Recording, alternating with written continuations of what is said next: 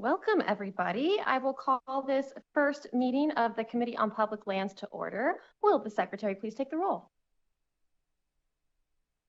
Senator Cruz Crawford. Senator Hansen. Assemblymember Anderson. Present. Assemblymember DeLong. Present. Assemblymember Moore. Here. Commissioner Jones. Present. Chair Scheibel. And I am here. Please mark Senator Cruz Crawford present when she arrives. I have given her the opportunity to appear via Zoom as she is on a military deployment right now. And so she is unable to join us in person, but has graciously offered to log in as she's able to between training exercises. So with that, I want to welcome everybody to our first meeting of the 25-26 Interim Public Lands Committee. For those of you who are new to the committee, this is the best committee in the interim. We get to travel throughout Nevada and visit some of the more rural and frontier areas of our state. We get to learn all about wildlife, commerce, tourism, geography, everything Nevada, things that make Nevada special. And so it's really my honor to serve as the chair again this interim. I have served as a member of this committee, I think, every interim that I've been a legislator, and as chair twice now, because I just think this is such an important part of our role as legislators. And so I would also like to allow the committee members to introduce themselves. We'll start to my right with my vice chair, Assemblymember Anderson. Thank you, Chair. Natha Anderson. I have the opportunity to represent Assembly District 30, which is actually in Sparks. And it is, yes, thank you, fellow Sparks. Sparks, that's not what we call ourselves. I think we don't call ourselves Sparklers either. We call ourselves Lucky. Anyway, moving on, a little bit of a pun. I have the pleasure of serving on this again. Thank you so much, Chair, for allowing me to do so. And I have served as Chair of Natural Resources, and I've been in the Assembly for a few years. And it's always a pleasure to get a chance to come out and just celebrate our beautiful state, especially 2 days after Earth Day. Perfect, or 3 days after Earth Day. So thank you so much. Thank you, Chair. Assemblymember Moore, and I represent Assembly District 11 in Las Vegas. This is my first time serving on this committee. I'm excited to learn more about the different parts of Nevada. But yeah, I'm excited to be here. Thank you. Good morning, Simon Long. I represent Assembly District 26 in Southern Washoe County. This is my second time on this committee also. It's always great to get out to rural Nevada, particularly good to be in Pioche and Lincoln County. So glad to be here. Senator Hansen, you want to go ahead? Thanks, Madam Chair. Ira Hansen, I represent Senate District 14. It's about 34,000 square miles of the state of Nevada, Western Elko County, Northern Eureka County, all of Humboldt, Lander, Pershing, and a large section of, in fact, almost all of geographical Washoe County. So I think this is my 8th time being on the Public Lands Committee. I just finished my 8th legislative session. So 16 years, I've had, I think all of them, I was on the Natural Resources Committee too, I think, trying to remember. But anyway, these are the issues I personally really love and quite interested in, and I'd love to be back to Lincoln County. My wife, Alexis, is in the audience. Her family, the Lloyds, go way back in Lincoln County to the 1870s. And in fact, their family home is right down the street, about 5 houses down. So great to be back to this part of the state, beautiful part of the state, really love it. And it's a privilege to again serve on this committee and deal with these issues. Thanks, Madam Chair. My name is Justin Jones. I'm the local government representative on the Public Lands Committee. This is my 3rd and final time serving in this role. I represent the southwest part of Vegas, everything from Red Rock Canyon to the oldest bar in Nevada in Good Springs, Pioneer Saloon. Thank you all so much. I also want to introduce our staff to you. To my left is Jared McDonald, and he and Becky Perrott are our committee policy analysts. Aaron Sturdivant, Jeffrey Cronister, and RJ Lemus will serve as legal counsel. Damian Meeks is our fiscal analyst. And then we have Maria Velasquez, our committee secretary, and Steph Sandoval is also a member of our team. I'm sorry, I don't know your title. But she's an important member of our team because these meetings are a lot of work to put together, not for me, but for our staff. They make it look easy. So thank you all so much for being here. You'll hear from some members of our staff throughout the day. And I just kind of want to give a brief overview for those of you who are new to public lands or maybe even new to the legislature. I do see many familiar faces, but just to kind of give you an idea of what you can expect for today, we do have a packed agenda. We're covering a lot of different topics. We have presentations from counties to talk about public lands in their counties. We have presentations from the Eastern Nevada Landscape Coalition to talk about, Nevada more broadly. And so we'll take them roughly in order. I try to be flexible because I appreciate that all of you are making a sacrifice to be here. So if you do need to leave early, arrive late, and you let me know in advance, I will try to move you around. That also means that where you are on the agenda, if you don't tell me that you need to be there, I might bump you or ask you to come up early, but if you're not available, it's no big deal. We work together as a team to make sure that we get all of our presentations done during the day. Presenters will come up to this front table here and speak into the microphones. We'll give you your opportunity to speak first, and then members of the committee will ask questions. I do encourage members to, keep their questions relevant to the presentations. And I try to, get everybody out of here by 5 p.m. It's not that we want to stifle conversation, but if something needs to move offline, so to speak, then we'll ask you guys to do that. Again, not because we don't want to have the conversation, but because what I find on this committee is that we have so many really important topics to dive into. We could spend all day on just one or two agenda items. And so I want to make sure that we have an opportunity to go through all of them. We do ask that you silence your cell phones, laptops, beepers, babies, I think during the presentation, and also notice, I guess our members are not using a lot of laptops today, but all of our meeting materials are available online. That's how I access them. That's how a lot of our members access them. And if anybody, are we live streaming? Excellent. If anybody's joining us on the live stream, you can access, anybody can, but especially for those on live stream, can access all of our meeting materials on the committee website. We begin every meeting with public comment. We end every meeting with public comment. Yes. Thank you, Chair. I just wanted to ask a really quick question regarding that baby that you just mentioned. How old is that beautiful baby? And I believe that you just had that baby 3 months ago. So if you could just let us know a little bit more about the non-crying baby that's in the room, that'd be lovely. Yes, there is a baby here. She is mine. She was born 12 weeks ago. And if you give a really good presentation, you'll be allowed to hold her. Yeah. So yeah, she traveled with me from Las Vegas along with my husband who's in the audience, and we had a great trip from Las Vegas to Pioche, and she's super excited to see some more of Pioche and more of Lincoln County this evening and tomorrow. And I think that is a perfect segue. I don't think I had anything else I needed to go over with you all. Just in public comment, if you could keep your comments to about 2 minutes per person, that will allow everybody an opportunity to speak.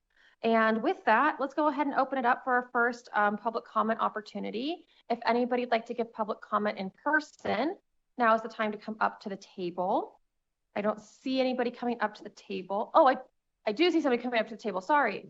Please introduce yourself, spell your name for our secretaries, and go ahead. Thank you, Madam Chair. For the record, Bevan Lister, Bevanlister. I'm the president of Nevada Farm Bureau. And I live here. So it's a pleasure to welcome you to Pioche and to Lincoln County. Nevada Farm Bureau is a private nonprofit organization that advocates for farmers and agriculture. We're truly grassroots in that our members set our policy, elect our officers, and guide our organization. This is important to us. This committee is important to us because a fair share of my members are public land grazers. The grazing community over the last 50 plus years has been limited. I'm trying to use nice terms here. Have lost a fair share, most of them about 70% on average of their grazing permits.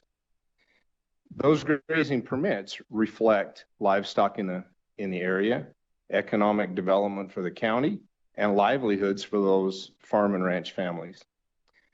Most of the private lands, especially in Lincoln County, and I think it's pretty true throughout the rest of the state, the private farmlands are usually tied to a grazing permit. So it's a combined operation of growing crops and raising livestock. Livestock grazing has rich history. My family started grazing livestock in Lincoln County in about 1849. So there's a lot to be said for the tremendous opportunities on the public lands in Nevada. You know me, you know our vice president, our executive vice president and lobbyist, Doug Busselman. We're here as a resource to you. Anything that you need from the committee, please, we welcome your questions and hope to be able to work with you throughout this interim. Thank you. Thank you so much, and thank you for being here. The Nevada Farm Bureau is in fact a great resource for all of us, and we appreciate that you made the trip out here. Anybody else wishing to give public comment in person? All right, we will go to the phone. The phone line for public comment, in case anybody needs it, is 888-475-4499. And the meeting ID is 827-9978-1570. AVH, do we have anybody on the phone? Thank you, Chair Scheibel. To provide public comment, please press *9 on your phone or raise hand in your Zoom window to take your place in the queue.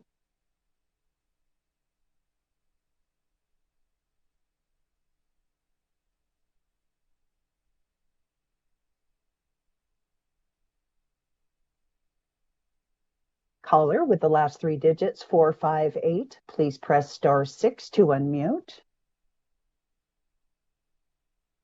You're unmuted. Please proceed. Good morning. My name is Adrienne Snow, and I'm here to represent my family's company, Snow Livestock. Thank you, Madam Chair and members of the committee for this opportunity.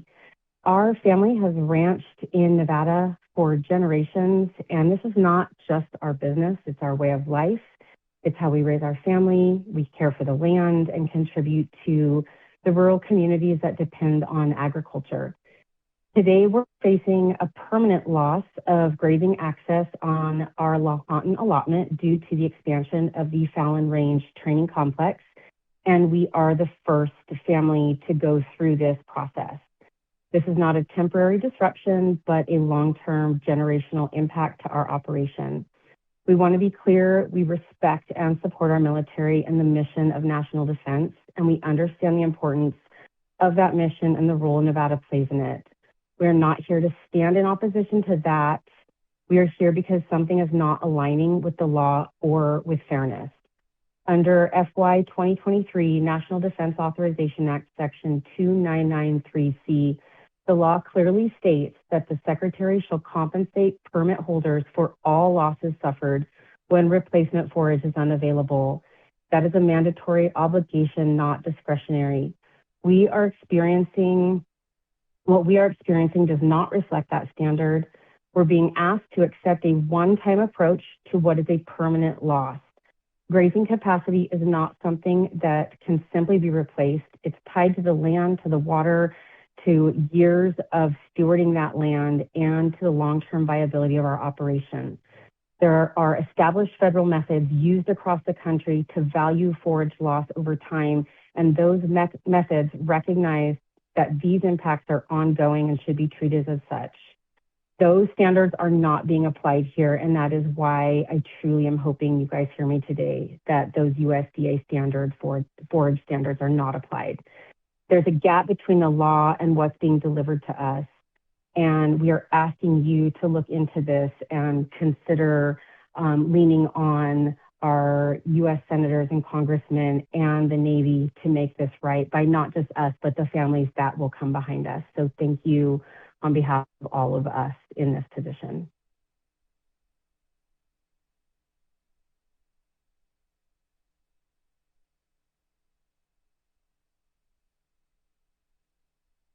Caller with the last three digits, 677, please press *6 to unmute.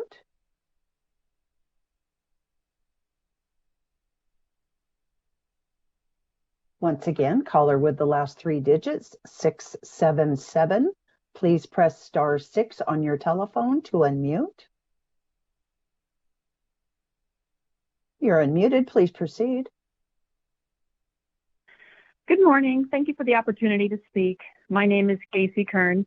I'm an outdoor enthusiast here in Clark County, and I spend a lot of time on our public lands.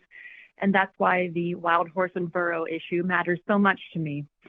It's hard to take conservation talk seriously when the Bureau of Land Management allows roughly 1.5 million privately owned cattle to graze on our public lands, a species that is definitely non-native and activity that we know causes soil erosion, water depletion, and habitat degradation. At the same time, our wild horses and burros are often dismissed when people call them feral, but that doesn't really mean they're disposable or don't deserve protection. They're actually a reintroduced native species. They evolved in North America, and when they were brought back by Spanish colonists, they were returning to their ancestral home.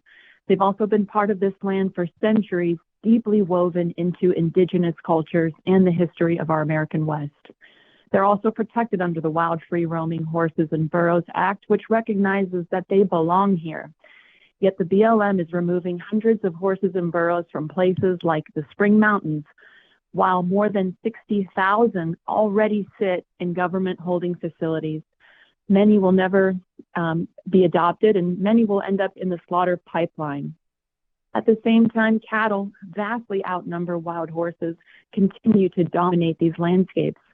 According to the BLM, Nevada has the most public land authorized for grazing, which is about 43 million acres.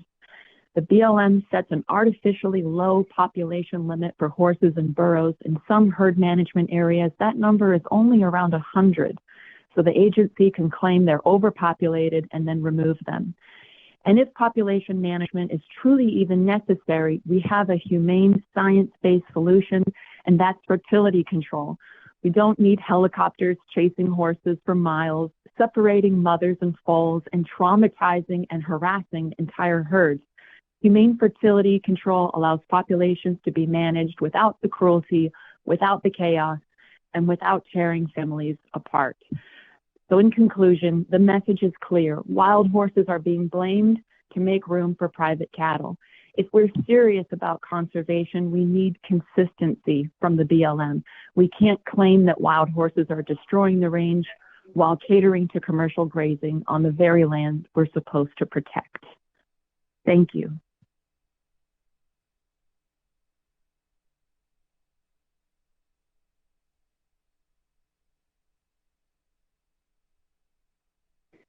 Hi, my name is Dr. Cheryl Abate. I'm a philosophy professor in Clark County, and my research focuses on animal ethics and animal welfare. I'm also calling about the misuse of public lands and the related roundups of Nevada's wild horses and burros.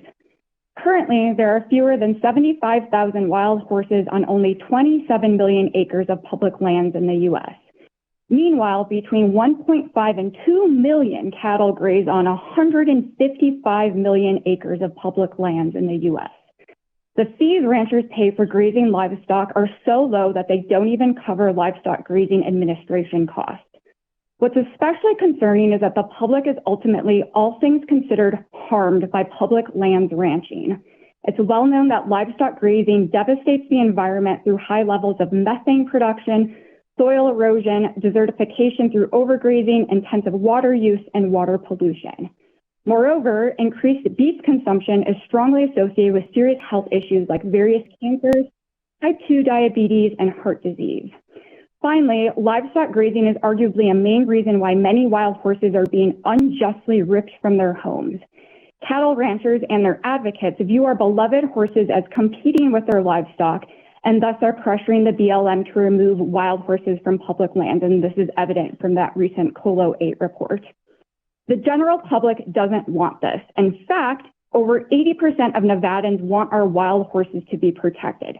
So I and many others are asking for, first, an immediate overhaul of the BLM's livestock grazing operations. We want cattle removed from public lands. Second, we want an immediate overhaul of the BLM's current wild horse and burro operations. We want BLM to end their practice of rounding up wild horses and warehousing them in overcrowded government holding facilities. And if there's a genuine need to manage certain wild horse and burro populations, we want the BLM to, first, consider rewilding options such as those proposed by the group Wild Horse Fire Brigade, and second, implement humane fertility control. Public lands managers need to start prioritizing the interests of the broader public rather than focusing primarily on those of ranchers. Thank you so much. Chair, the public line is open and working, and there are no additional callers at this time. All right, thank you so much. I do think we have an additional committee member, though. I think Senator Cruz Crawford has joined us from afar, and I wanted to give her the opportunity to introduce herself if she would like to. Thank you, Chair. This is Senator Cruz Crawford. I'm on active duty military status right now, but I just wanted, as the Chair of Natural Resources in last session, I'm excited to be part of this committee, and thank you. Well, thank you so much for taking the time to join us. With that, we will move on to agenda item number 3. I'm going to turn it over to my very capable committee analyst to go over our committee brief and give everybody a better sense of what we're going to be doing this interim. Thank you, Chair. This is Jared McDonald, Research Division of the Legislative Council Bureau. And I'm going to quickly go over the committee brief that is located in your binders online. And we also have some available at the table at the back. So most people are familiar with this committee. I would point out that one big change this interim, if you'll recall, with the passage of Senate Bill 226, this committee converts back to being a standalone committee and is no longer a subcommittee of the Joint Interim Standing Committee on Natural Resources. And with that, the committee may request up to 4 bill draft requests for the 2027 session and must conclude its work by August 31st later this summer.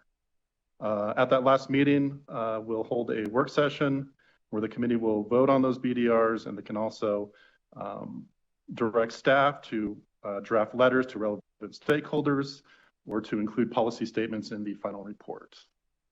Going to the bottom of page 1 of the committee brief, you'll see that the Legislative Commission has approved, again, the committee to hold 4 meetings.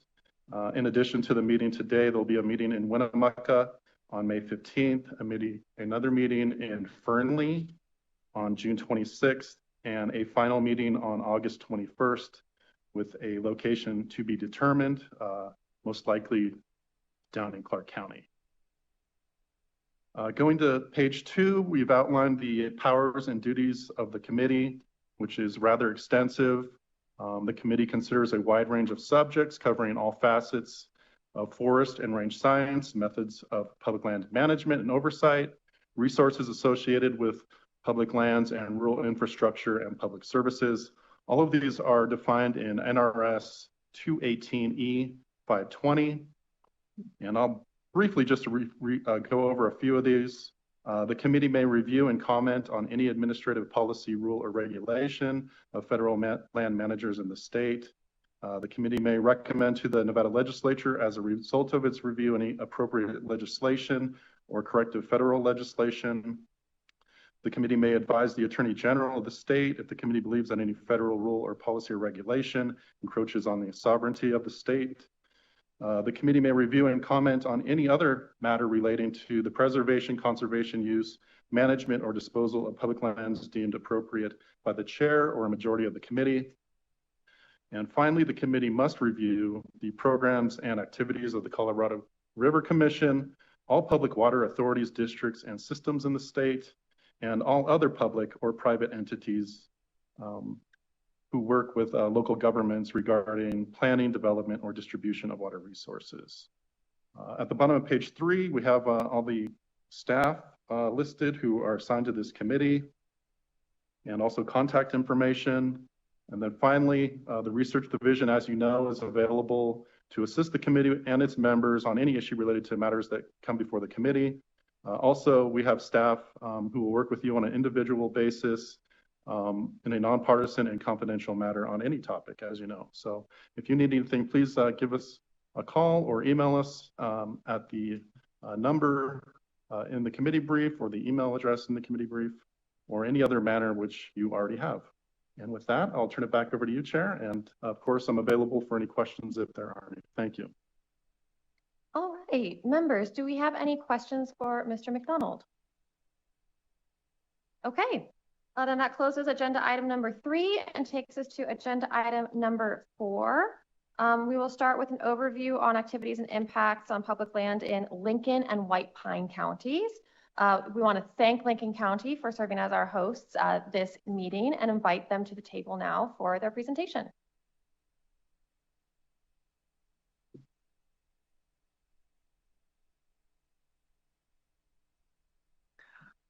Thank you. We'd like to welcome you all here, and thank you very much for coming to Lincoln County. We love having you. I'm Lincoln County Commissioner Diane Path.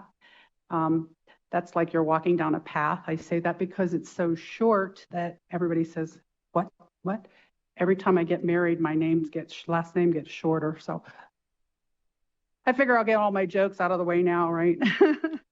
I also have with me Commissioner Mike Reese. Mike, you want to stand up?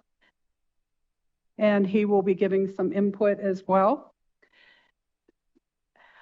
I did bring some swag from Lincoln County. It's on the back table if you want to take some home. Just to let you know, the one is a little medical kit.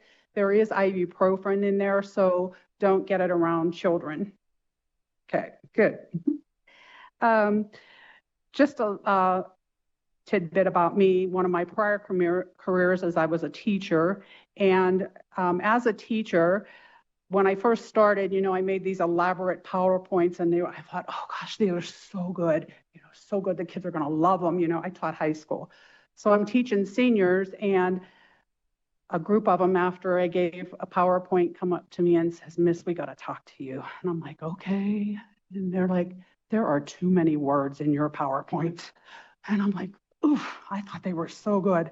And they're like, no, it's just too many words. So I thought, well, I got to scale this back. So redid the PowerPoint for the next one, scaled it back, and they're like, that was fabulous. Not so many words. So I thought, well, if that applies to seniors in high school, it probably applies to adults as well. So my PowerPoints are pretty lean, but I talk in the interim, just to let you know. Okay. So my first slide, please.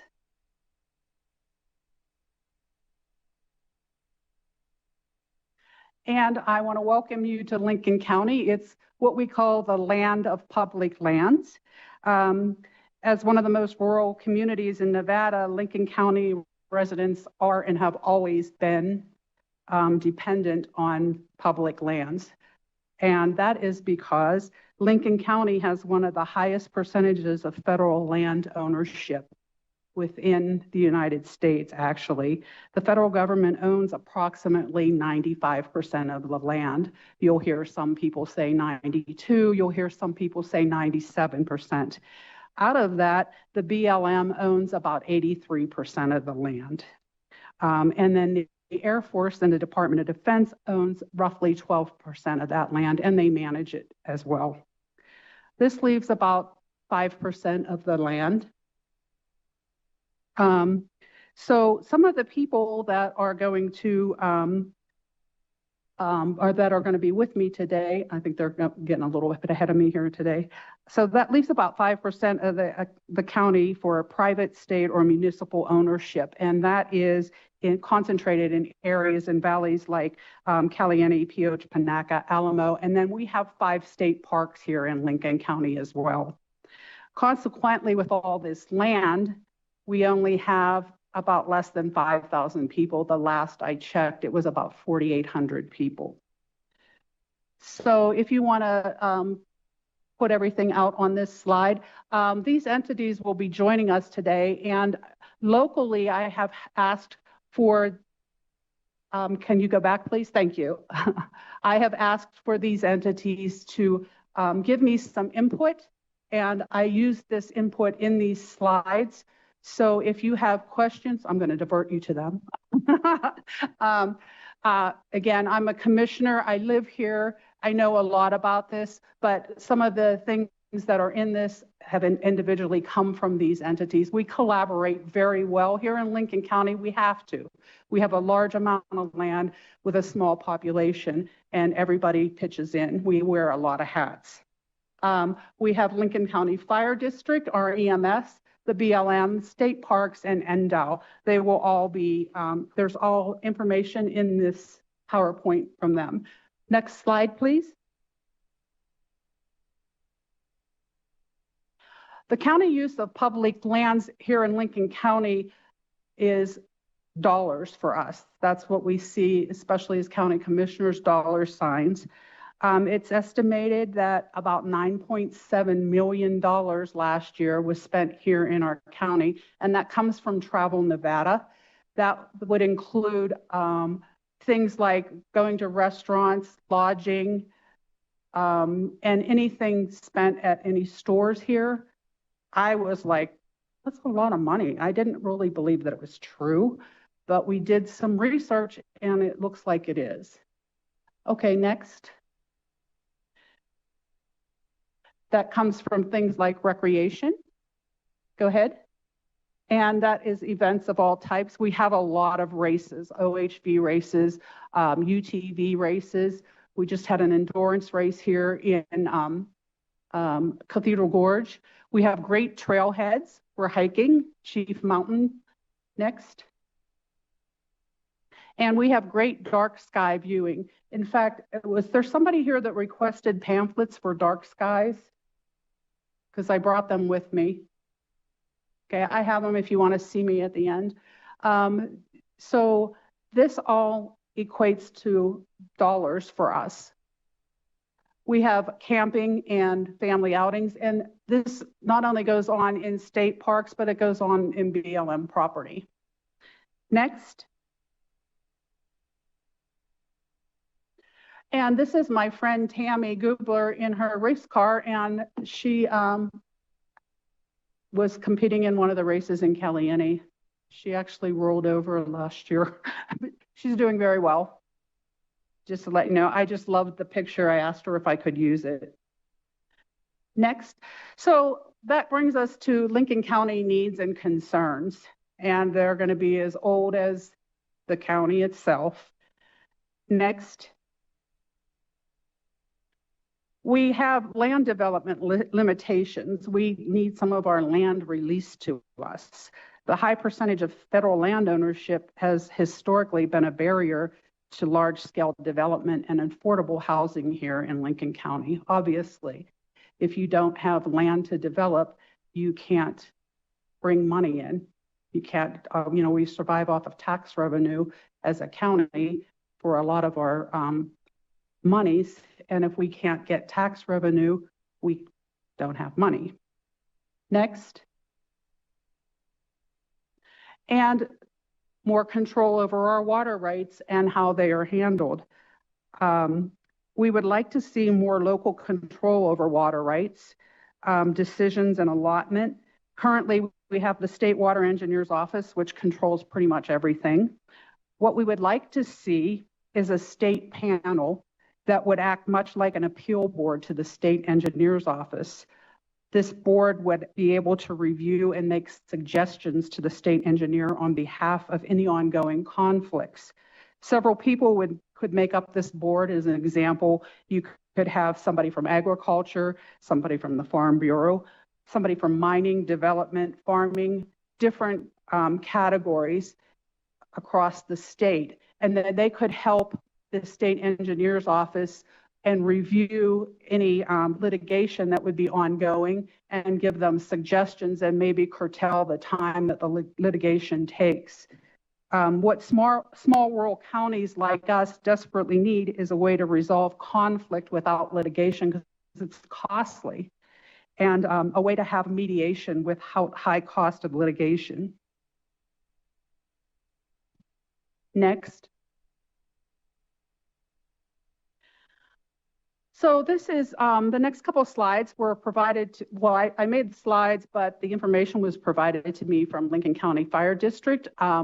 I asked them to give me some information, and the positive land initiatives is the good collaboration and working relationships that they have with the BLM and NDF. Again, we have to collaborate, large amount of land, small amount of people. Next. They have good incident support from the BLM on private fires and fires that threaten the public lands. Next. And good fuels reductions projects by the BLM, again, and NDF. They work together very closely. Next. So target concerns for the Lincoln County Fire District. A large amount of untreated public lands, obviously, right? Have a large amount of lands. Several communities and ranches that need additional fuels reductions. It's tough to afford that as a county or as a private citizen. Next. Solution, consistent suppression and mitigation of the fires, or of the funding and equipment to local agencies and efforts to help them out. Next, funding for small fuel projects. Basically, funding, because in a small community, people-wise, that's where the biggest problems are. Next. And limited water supply. Obviously, we have a lot of water underground, but when you're out there fighting a fire, you kind of have to take the water with you. So the limited amount of water to suppress the fires and put them out. Next. And this is a picture I took down in Rachel, Nevada, when we were storming Area 51. But you can see if a fire catches here, it's just going to take off. Those grasses will catch and it'll just go. It's, yeah. So fire is a big problem when it starts. Next. And this is some information of input that I had from Nevada Division of State Parks. Again, we have 5 state parks here, and they all offer their own kind of little heaven. They are really nice. If you've never been to any of them, you need to go. We have Kershaw Ryan, Beaver Dam, Cathedral Gorge, Spring Valley, and Echo Canyon. Most of the parks are surrounded by public lands, so there's a lot of recreation, wilderness, trail hiking. They offer a lot. Nevada State Parks collaborate with federal agencies. Obviously, they have to protect and restore and keep the areas clean and keep the wildlife safe. The NDF worked with the Nevada State Parks along with the BLM on this Beaver Dam fire that occurred several years ago. Large fire, worked in collaboration to get it out. Nevada State Parks works with public lands agencies quite a bit with education. They're always trying to educate the public, especially on, leave no trace, that kind of thing when people come in. Next. And this is a picture if you're in Cathedral Gorge, and we call them the moon caves, and you're looking out, this is what you would see. Next.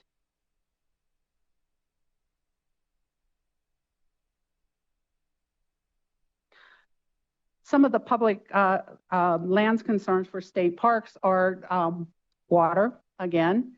Top concerns throughout the county: conservation, preservation, protecting riparian areas, drought conditions when they occur, which is all the time, right?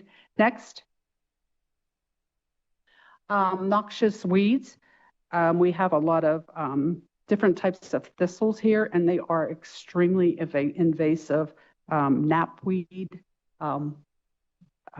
white top,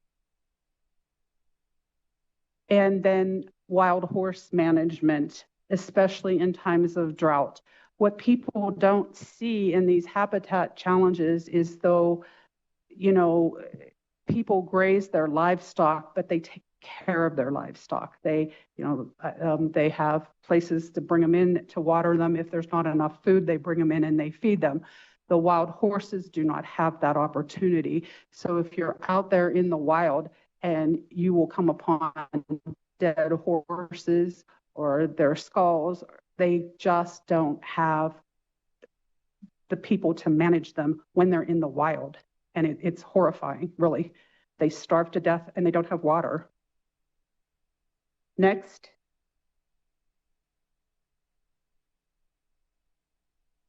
So I did get some information from the Nevada Department of Wildlife as well. Again, we collaborate with them. Positive land use, they have wildlife management, species management, predator management, public involvement in education, quite a bit of that. We enjoy them. Hunting opportunities, sagebrush and spring restoration. We thank them for their help. Issues and concerns, conifer encroachment. That's when native species, mainly pinyon pine and juniper, spread into habitat areas that are more for grazing and take over. And again, feral horse and burrow management, right? Okay, next slide. This is from information. We probably have people here from the BLM, but this is from our Caliente field office.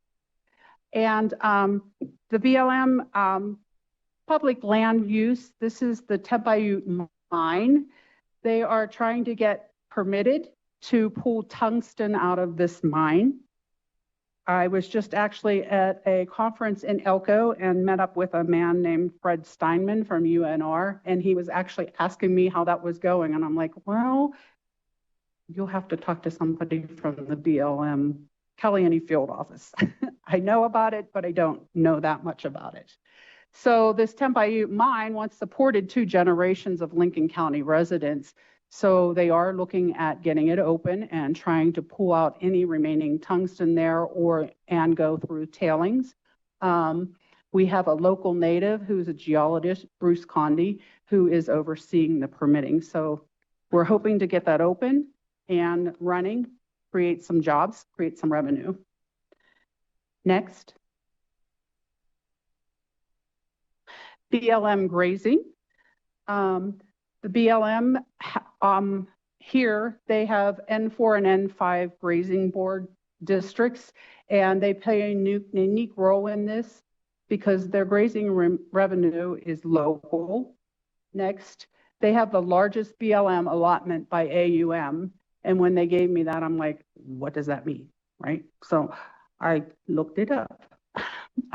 The largest allotment means they are managing the authorized grazing rights for the highest volume of livestock forage on public land in the state, measured in AUM or animal unit months, a standard unit of measure in grazing.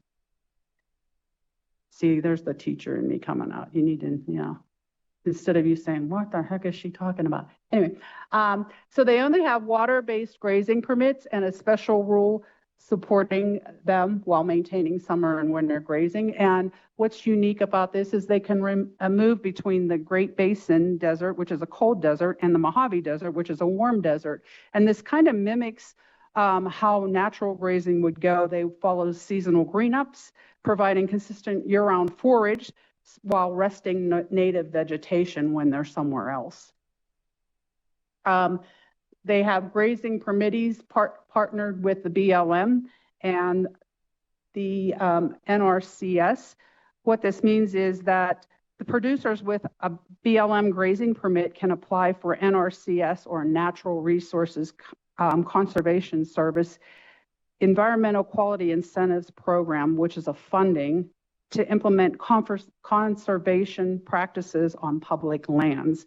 This requires coordination between the BLM, who is the landowner, and the NRCS. So the program offers technical and financial assistance. An example of this would be removing invasive species, thinning trees, and creating fire breaks on non-industrial private forest land. So they might be able to get funding for that, and the BLM would allow that. Next. So with this public-private partnership justified the purchase of a masticator. That's a machine that kind of chews up forestry equipment. And that was a local contractor that bought it. And he also uses it and lends it out, and it helps with the local economy. Next. And this is an area down in Rainbow Canyon. It is an area that's grazed. I took this picture when there was a super bloom down there. It's just absolutely beautiful when the flowers are blooming. Next.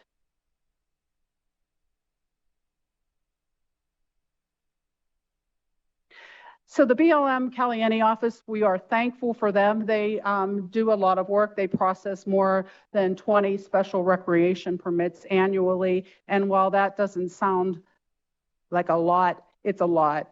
And we're grateful for them because that equates to dollars for us. Is the quicker they can get them processed, the quicker we can get those people here, have the races. Next.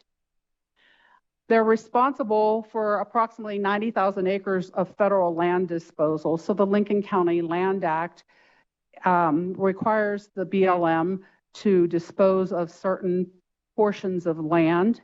And right now we're working on rounds 3 through 11. But what we really need is areas of land disposal that are in portions of the county that are more viable with infrastructure, right? We need them closer to towns or closer to areas where their infrastructure can be put in instead of, 40 acres up on a hill in Rachel, right? But we are working with the BLM on that. Management of 3 wild horse areas. They're currently conducting helicopter gathers, and we are thankful for that simply because of many, many reasons. One of the biggest ones is because of the horses, right? And there's a picture of, I got this picture from the Caliente field office, one of the horse gathers. Next.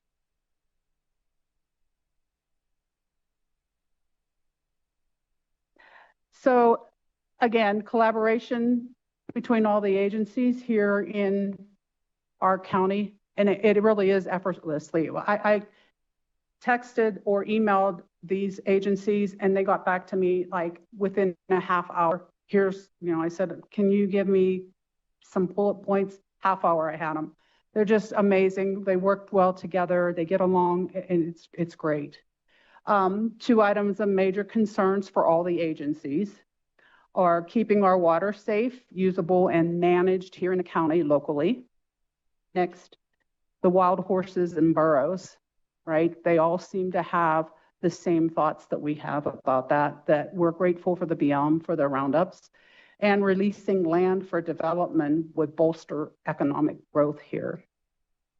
So my last comment is, I find it fascinating that more than 175 years later, after the first settlers arrived here in Nevada, we're still passionately debating the exact same 2 topics. land and water. Some traditions really do stand the test of time. I thank you. And if you have any questions, I will try to answer them. Thank you so much, Commissioner Path. This was a really interesting presentation. I learned about an animal unit month. That was a measurement I did not know before, so I'm always excited to learn something new. And I learned other things in your presentation too, but that one stood out. And so I will open it up to questions from the committee. I'll start with Vice Chair Anderson. Thank you, Chair, and thank you so much for the presentation, Commissioner Path. Your role as a teacher came through beautifully. Oh, thank you. And I'm my staff, so yeah. So I just have two questions. Okay. The first actually came from the last page when you talked about the collaboration of all agencies. Do you ever collaborate with any of the Native American tribal councils that are possibly around here? I think that sometimes they're actually more out of the Las Vegas area. I believe that there are 2 or 3 different tribal councils that are involved in some of these discussions. And if so, which ones do you work with? So it's funny you should say that because I just talked to somebody up in Elko. The tribe around here is the Shoshone. And I'm having a, oh gosh, I have so many of these conferences that are rural roundup, it's rural something day anyway. And we are going to invite them to come and do a presentation, the Shoshone. And they said if they can't find somebody local, they would get somebody from Las Vegas or they would come down from Elko. Yes. Follow up if I may. Yes, but I also forgot to tell you something at the very beginning. We have a fun tradition here where we say our name before we speak to make it easier on our poor recording secretary. So if you can just give your name before you answer the question. Oh, I'm sorry. No, it's not your fault. I forgot to tell you. So thank you, Commissioner Path, for that answer and just to verify. And I hope that those are ongoing conversations. Yes, I agree 100%. Thank you so much. Thank and then you. My second question has to actually do with what you mentioned, and that has to do with the staffing. I literally just had this conversation with Assemblyman Gurr yesterday, who's also in the room, of just how small our county offices are. How many members are in your county office, number one, and then number two, do you know how many times your office is being asked to look into permits or other information that could be possible for new buildings or for, I know you mentioned the BLM racing, but how many people are in that office and how many times do you guys ask for that information? Thank you, Commissioner Diane Path. Did I do good? So that would be our Planning and Building Commission, and we have 2 people in there, and they are sincerely extremely overloaded. We are trying to look in this budget season to hire a 3rd person to put in there and a 4th person part-time. I mean, they really are just, I feel sorry for them. I do. They are really overloaded. So we're trying to cut other things in our budget in order to find room to give them more people. Thank you so much. Really appreciate it. Thank you, Chair. Thank you. I think Assemblymember DeLong had a question or two for you as well. Go ahead. Thank you, Chair. Thank you very much for the presentation. A lot of really good information. Had a question around the communication and discussions you're having with the BLM with regards to getting land disposal through in the county. How are those discussions manifested? Is there like a working group with the BLM? Are you sending letters? I'm wondering to what level does that discussion occurring? Thank you for your question, Commissioner Diane Path. Yes, actually, that falls on the head of our Planning and Building department, and they are the ones that handle all of the discussion with the BLM for that, and then they loop the commission in, and we discuss that, and then they take that information back to the BLM. We also have meetings with the commission, the Planning Commission, and the commissioners and the BLM at times when there's more things that we need to hash out but mainly it falls on the head of the two people in the planning and building department. Thank you very much. Assemblymember Moore. Thank you, Chair, and thank you, Commissioner. When you mentioned affordable housing, that's something that's a very important issue for me. Do you happen to know how many affordable housing units the county currently needs in order to meet the needs of the county? Thank you, Commissioner Diane Path. I would not have that exact number. I do know that we just put in a new, Nevada Roaring Housing just put in a new unit, and there's, I believe, 32 or 38 units in that rural housing. Not only that, it's housing for like single family homes. One of the issues within this county is you either have a house that's, $120,000 and it's, just something that you almost can't move into, you have to fix up, or you have a high-end house that's $800,000, right? There's just no, but I'm not speaking about anything that is not occurring anywhere else, am I right? There's just no middle of the road housing for people. It's either a very low end or extremely high end.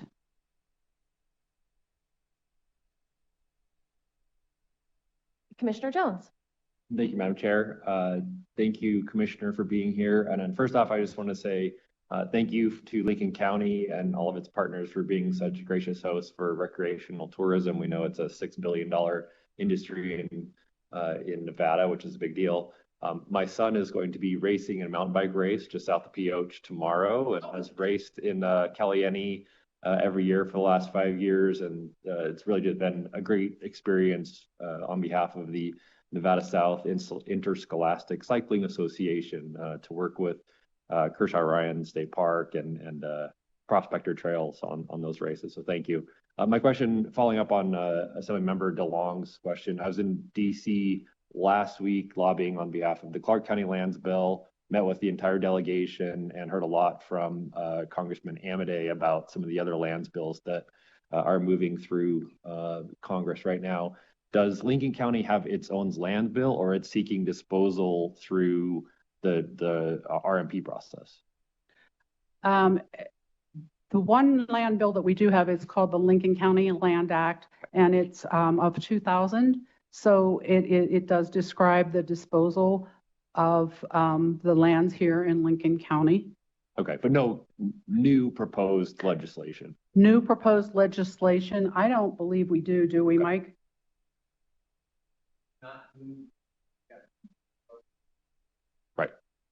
Right. I hate to be a stickler, but if you could come up and speak into the mic. Oh, okay. It's a public meeting. We like to make sure that everybody has equal access to hear you. And if you just say your name before you start.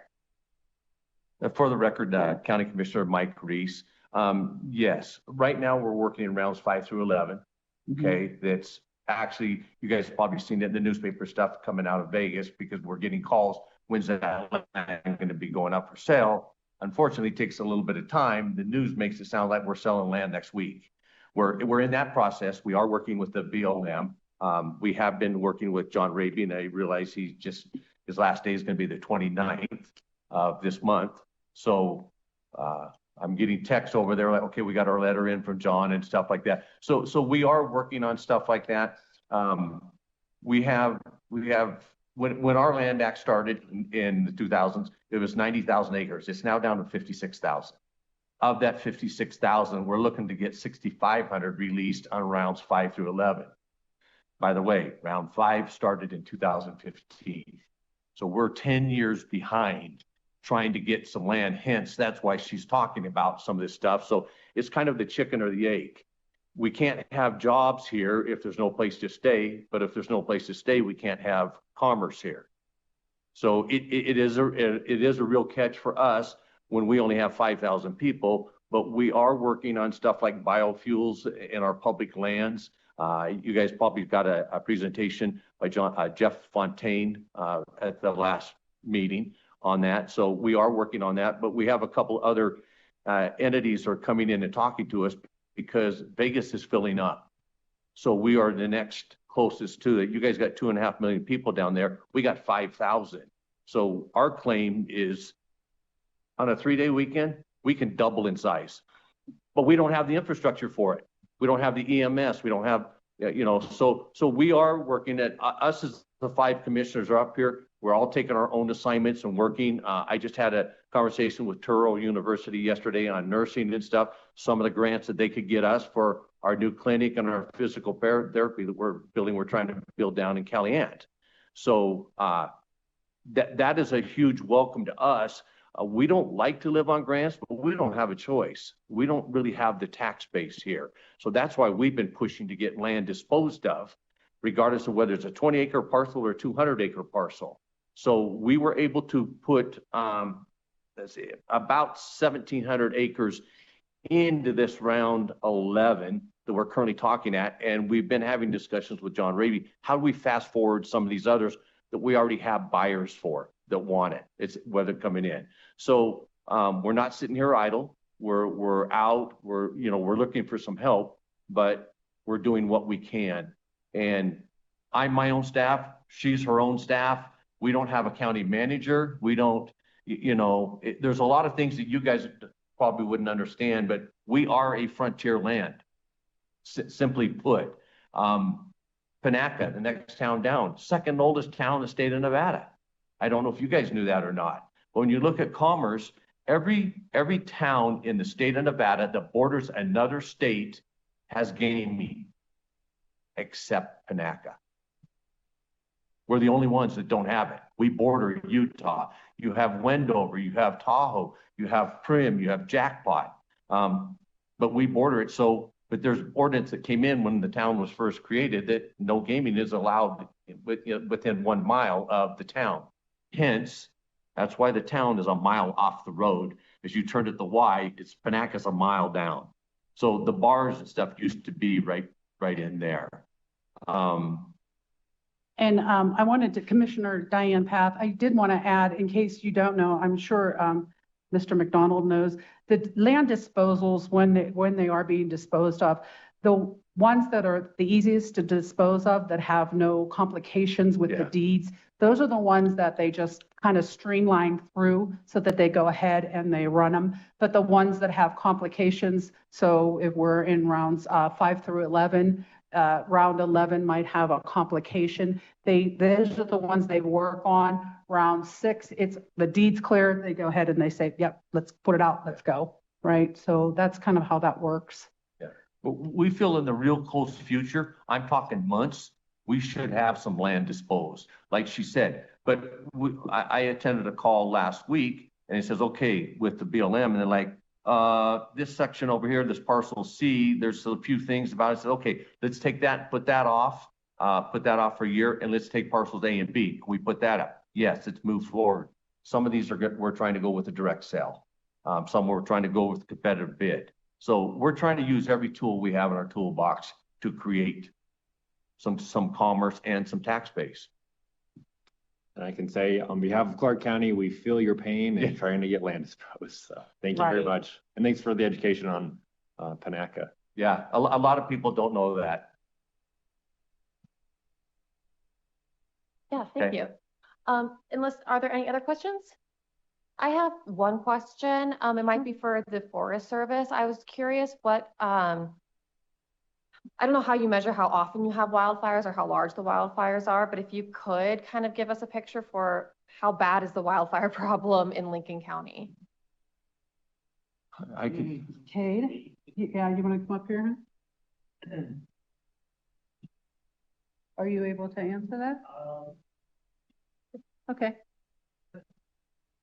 Here, you can sit here. No, it's. Oh, there's another microphone behind that computer. And you don't have to get that close to them, actually. They have, yeah. So my name is Captain Cade Lee with the Lincoln County Fire District. I don't have a lot of information exactly on how many acres burned. The last 2 years have been actually kind of mellow. Yeah. But 3 to 5 years ago, we've had thousands upon thousands of acres burned in Lincoln County. So most of that private, or I mean, public lands, but it does impact the the private lands as well. And could you speak a little to whether you have enough firefighters to handle those fires? I know that we heard a little bit about BLM assisting. What's the staffing and the equipment like? We've grown exponentially. Oh, sorry, Captain Kate Lee. We've grown exponentially over the last 5 years, up to 10 full-time firefighters. Coming from one fire chief was the only thing we had. So we have grown, still not enough for the impact that we do have. I mean, these large-scale fires take hundreds, if not thousands of people, depending on the size. But we do have really good mutual aid agreements with the BLM and have integrated with them and NDF as well.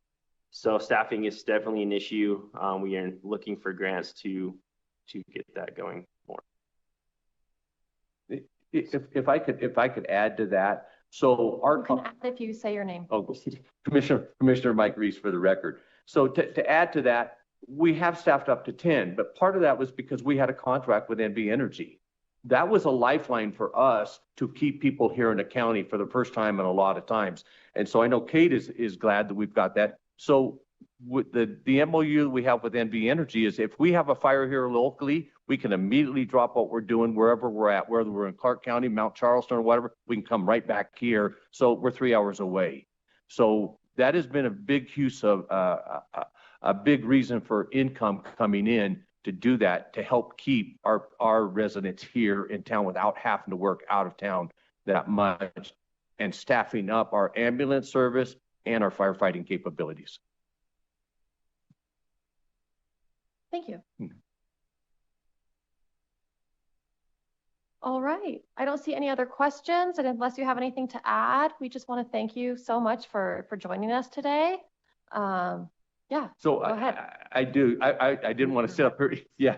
Commissioner Mike Reese. So I do have a little presentation.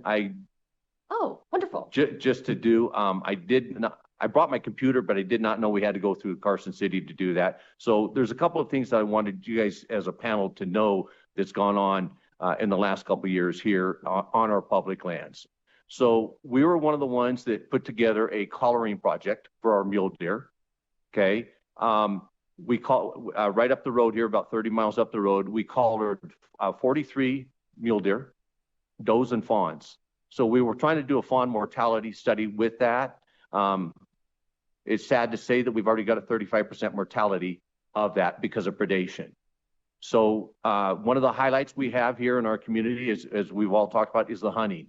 The heritage tags, the 2 mule deer heritage tags that are giving out by NDOW through the auction for the last decade or more has been harvested right here in Lincoln County. Area 22, 23, 24, that's where the majority of the bigger ones throughout the state come from. We don't have the largest population, but we have a gene pool that's here that's unique to other deer throughout the state, that we grow some big deer, from our forage and stuff.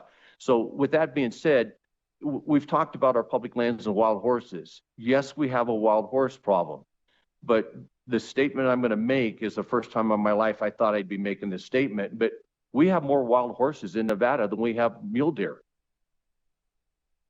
Let that sink in. We've gone from 240,000 mule deer down to about 60,000. That's a 32-year decline. That's not a hills and valley. That's straight down. Oops, excuse me. That's straight down. Part of that is because of predation with predators. So I know that with the legislature controls NDOW and what they can do. But I talked to the governor right across the street here about 3 months ago. He said, what's our biggest limiting factor? It's coyotes. It's coyotes, it's bobcats, it's mountain lions, and it's our fawning grounds. So there's been legislation to, I'm just gonna say, put a protection on the coyotes. And I'm baffled to find out why, because if you, just the average person, if you look at the birth rate, starting today, you have some does that are gonna have some fawns here if they haven't had them already. They generally, by NDOW statistics, have 1.5 fawns per 1 doe. A female coyote has 6 to 8. So you have a 400% bigger army over here in the coyote than you do on our fawns. My question is, at what point in time do we start protecting our fawns rather than protecting the coyotes? The coyotes have a place. We're not asking. You will never eradicate coyotes, ever. It is the most robust species we have out on our lands that all you can do or try to do is mitigate it. That's the best you can do. So as I've looked, I've been here 50 years, as I've looked and seen what's going on, you know, I did have a face-to-face meeting with Alan Janae with Endow about a month ago that the governor helped me set up. And I asked him about, you know, how much are your hands tied, or why not are they tied? Because I thought we were here to bring back our deer population. I thought that was our main goal. But as I've looked at the last 18 months worth of agendas, it's been to put a protection on an unprotected species. I don't understand that, because I'm asking to have agenda items of how do we bring our mule deer back. This collar project costs $80,000 of public money to put up. I raised the $80,000 from 5 different NGOs to put that up. The reason we did that is for the last 20 years, there's never been a study in the southern part of the state. Most of the collar projects are done because of our mines, and rightly so, I'm not knocking that, but most of that data that we have to manage comes from the northern part of the state, none of it from the southern part. So because of that, we did that, and we found out that we have a 35% mortality rate. That's with no cars or nothing. That is predation right there. So I think in this, I'm hoping in this next legislative session, if they come up, we do take a closer and more in-depth look at predation on what's happening. Now, as our mule deer has gone down, our horse population has gone up. Is there a correlation? I'm asking that to the officials. I've seen where, you know, we're at 400% going over, and I've heard earlier today, and I hear it as we go throughout, fertilization. Fertilize these. I'm going to give you guys a news flash. Do you know who owns the patent on the PCP for fertilization drug? It's the Humane Society. They own it. Every time a dart gets fired, they're making money.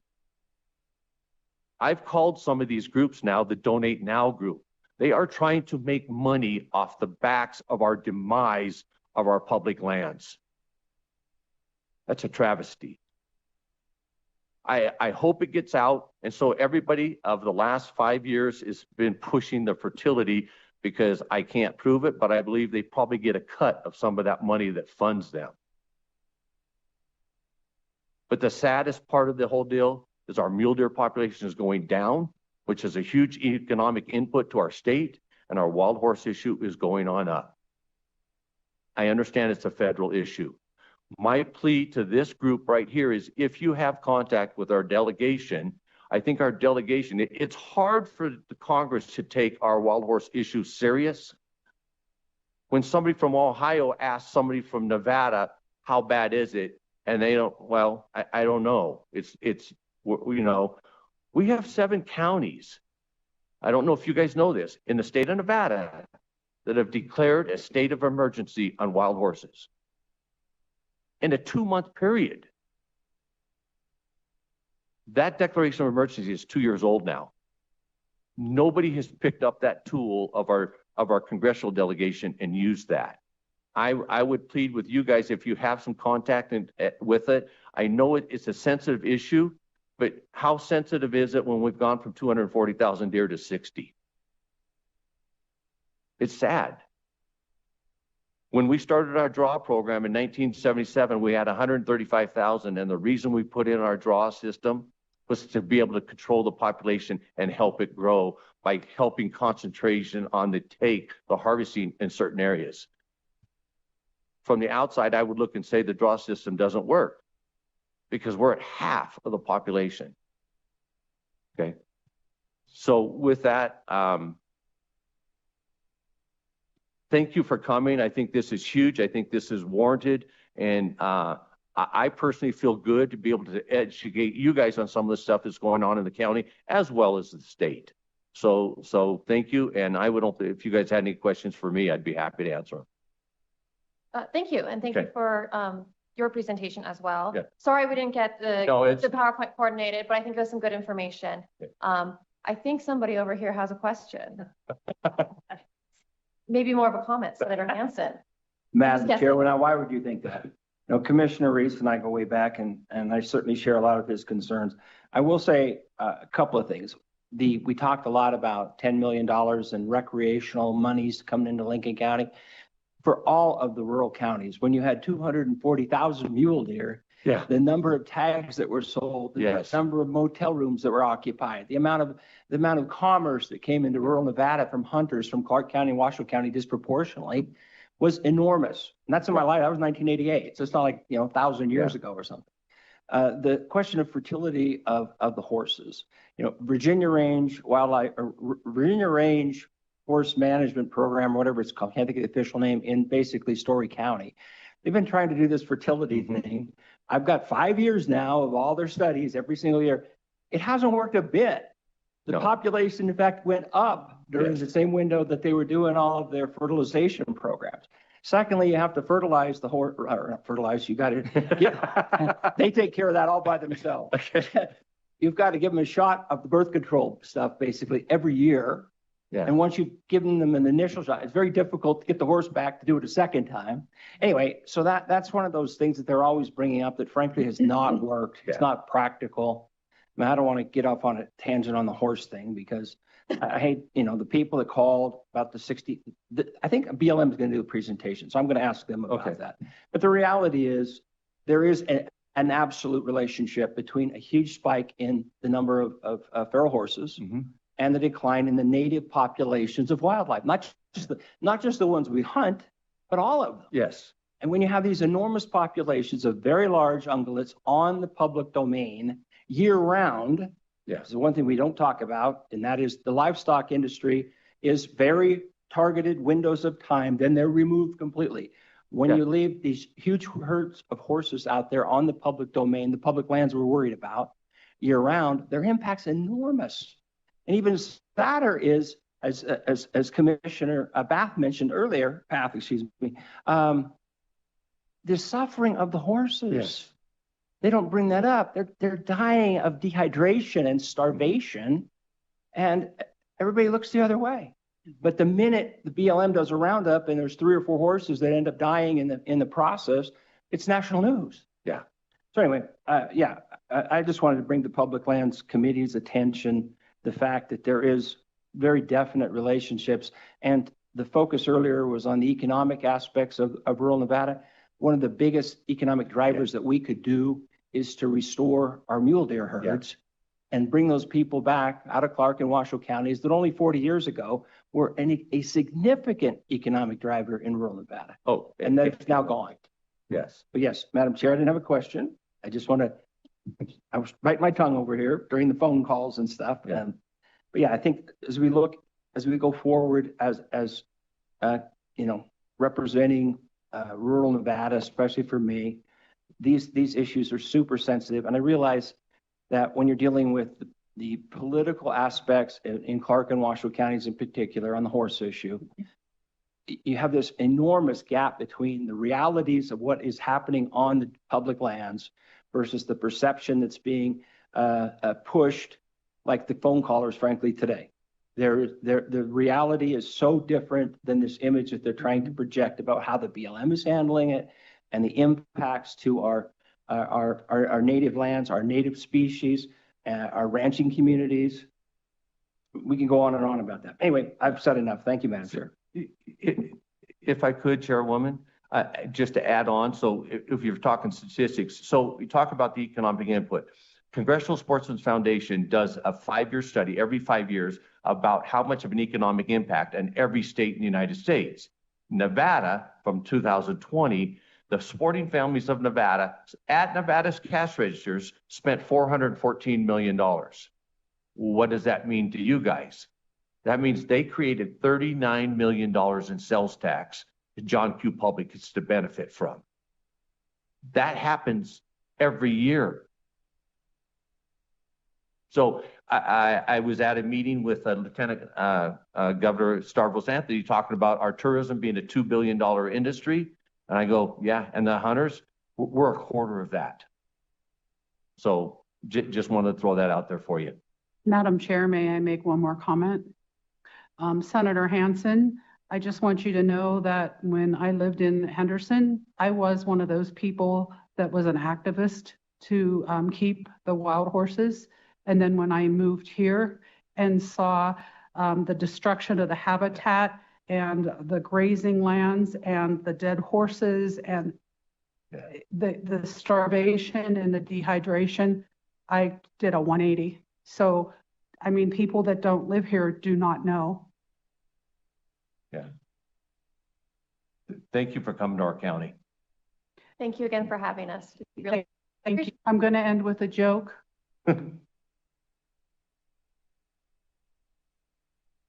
We also have a comment from Assemblymember DeLong, but don't lose your joke. Okay.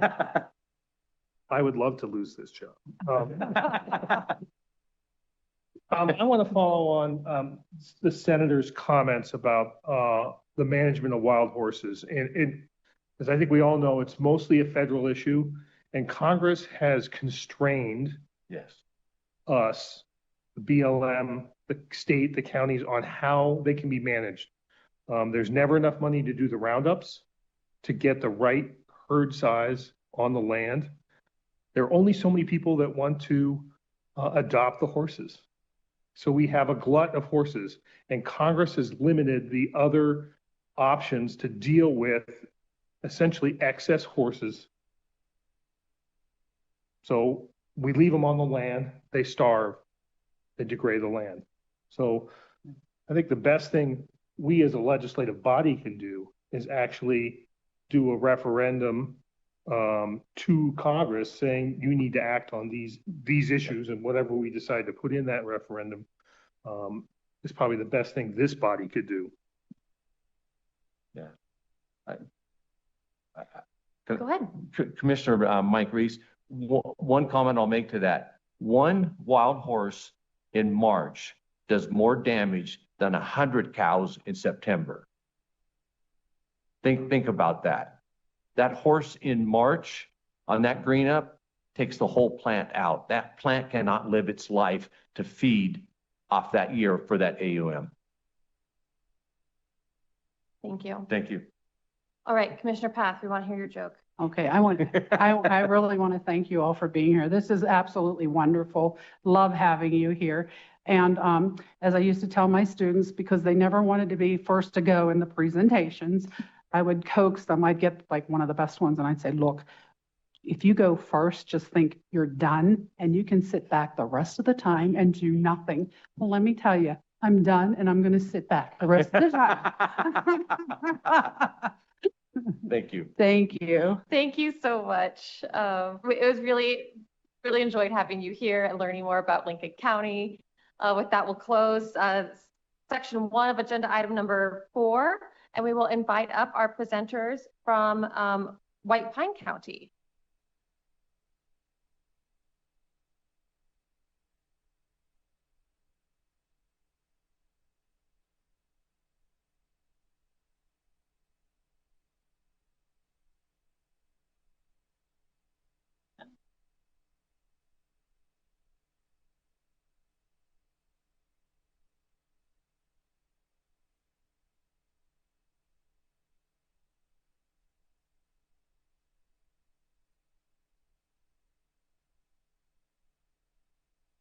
I got to remember how to do this again. So for the record, Jose Noriega, I am the newest county commissioner in White Pine County.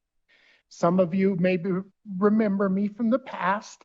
I've testified before this committee on 12 previous occasions with the Forest Service. I retired from the Forest Service last October, and on March 1st was appointed by the governor to this position. And I will let Cody introduce himself. Thank you, Madam Chair. My name is Cody Aldridge. I'm the chair of the Natural Resource Advisory Committee committee in White Pine County. And let's see, do we have the presentation up? Okay, there's us. Let's go to the next slide. So today we're going to talk about just a summary of these issues: renewable energy and transmission within the county, major rights of way, greater sage grouse issues, wild horses, water, multiple use on public lands, and impacts on the community. And so just so Cody asked me to kind of take the lead on this. When I screw up, he's going to jump in and correct me, and he's here to make sure I behave myself. Go ahead and go to the, okay, we're up on it. So as of right now, the Ely BLM district, we believe, has 34 renewable energy project applications being processed.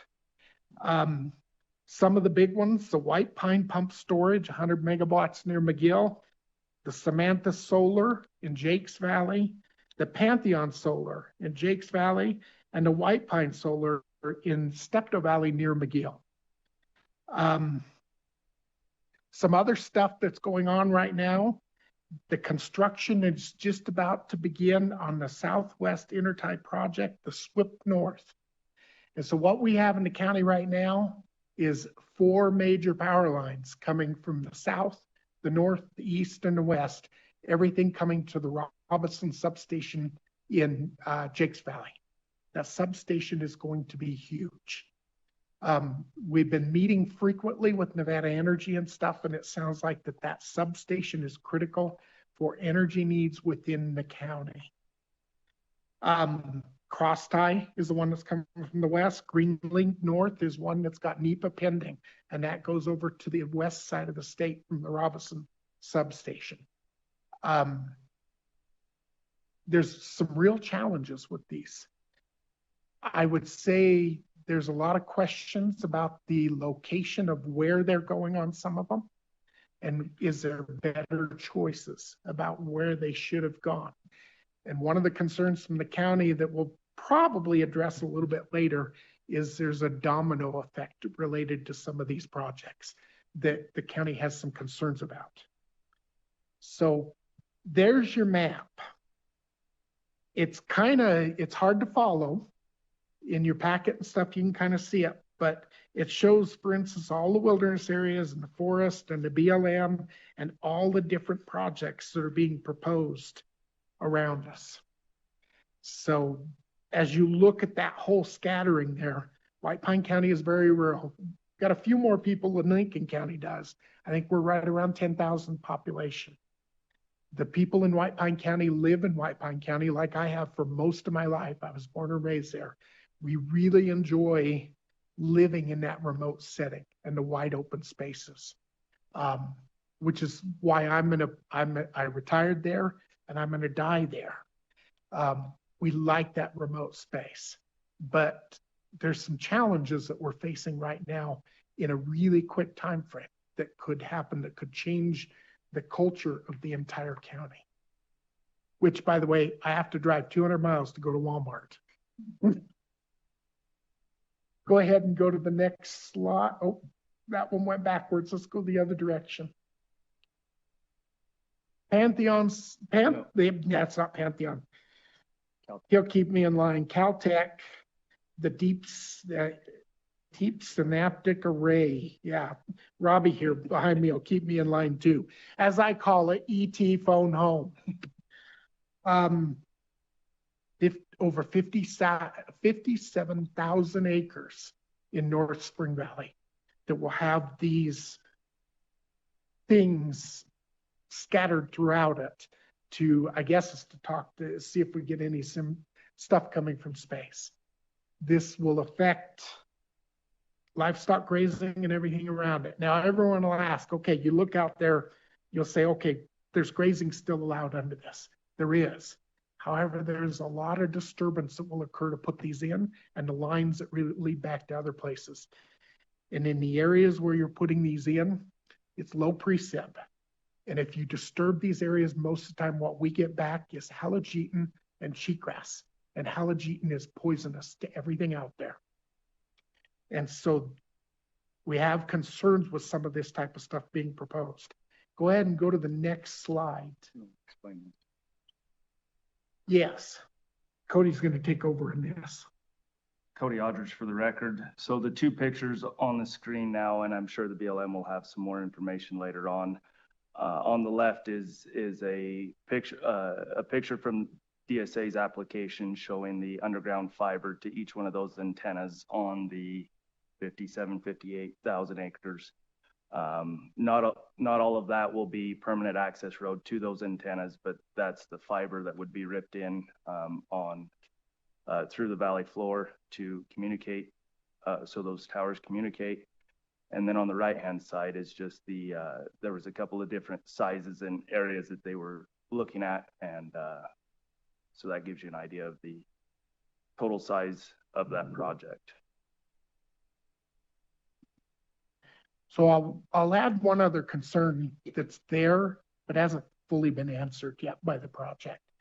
There is concern. One of the reasons they chose this place is there's very little interference. There's not a lot of cell coverage. There's not much in any way that would interfere with their signals going up. However, this is an area where White Pine County may have to respond for fires, may have to respond for law enforcement, emergency management stuff, hunters out there using two-way radios. We don't know what the long-term impacts for sure on those things are. And we have to work with the proponents because we don't want to restrict the ability of those other uses out there to communicate. So let's go ahead and go to the next slide. Sage grouse. We're constantly replanting on sage grouse. Do you want to take this on sage grouse? Okay. Cody Aldridge for the record. So we have the BLM has issued the 2025 decision record on the sage grouse in White Pine County, and ultimately our concern as a community is keeping the bird numbers that we have. We constantly make exclusions to benefit certain industries, and having to have 3 different sets of maps or 2 different sets of maps that we're constantly going back and forth on. Jose, you have anything else to add to that? Yeah, Jose Noriega for the record again. And go ahead and go to the next slide. I'll be honest with you, one of the things that concerns us about this is some of the restrictions on this was put upon different industries and so forth. And that's, you know what, sometimes we have to do that. But now we're hearing that an exception is being made for the construction of the Green Lake North project. And if we're going to have exceptions that impact mining or grazing or whatever else, we probably need to be consistent on how those are implemented. And if we're going to provide exceptions for one industry, then we probably need to have that ability for others out there using it. If I remember, so this is this the new map? That's the new map showing kind of where the sage grouse areas are. They're primarily focused around leks and nesting type of stuff. Go ahead and go to the next map. Oh, okay. Okay. So let's go ahead and go to this one. We'll talk wild horses. We support wild horses out on the range at a sustainable level. We have, that's a list of all the HMAs, I believe, in White Pine County: Triple B, Antelope, Pancake Eagle, Silver King, Diamond Hills, South. And there are gathers going on out there, but I'm going to tell you this much: after 34 years on the other side, working in the government, there is no answer on the wild horse situation at this point. Absolutely no answer. There are some things that were mentioned earlier that could be done, but there's not the political fortitude to implement the decisions that need to be done. And it's very unfortunate on that forefront. I can tell you, based on comments I heard earlier that said, well, it's livestock, it's not horses. I can take you to a site on National Forest where livestock has not grazed for 30 years and all the vegetation around springs and stuff is gone. And it was 100% horses. And so, the HMAs in, Cody Odgers for the record, the HMAs in White Pine County are from 200% over AML to 1,000% over AML. I will say that the BLM has had NEPA done on all of their HMAs, and when funding is available, they're ready to gather. They finished the pancake. They did a water bait trap in the pancake HMA and gathered 300 horses, and have 2 more bait trap gathers scheduled for Triple B and antelope this summer. So it's not that the BLM isn't doing their job. It's just having the place to go to the horses, going with the horses and the funding to be able to do it. BLM is running out of space where to put horses. I mean, that's just it. I have to behave myself. Robbie back here will beat me up, but they're just, there's not enough money to continue to gather and not enough money to hold them in facilities. So, okay. Water. We're dealing with drought. I will tell you this winter is probably one of the most open winters I have ever seen in White Pine County. It was just absolutely crazy, and the snowpack is just not there. The drought conditions that we see are not as severe as what it has been at previous times in the past, but that's only because of some carryover from the previous winters. There's concern about wildfire. The one thing I learned over the years is sometimes in years like this, we don't have a huge wildfire because nothing is very little is going to grow. There's just not the fine fuels to carry it. But if we get a really good year coming up, or we get some good rains, then the following year is going to be a really bad year for wildfire. Industry development. Oh, R+ pump storage. So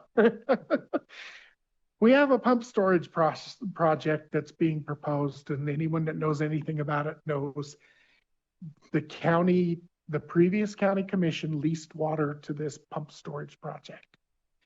The current county commission has concerns, and I personally have concerns. We've got some of these things that are being proposed, and I'll be blunt honest with you. If this project goes through, there are about 200 residents, rough guess, in the valley whose wells are going to be dry, and mine is one of them. And pump storage is oblivious to this issue. And when I say that with some educated information behind it, because I was involved in the planning on the Southern Nevada Water Authority pipeline and the testing that was done to determine the potential dewatering. And I was involved with the Robinson Mine dewatering, which actually dewatered a 1,000-foot deep well at the Ward Mountain Campground. And so some serious concerns with some of that. And then water export, that's always a challenge. And with the drought and what's occurring, especially now in Vegas and with Lake Mead and all that, water is a big issue right now in the county.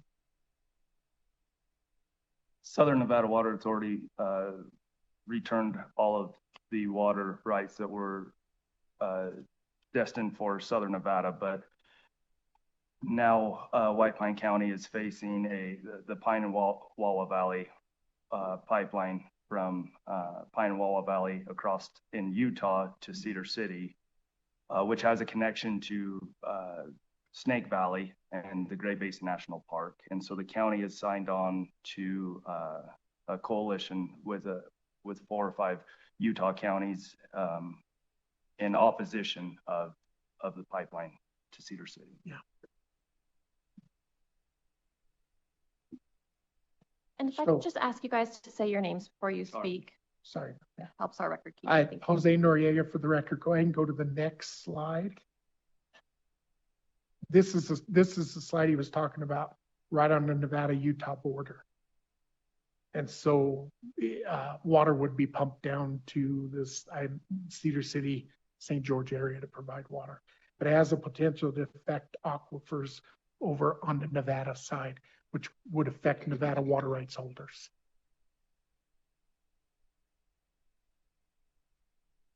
Okay, let's go ahead and go to the next slide. Mining. And so it's funny right now, mining is kind of status quo in White Pine County. There's a lot more exploration, but we do have very active mines at the Robinson, Nevada mine and at the Bald Mountain mine. And then, like I said, exploration going on at the other areas. Surprisingly, with the price of gold and stuff, exploration hasn't increased dramatically, I don't believe, in the county. There is some projects going on BLM doing exploration, and there were some on the Forest Service when I was leaving, but it's I said, kind of status quo. Okay, go ahead and go to the next slide. Access on public lands is really important to White Pine County. Many projects within the county were funded by SNPLMA. Now, Robbie's going to beat me in the back because a lot of these projects are more tied to Forest Service. So right off the bat, I'm going to add one that's not on there. The Garnet Hill Recreation Area that is currently moving through the process funded by SNPLMA. The Ward Mountain Bike Trail projects on Forest is currently in the process through a partnership with the Mountain EMBA. And so that's actually being constructed now. The Mount Moriah, working with Friends of Nevada Wilderness, is ongoing now with trails being reconstructed, and as well as roads washed out that have been totally reconstructed for access. The Ranger OHV Trail has been ongoing and building an OHV trail route that's just out of Ely going north on the Shell Creek Range. The Kalamazoo Campground, I think other than maybe a few touches, has been completed in the Shell Creek Range. And then there's other watershed restoration projects and vegetation treatment projects on both BLM and Forest Service ongoing that the county is very happy with. Okay, let's go ahead and go to the next slide. We saved the best for last. So, and I may have touched on some of those already. If the pump storage project were to be implemented, this is just an example. They're estimating over 500 jobs for a 2-year period to construct this. Most of that workforce is not available in White Pine County at this time. In a community of 10,000 people, where are you going to put 500 new employees and or families? Our concern is the county doesn't want man camps established everywhere in the valley trying to house this. And that's just for one project. At the same time, you got power line projects, you've got solar projects, there may be road reconstruction. We just don't have the capacity for the housing.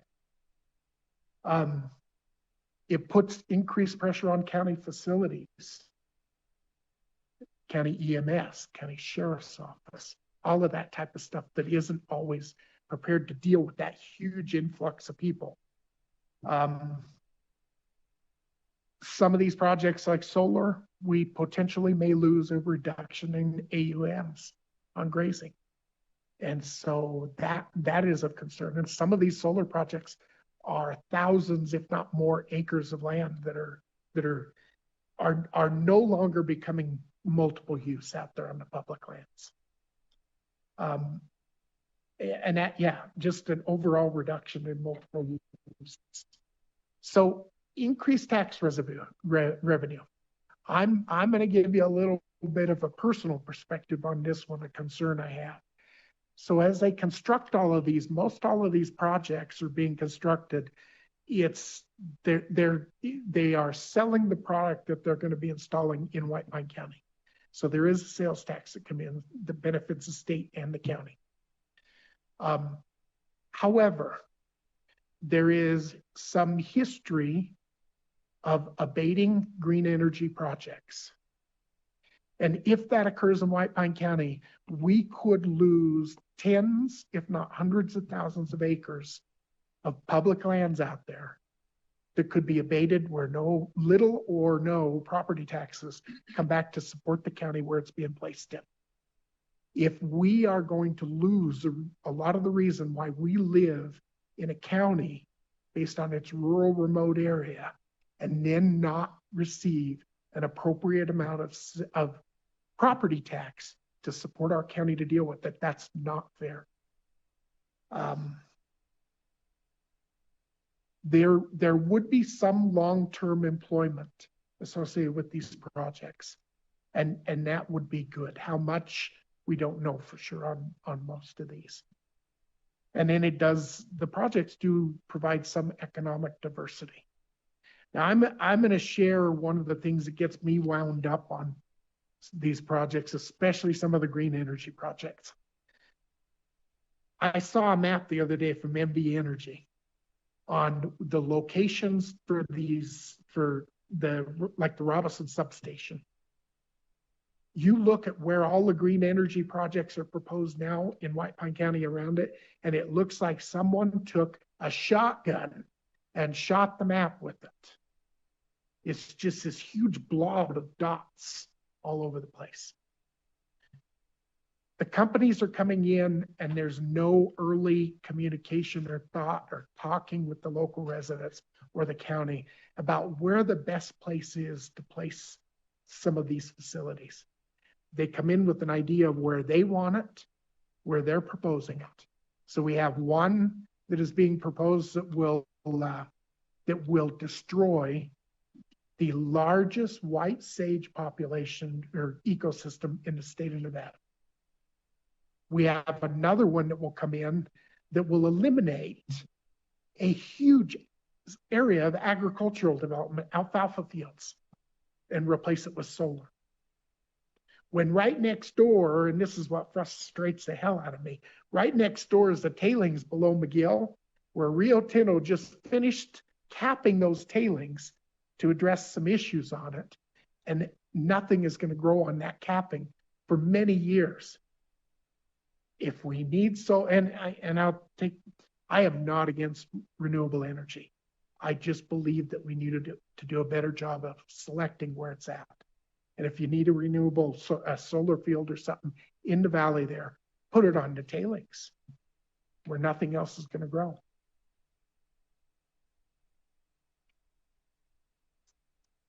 Okay, on that note, I'll turn it back. All right. Thank you so much. I imagine we have some questions. All right, I'll start with Assemblymember DeLong this time. Thank you, Chair. Thank you very much for the presentation. Wanted to, I know Lincoln County touched on this. I'd like to hear the same thing from White Pine, and that is, how many available housing units are there in White Pine? So I listened to what they said earlier. So we do have, from a lower income type of situation, affordable housing, we do have multiple larger units.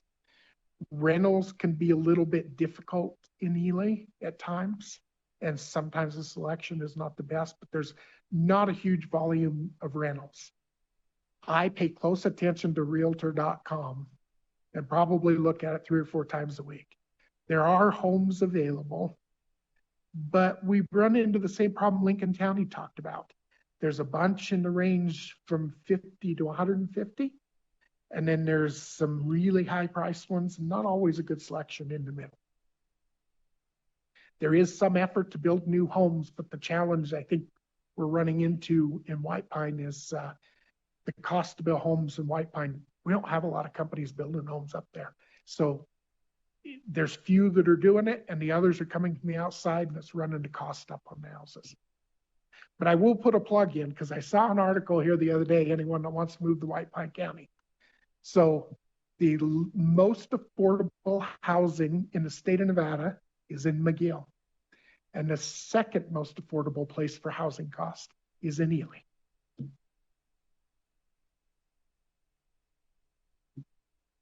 All right, Vice Chair Anderson. Thank you, Chair. And I actually have a few questions, but I am going to refer to specific slides. I don't think you need the slides in front of you to be able to answer them. But the first has to do with the major right-of-way slide. And when you mentioned the data centers, how that kind of brought up a similar question to what I had asked earlier. What is your current staffing when it comes to permitting? And how many applications do you currently have pending of other companies that wish to come in to either create data centers or other companies that you might know of at this time? Cody Odgers for the record. So DSA 2000 is the only data center that is proposed in White Pine County. Originally in their original application or pre-application to the BLM, they were going to put their data center in Spring Valley and has since then moved it into town, into the industrial park. We currently do not have any other data centers proposed in the county. And then do you know how many current employees you have in your county office for any sort of permitting like this or any other sort of permitting? And do you know if there's a backlog at this time? Cody Odgers for the record. There's an MOU between the city of Ely and White Pine County for a building official, and that office has one building official and one clerical staff. Thank you so much. That's kind of what I thought. It was not going to be a large amount of people. My next question actually has a little bit more to do with what just happened in the Washoe County, Story County, Carson, Douglas area, where we just recently had and continue to have earthquakes. Are any of these areas especially around the Spring Valley maps that you just showed us, are there any sort of fault lines that you know of that could possibly be, that has been considered as to where exactly those items would be built? Cody Odgers for the record. On the major right-of-ways, the pump storage is on a major fault line. That's what created the mountain range that they're building on top of. We haven't seen any activity like the west side of the state has in recent times, but of course we're covered in mountains, so every one of those mountains has a fault line. I thought so, but I was like, I got to make sure that those are still dormant. So then my last question actually has to do with the last comments, the last slide, especially with and I agree with you, with where exactly these companies are coming from. There needs to be a little bit more of a understanding of both how the property has been used in the past and what you can do with the property in the future. Who makes the decision? Does the county commission have the ability to not allow that, to deny it, or are their hands pretty much tied and then they have to deny it and then it gets caught up in litigation? Because I know that has happened in other counties. So who makes that final decision as to if an item can go where it's currently being planned for? Jose Noriega for the record. Boy, I'm going to get myself in trouble. We have a problem. I did that to you on purpose. I know. We have a problem. And I don't know what happened or where it occurred, but we have a regional planning commission. Yeah, a group of individuals that is responsible for reviewing projects and the special use permits and so forth that go with those projects. At some point along the way, the Regional Planning Commission got the autonomy to make the final decisions. And so that is an issue that as a county commission, we are going to have to tackle, because ultimately, in my opinion, the final decision on the issuance of special use permits on highly controversial projects needs to come to the Board of Commissioners. And just to verify that Regional Planning Commission is appointed, it is not elected. And just to verify again that those regional planning commissioners do not go through a vetting process where individuals of the community can question their ability to serve. Jose Noriega, for the record, that is correct. They are appointed. Yes. Thank you, Chair, for so much time.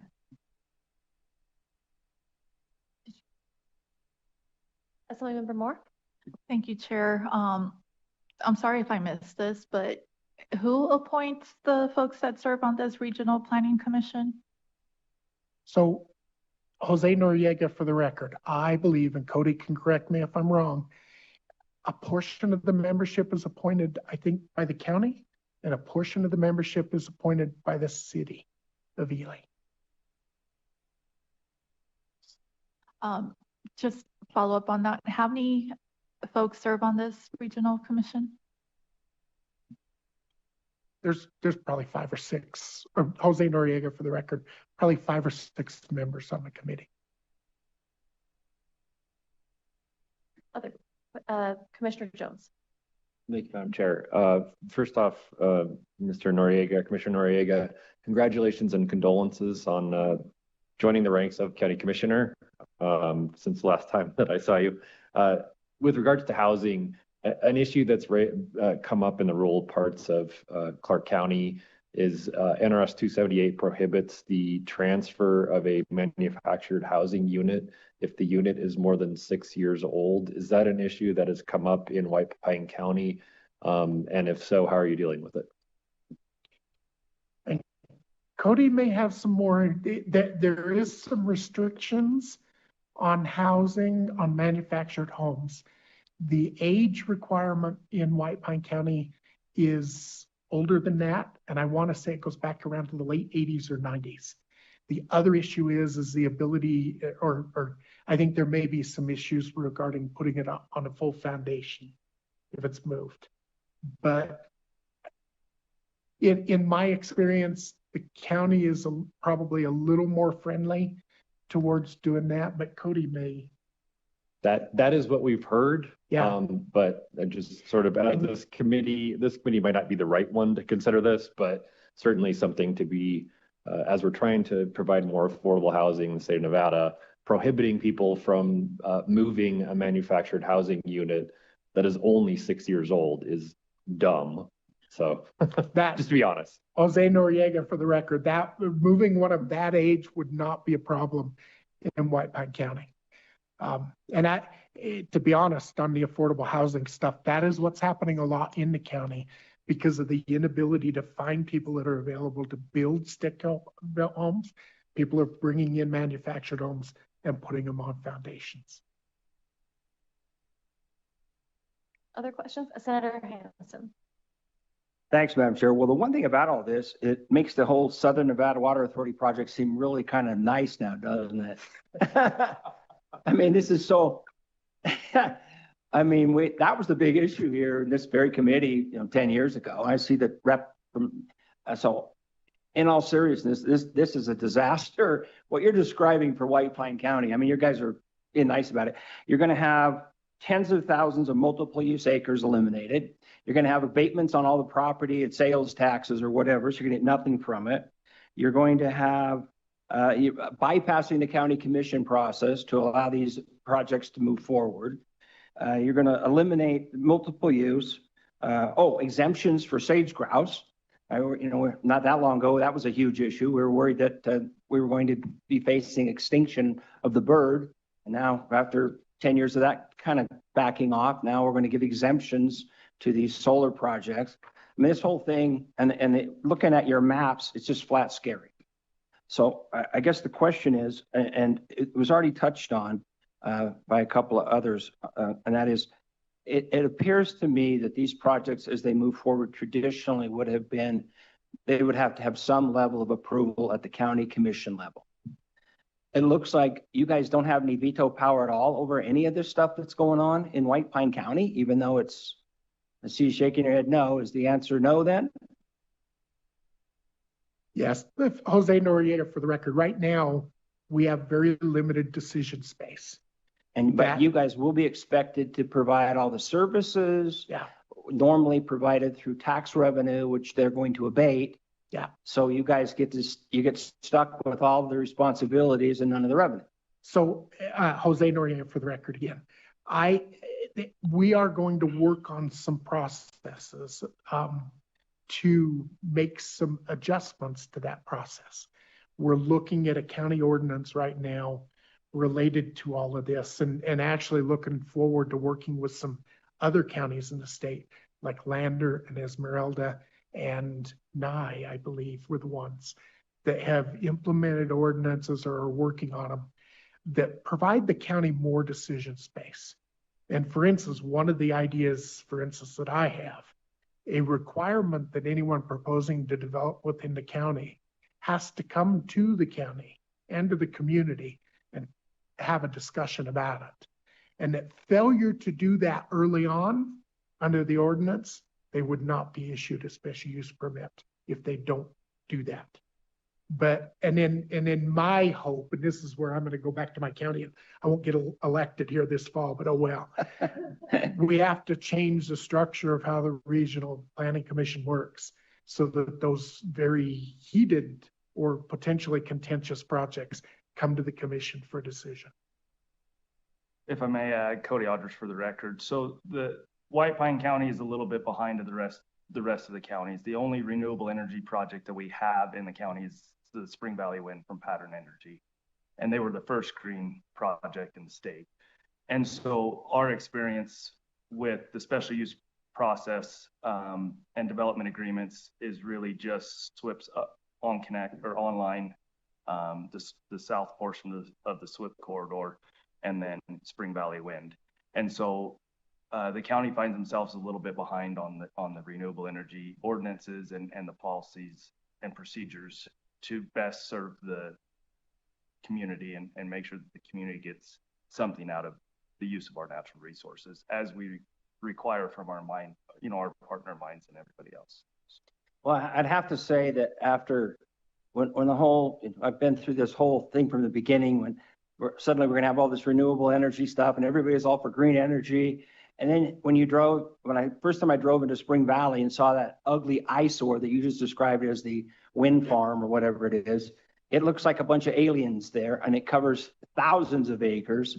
And I'm seeing around the state in all these little valleys that are beautiful little pockets of Nevada, these solar panel things being put out there, totally destroying the aesthetics of the state. There are so many issues involved in this. Real quick, Commissioner Noriega, because of you actually have a very unique background, having served for so many years in the Forest Service. Now you're outside, now you're in county government. As I look at these issues over the years, because last time you and I met, I think we were watching a fire burn in North Spring Valley up on the ridge, and you were saying, good, it's eliminating all that pinyon juniper, and in the long run, it'll be better for the state. So your background is very unique. And one thing when we started the meeting I thought was interesting was the terminologies. Animal unit months, chairs, that's new to me. There were several that have been mentioned in this that I want to make sure everybody in the commission understands. Herd management areas. Real quick, from your government perspective, would you enlighten us a little bit? And then I'm going to ask you about AMLs as well, but let's start with that. So everybody knows what we're talking about. What is a herd management area? So a herd management area is it's an area on a map, oftentimes mountain range or a big valley. And again, Robbie's going to beat me up on this, where at some point in the past, it has been designated as an area where the federal agencies are going to manage for wild horses. And then within the herd management area, the objective then is to set an AML, appropriate management level, for the number of horses in there. And so with the challenges now, though, with controlling them and everything else and the limitations, it's been very difficult for the federal agencies to keep the numbers under AML. Well, the reason I asked too, though, is the reason they selected those specific herd management areas was they were recognized as areas that were environmentally possible to support a horse herd year round. Yes. Okay, that's why they're wired in the whole state. Yeah. Well, because they were, after years of study, they recognized that this could, for a year, you can have areas in the state, you can have a horse herd for 4 months, 6 months, but not year round. So yes. Now, appropriate management levels, there's actually 2 of them. There's a high and a low. That's correct. We don't even talk about the low because I want to get this on the record because I think it's extremely important. When we talk about appropriate management levels of horses in herd management areas, the original concept in the Wild Horse and Burro Act was that there was going to be a low herd management level. Let's say it's 500. And then as the horse herd reproduces, which they do about 20% a year, in other words, in 4 years, your horse herd will at least double. So you're supposed to be 500 low. You get to 1,000, then that's after 3 or 4 years. Then the BLM was going to go in and remove the surplus horses and reduce it back to the low appropriate management level that is safe environmentally for that herd management area. We don't even talk about low anymore. We're just begging for them to get back to the high AML. When BLM talks AML, they don't even mention the low idea anymore. And I do want to say for the chair, to the chair, traditionally in this committee, when the BLM people come up, it was like my chance to really nail these guys for not doing their job. But after being around the state BLM people, they are very much aware of the problem. They have their hands tied by the federal government. They want to get the herd management areas property in. They need the resources, and they get beat up no matter what they do. And so I'm not here to beat up any BLM people anymore because I see the much bigger picture for you.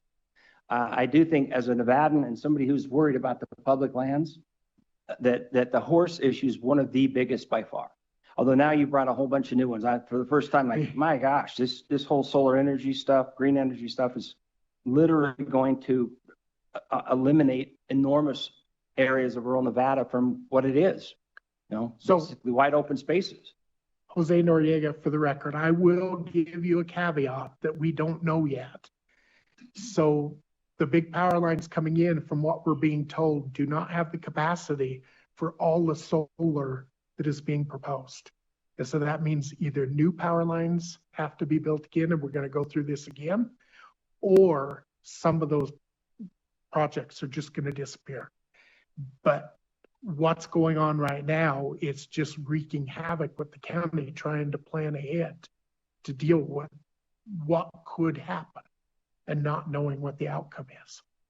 Then afterwards, Robbie will beat me up in the alley. Well, thank you for your presentation. I'd love to talk more, but I've used up more than my fair share of the time. Thank you, Madam Chair. Thank you. I think we had some excellent questions. And unless there are any further questions or you want to make any closing remarks, I don't know who this Robbie character is, but they sound very formidable. Right. I'm glad you were here. Jose Noriega, for the record, I just want to thank you to allow us to come present White Pine County to you and for the opportunity to testify before this committee in a different role. Yes, thank you so much for being here. All right, that closes out agenda item number 4.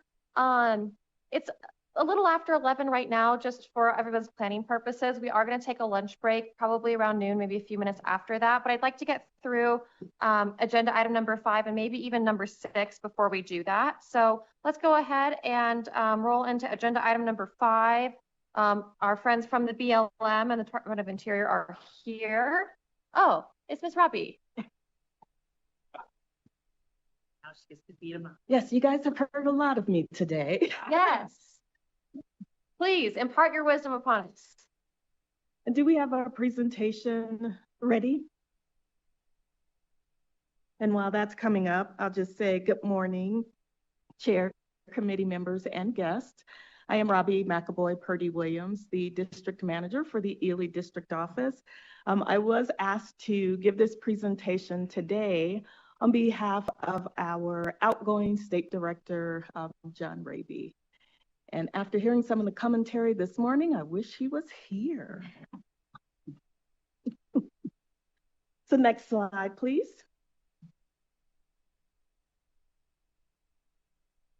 Next slide. Okay, I'll start by sharing some key facts about Nevada's public land and their significance. So the Bureau of Land Management oversees 48 million acres, which is about 68% of the state of Nevada. Our presence covers 6 districts and 11 field offices. We engage and consult with 20 federally recognized tribes and 28 tribal communities. Public lands in Nevada contributes $9.2 billion in economic output, supporting jobs and businesses statewide.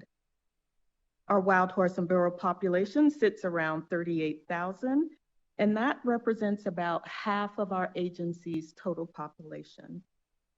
And we are home to several of the largest special recreation permits issued by the agencies, events like Burning Man and Vegas to Reno OHV race. Next slide, please.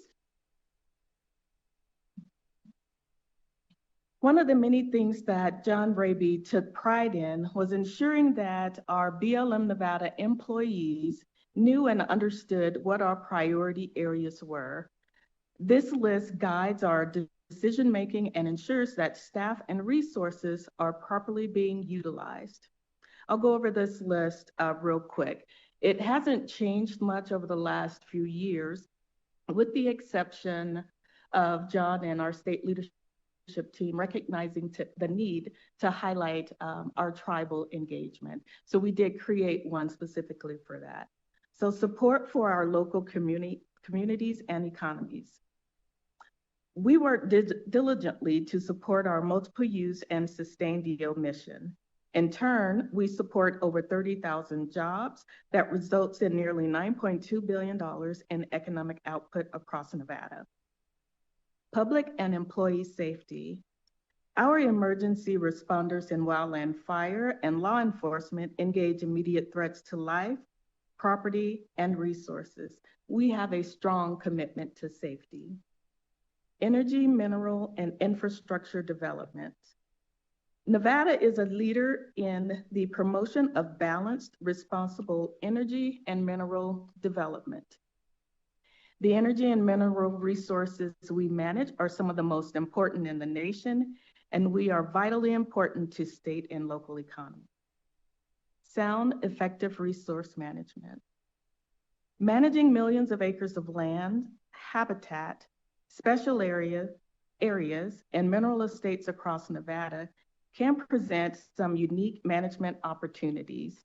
Using the guidance in our resource management plans and other decisions crafted with extensive public involvement, we apply the highest quality of information and cutting-edge technology and techniques in implementing projects on the ground. Our actions are designed to protect, use, restore, and enhance public lands for current and future generations in support of our multiple use and sustained yield mission. Public access to public lands. Recreation is a $6 billion industry in Nevada. Nowhere else does the passion to get out and enjoy public lands run as deeply as it does in Nevada. Some of those recreational activities you can participate in include camping, four-wheeling, fishing, hiking, biking, boating, hunting, and target shooting. Workforce development. Our people are our most valuable resource. We are committed to creating a supportive, healthy, and productive work environment that values respect, inclusiveness, and teamwork. We aim to help every employee reach their full potential while developing our future leaders. Fiscal responsibility. We make prudent and responsible decisions that align with our priorities in order to derive the greatest gain from each and every financial commitment and expenditure entrusted to us. And support for our tribal nations. In Nevada, our tribal relationships are foundational to our everyday work and government-to-government responsibilities and relationships. We are committed to ensuring that tribal voices are integral to all of our decision-making. Next slide, please. We rely heavily on our partnerships to accomplish our mission. In order to be a good partner, here are a few highlights for some of the, in order to value those partnerships, we also in turn have to be a good partner. So here are a few highlights. And one of those includes working closely with the 17 counties across our 6 districts. In Nevada, we've contributed over $28 million in TILT, and that's payments in lieu of taxes, to our local governments. Those funds are used to support vital services such as firefighting and police protection, construction of public schools and roads, and search and rescue operation. The Nevada Native Seed Partnership is a coalition of 11 agencies and organizations in Nevada that work with the vision of keeping Nevada lands diverse and functioning by using the right seed in the right place at the right time. This coalition's goal is to create an adequate supply of locally adapted native seeds that can be used to meet Nevada's restoration and rehabilitation needs. And we also have listed here military partnerships with Naval Air Station Fallon and Nellis. And our goals with both of those units is to be as supportive and responsible as we possibly can. Next slide, please. So this slide really touches on our emergency permitting processes. So last year, emergency permitting procedures were implemented that were designed to strengthen our domestic energy supply. Projects that receive or that are allowed to go through under emergency permitting are projects that focus on the identification, leasing, siting, production, transportation, refining, or generation of energy.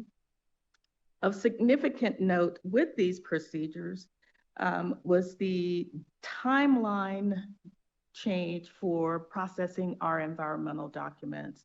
And environmental assessment and EA typically has a timeline of about 1 year to complete. Under emergency procedures, we get those completed in 14 days. For EISs, our environmental impact statements, those have a timeline typically of 2 years, and under emergency procedures, they are to be completed within 28 days. Next slide, please. Minerals on federal lands are generally managed in 3 categories: locatables, leasables, and saleables.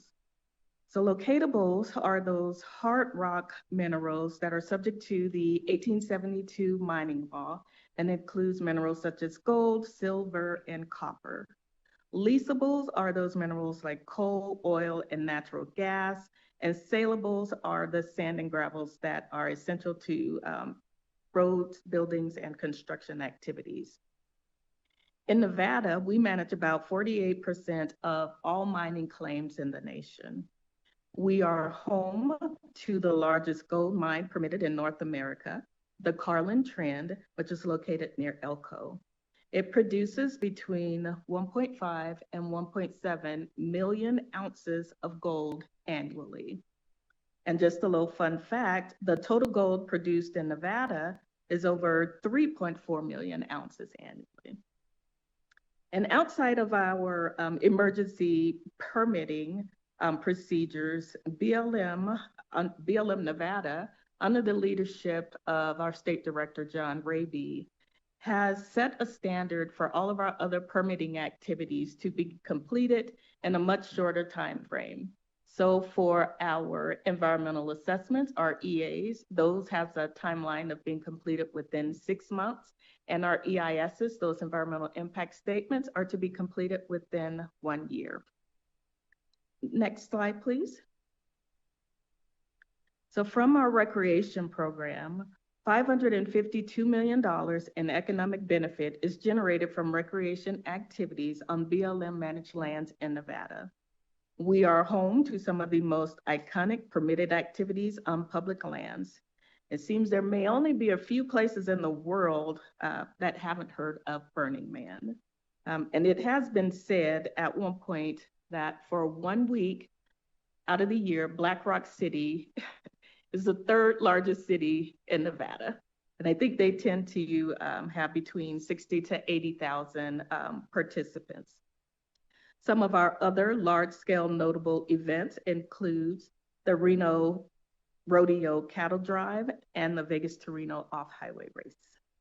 Next slide, please. BLM continues to work with ranchers and other stakeholders to streamline permitting and rangeland management and improve range conditions. We are currently reviewing and revising our grazing regulations and the associated manuals and handbooks to look at where we can cut red tape and reduce costs.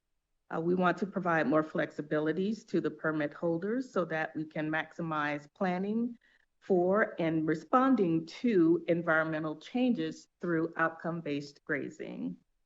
And just a little side note, I have heard John Raby on many occasions state that, reiterate the importance of the grazing community to Nevada, and that he has committed to not having a negative net loss in grazing AUMs associated with any of our projects. Next slide, please. Just a couple of resource programs where we have had some recent planning activities. It's been discussed previously. The Greater Sage Grouse Resource Management Plan Amendment was signed in December. The goal of that planning effort is on preserving habitat and managing activities to keep the sage grouse from becoming listed. And I think it was Commissioner Odgers that mentioned the challenge with having to look at multiple documents when you're wanting to apply the standards in our current or recent sage grouse plan. We are actively working on resolving that issue and putting all of that information in one location. The Lahutton cutthroat trout recovery. That plan aims to restore self-sustaining populations by protecting habitat, managing threats, and guiding delisting under the Endangered Species Act.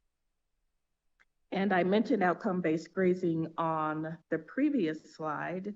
And our goal there is, again, to just allow for greater flexibility in livestock management by allowing the ranchers to adjust their grazing practices based on current conditions, such as drought and wildlife. Next slide, please. We'll go through this one really quick. So the program's goal here is to manage for healthy wild horses and burros on healthy public rangelands.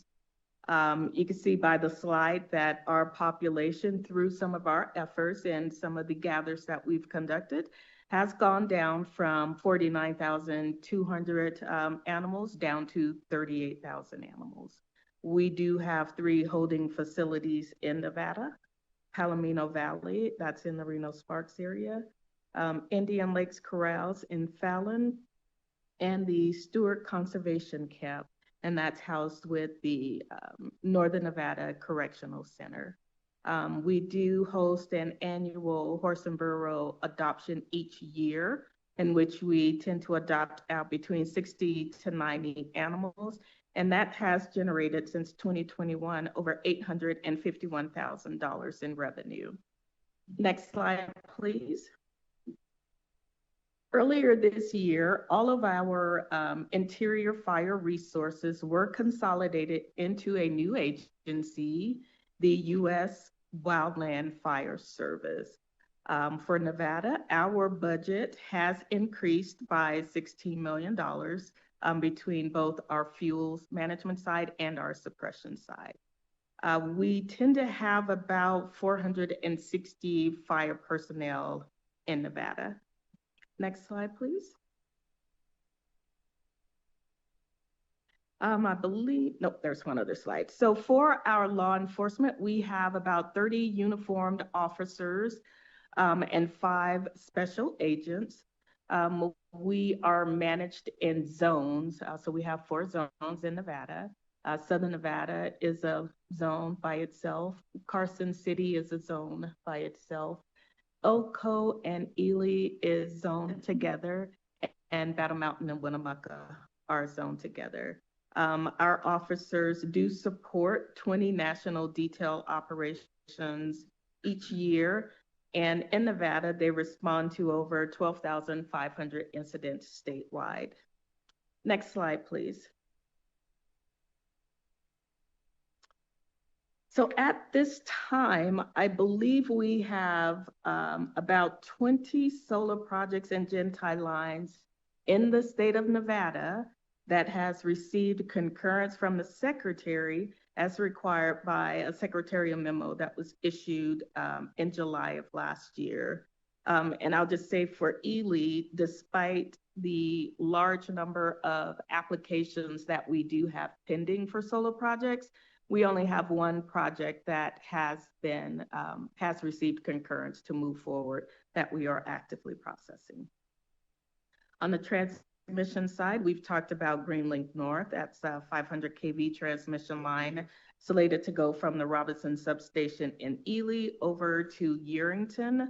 And one of their primary goals was to improve grid reliability with that project.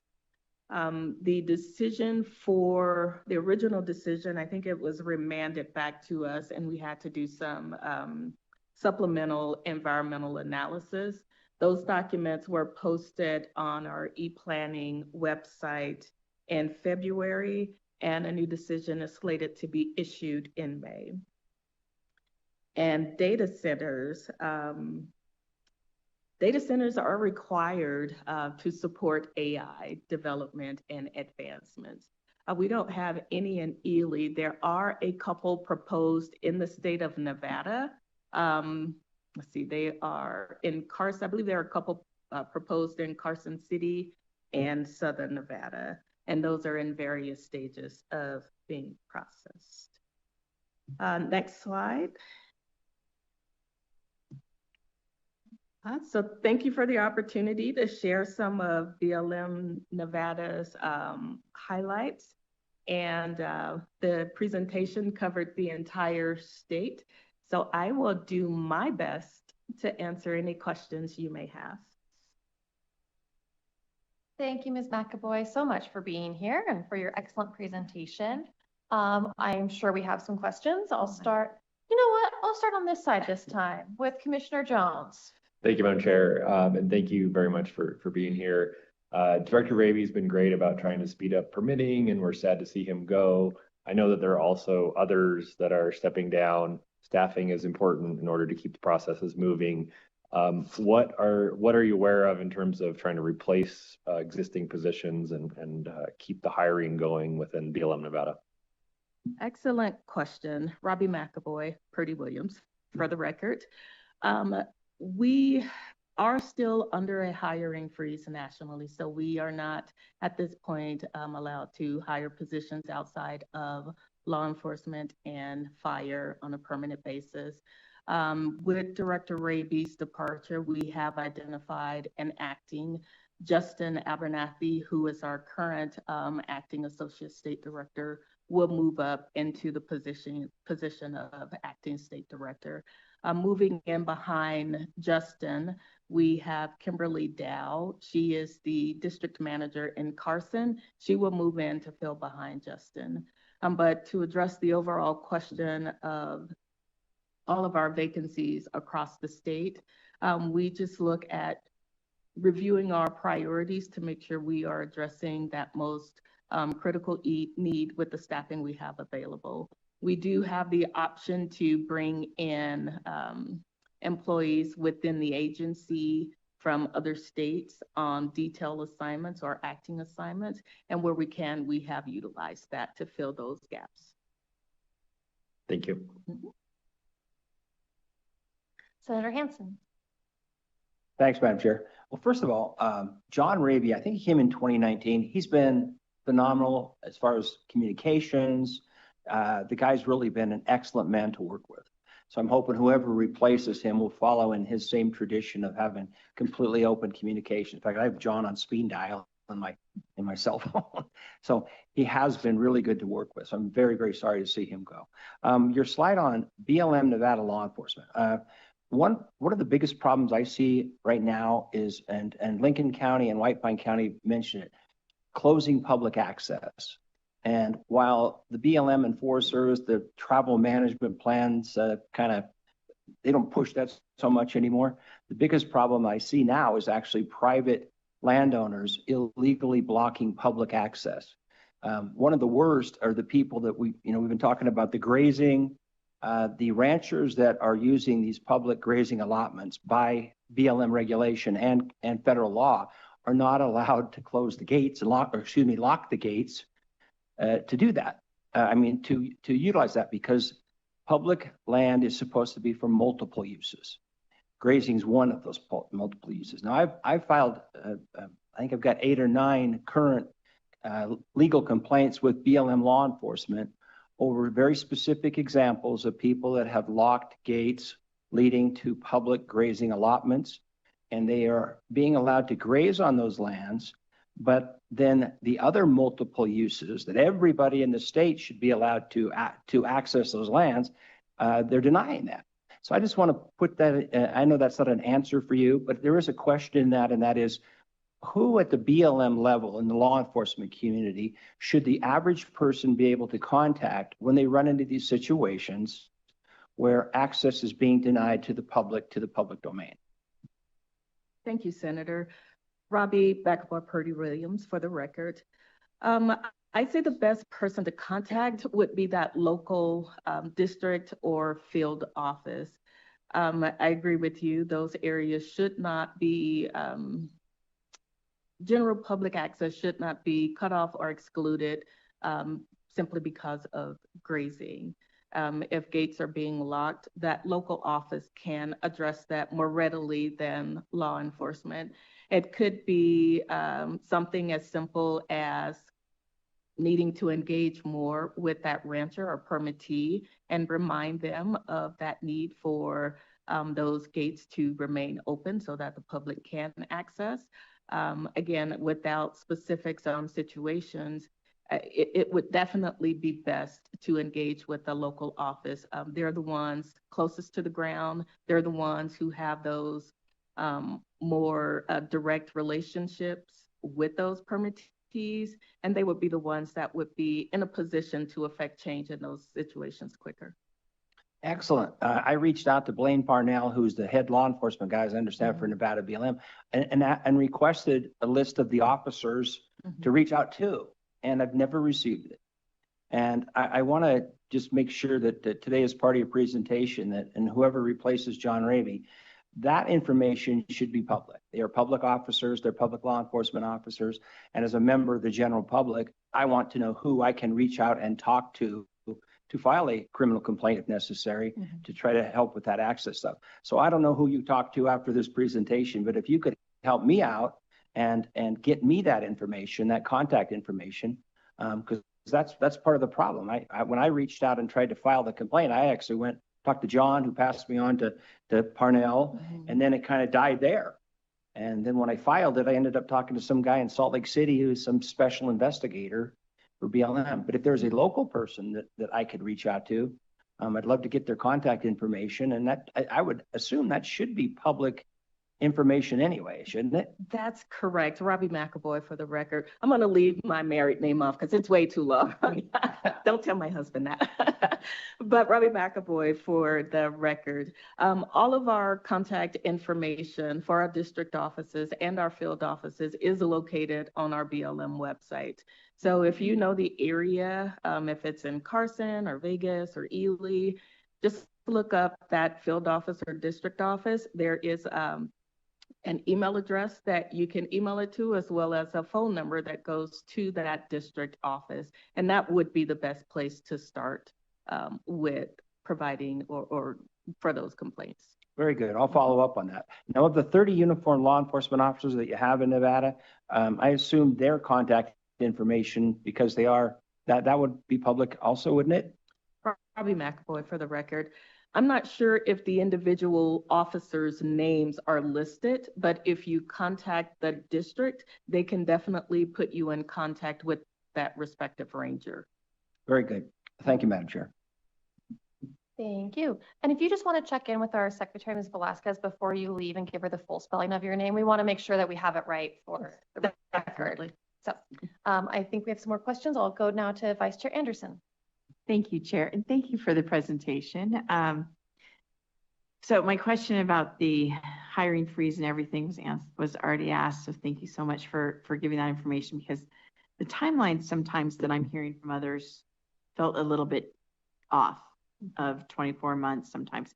Is that consistently across all districts, or does that change based upon the district that you're attempting to file for a permit or anything like that?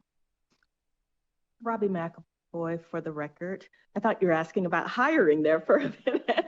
So the permitting timeline, so we do have several different timelines in play.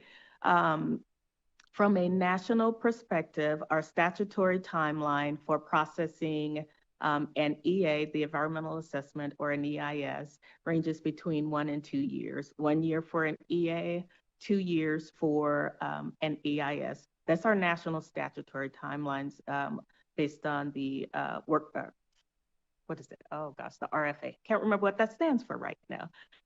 Can't remember that. But that's what that one calls for. In Nevada, John has set a different standard for all district offices in Nevada.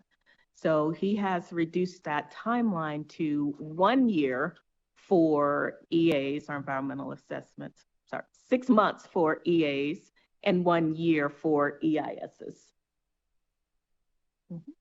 Sorry, I didn't mean to mix you up with that. I totally understand. My other question actually has to do with the statement that you made about the data centers and that it's a requirement with the AI. Could you dig into that a little bit more? I was a little bit confused by it. Robbie McAvoy, and for the record, and that may not have been an accurate statement. I wouldn't say required, but I know that the data centers are needed to support the AI and all the amounts of data that they need to continue to grow and advance and improve, because they are constantly running and learning. Thank you for that clarification. My last one actually is not part of this presentation. It has more to do with a bill that got out of the Senate, but then did not get out of the Assembly, and it was Senate Bill 31. That bill has to do with the vested water rights that are held by the federal government. Do you know where, and BLM definitely is part of this discussion, I would think with that. Is there any way to know how many of those vested water rights are owned by the federal government at this time? Robbie McAvoy for the record, and I'm gonna have to apologize for not having any information related to that.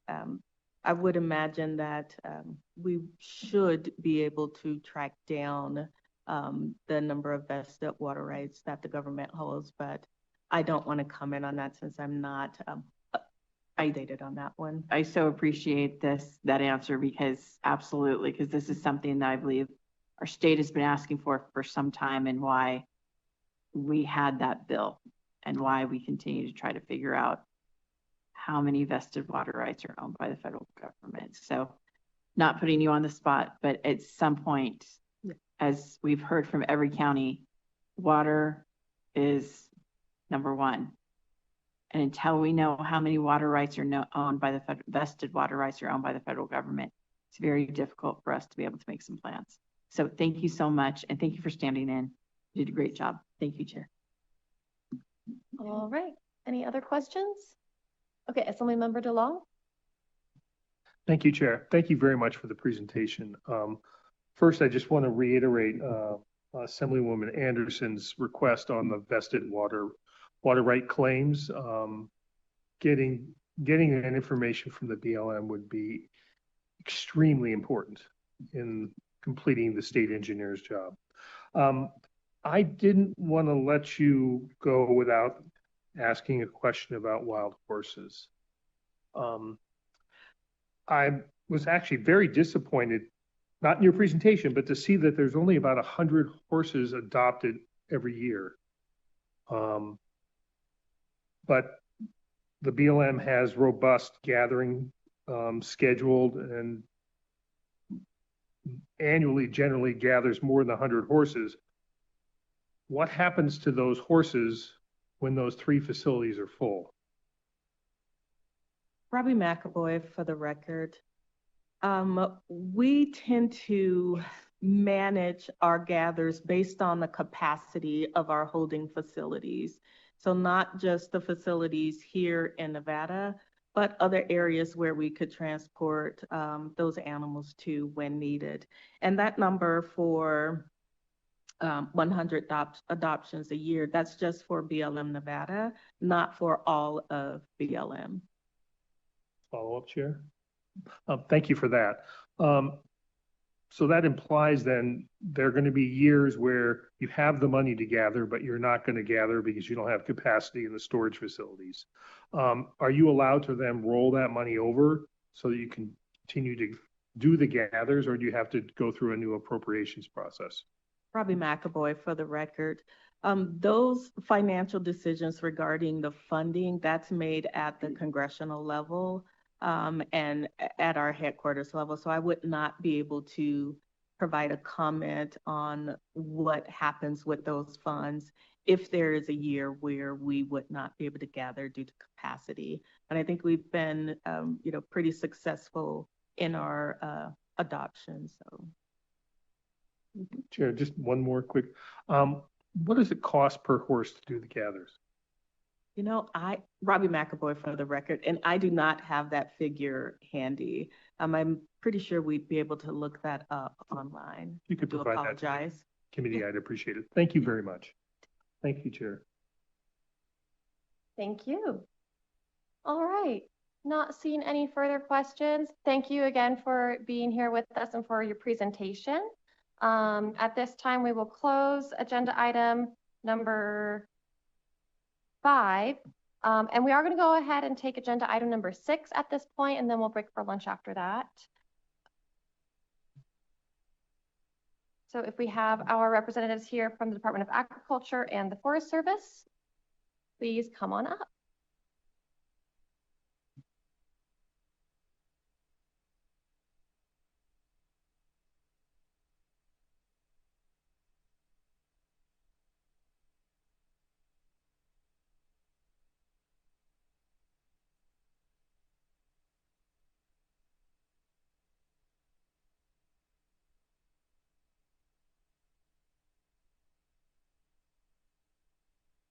Good morning, Madam Chair, members of the committee. Thank you for the opportunity to present to you today. My name is Lance Brown, and I am serving as the acting district ranger for Ely. In addition to my permanent role as Austin Tonopah ranger, the Humboldt-Toiyabe National Forest Supervisor John Stansfield will provide a forest-wide overview at the committee May meeting in Winnemucca. My remarks today will highlight the activities on the Humboldt-Toiyabe National Forest Ely Ranger District, particularly as they align with the priorities identified for the agency by the Forest Service Chief Tom Schultz. And I'll list those priorities. Prioritizing safety in every action we take, protecting communities and natural resources from wildfire,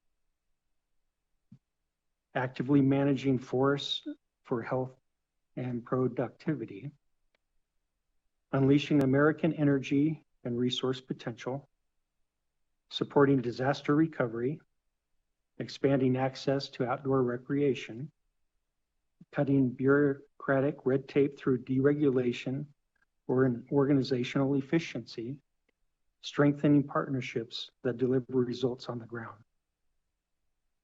Today, I will focus on wildfire response, active forest and rangeland management, minerals and energy, and outdoor recreation. And I hope that the strength of our partnerships is clear throughout. First, I'd like to share some general information about the Ely Ranger District. It is one of the 7 managed by the Humboldt-Toiyabe National Forest, the largest national forest in the lower 48 states. It's located in Lincoln, Nye, and White Pine counties here in eastern Nevada, and the office is located in Ely. At around 1 million acres, the district has some of the most rugged backcountry on the forest. 9 designated wilderness areas offer all kinds of solitude-filled backcountry opportunities and adventures. It's made up of rugged mountains, mountainous terrain, with elevations ranging from 6,500 feet to over 12,000 feet on Mount Moriah. Some of the highest points in Nevada are found here. The higher elevations are covered with subalpine vegetation, including bristlecone and limber pine trees. Dry pinyon juniper wood forest land dominates most of the lower elevations. The Ely and Austin Tonopah Ranger District maximizes staffing and resources through a zoned approach. So you often hear me reference to the central zone throughout this presentation. Wildfire readiness and response. The 2025 and 26 precipitation has been trending below normal in most portions of the Great Basin. As a result, the National Interagency Fire Center predicts a higher risk fire season for the Great Basin, with elevated probabilities for large rangeland fires and above significant fire potential in many areas. The recent pattern of precipitation has slightly reduced the immediate threat, but the overall significant deficit in annual rainfall and lack of accumulated snowfall at elevations leaves the seasonal outlook unchanged.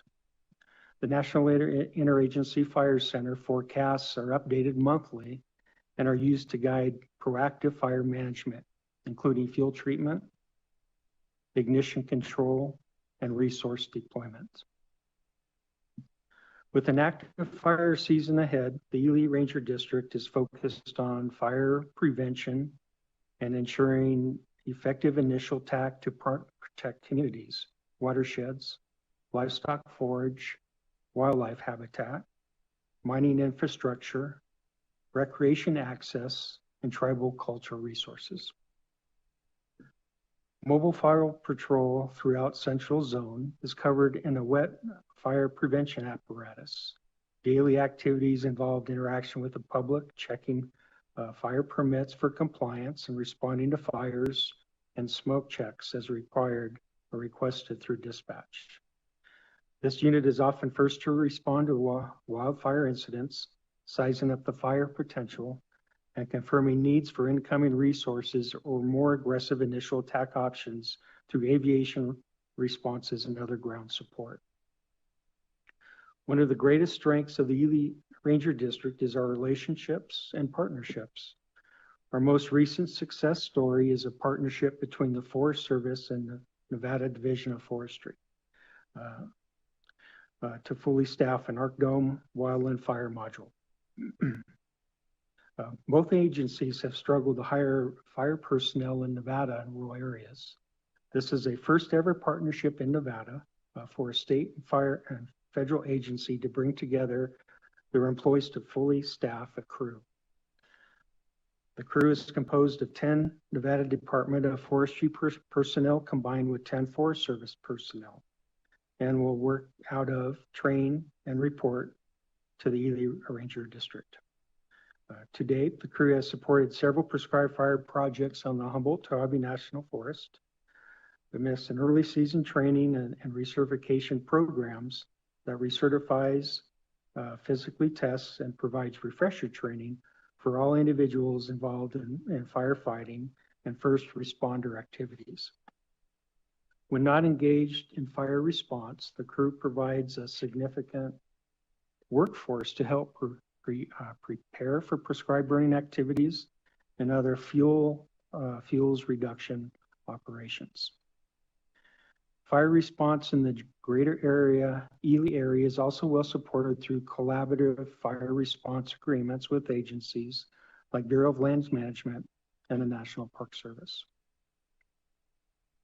Okay, moving to active forest management, fuels, timber, and reforestation. Active forest and rangeland management allows us to reduce the risk of wildfire while restoring and enhancing habitat. I'll highlight several vegetation management projects that use mastication or hand thinning to improve sagebrush, mountain brush, and mahogany communities. Selected pinyon and juniper trees with a heavier focus on juniper will be targeted for removal to open the understory to promote the establishment of brush, grasses, and forbs, while also encouraging pinyon pine nut production. Mastication is a mechanical vegetation management technique that uses specialized machines to shred, grind, and chip small trees, brush, and woody debris. The resulting mulch on the forest floor reduces wildland fuel, controls erosion, and improves forest health by creating defensible space. I'm going to now speak to a few individual projects. The Cooper Meadows Mastication Project is part of a larger multi-year SNPLMA project in Cooper Canyon, Shell Creek Range, White Pine County, Nevada. This project falls under the South Shells Restoration Project decision memo, signed April 25th, 2025, includes a mastication of 264 acres of National Forest System lands and 167 acres of state lands. The Queen Springs Habitat Restoration Project is a shared stewardship partnership project with Nevada Department of Wildlife. Its location is in North Shell Creek Range, White Pine County, Nevada. This project falls under the North Shell Restoration Decision Notice and Finding of No Significant Impacts, signed January 10th, 2012. It includes hand cutting the pinyon juniper trees on as many as 4,932 acres of National Forest System lands. This project is planned for an 18-month implementation timeline and intended to be started in July 2026. The current Summit Mastication Project is a partnership project with the Nevada Department of Wildlife and Rocky Mountain Elk Foundation, Nye County, Nevada.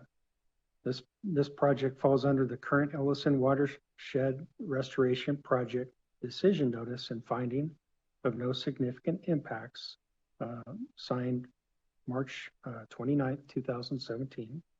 Project includes mastication of 315 acres of Forest Service lands over 18 months, and that project's intended to start in July 2026.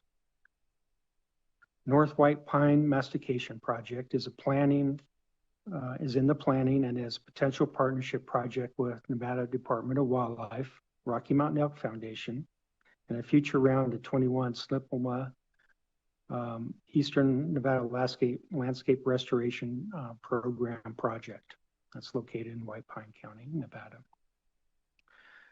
This project likely would fall under a categorical exclusion for planning and would encompass a 9,500 acre area analysis.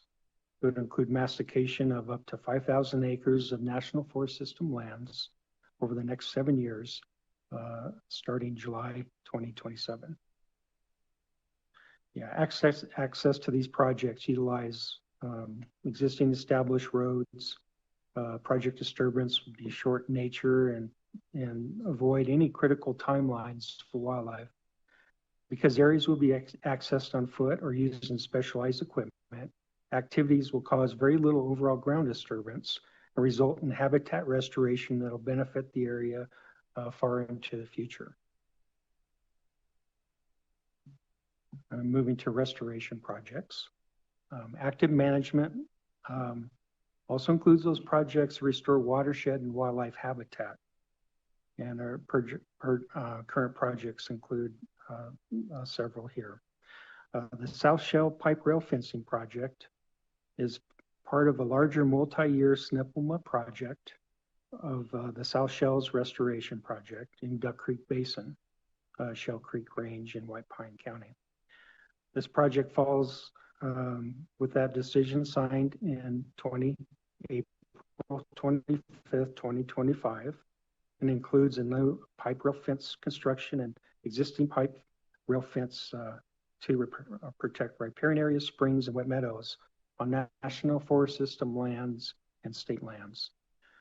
These structures will improve, restore, and enhance wildlife habitats within the area by protecting important riparian communities from livestock. This project is planned for 2.5-year implementation timeline. The project's to be started in July 2026 and estimated for completion in December 2028. The Illapah Watershed Restoration Project. This project is a multi-year joint Forest Service BLM SNPLMA project located in North White Pine Range in White Pine County.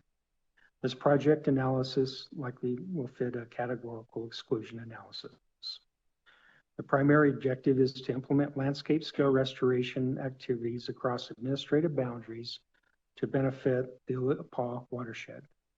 Restoration activities may include vegetation treatments, riparian vegetation plantings, seeding, channel stabilization and restoration, wildlife restoration, habitat improvements, fisheries habitat improvements, riparian exclosures, beaver dam analogs, inventory and treatment of noxious weeds, inventory and closure of unauthorized roads, road crossing and culvert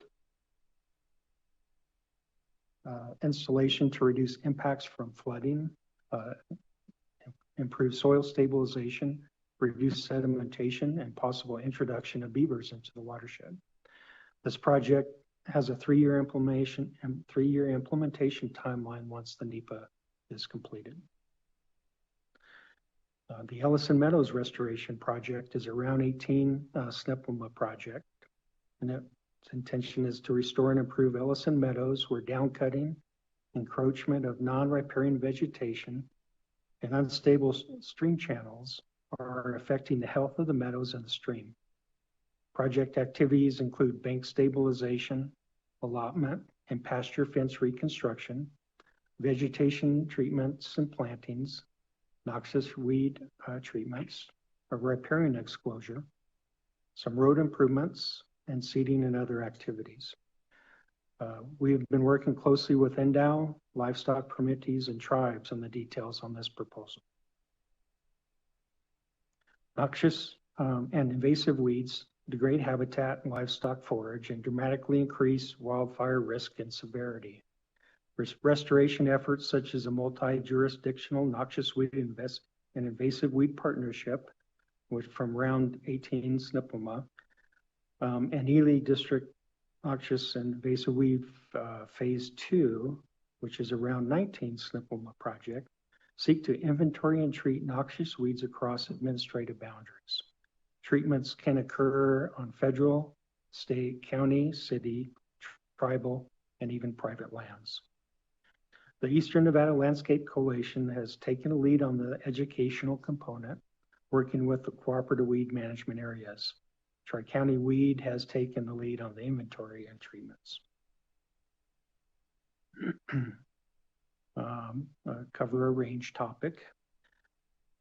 I'd like to close to briefly connect our vegetation management and restoration work with our range program.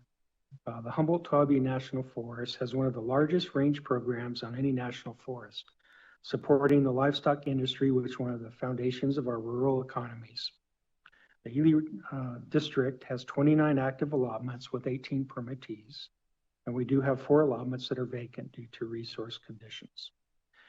As I described just now, our vegetation management programs seek to improve forage conditions and protect our allotments from wildfire. Okay, recreation program overview is next. Recent economic impact study commissioned by the Nevada Division of Outdoor Recreation illustrates the importance of public lands recreation in Nevada's economy, particularly the rural districts like Ely. The Central Zone Recreation Program continues to focus on providing safe, well-maintained, and accessible recreation opportunities for both local residents and traveling public who have long relied on the recreation sites across the Humboldt-Towabe National Forest. In alignment with Forest Supervisor direction, the program will maximize the use of recreation personnel across the Central Zone to support core campground operations, enhance visitor experiences, and maintain infrastructure. Certainly work towards compliance with Forest Service standards. The Ely Ranger District Recreation Program is anchored by a Recreation and Wilderness Program Manager who administers 4 of our SNPLMA projects to improve recreation access and infrastructure. For the 2026 field season, the recreation program will have 2 seasonal employees, one of which is supported by a SNPLMA Round 19 funds incorporated into agreement with Great Basin Institute. Additional support with hazard assessment and chainsaw work will be provided by the Central Zone Prevention Technician, Rich Martinez. In addition, we're projecting a total of 2 crew leads and a small Youth Conservation Corps, YCC crew, of 4 to 6 youths, all between the ages of 15 and 18. All personnel are funded by SNPLMA Round 19 funds. The YCC program is geared to help aspiring youth interested in gaining information, experiences, and knowledge for a career in natural resource management. Now speaking to recreation access and infrastructure. The Ely District continues to leverage SNPLMA funding and partner capacity and strengths to improve the recreation sites and expand public access. Ely has a large capita ratio of avid mountain bikers and is becoming a mountain biking destination. The War Mountain Bike Trails project brings the Forest Service together with the International Mountain Biking Association and local club Great Basin Trail Stewardship to expand mountain biking opportunities on the district. This project is funded by Round 18 SNPLMA grant with International Mountain Biking Association implementing most of the work through a cooperative agreement. The project includes up to 40 miles of trail, multiple trailheads, upgrades to access roads, and informational kiosks. Most of the trail network has been completed with additional work scheduled this field season. Over the winter and spring, cooperation with the International Mountain Biking Association and Great Basin Trail Stewardship continued with a sign design, coordination, and acceptable names in collaboration with White Pine County Recreation and Tourism Grant around updating trail signs. Another SNPLMA Trails project focuses on reconstruction of trails in Mount Moriah Wilderness. Our Round 19 project is being completed using Forest Service roads crew in a cooperative agreement with Friends of Nevada Wilderness. Much of the road crew portion of this project was completed in 2024. Road work on the Horse Canyon Trailhead is slated for this season. The Friends of Nevada Wilderness has been working on the priority portion of this project, reestablishing the Hampton Creek Trail. And the Friends are rotating their hitches throughout the summer, incorporating volunteers and trail crews. Another SNPLMA Round 19 grant has supported renovation of the district's Kalamazoo Campground renovation project. This is nearing completion this year. Sites have been upgraded with new grills, fire rings, tables, informational kiosks, and RV pads.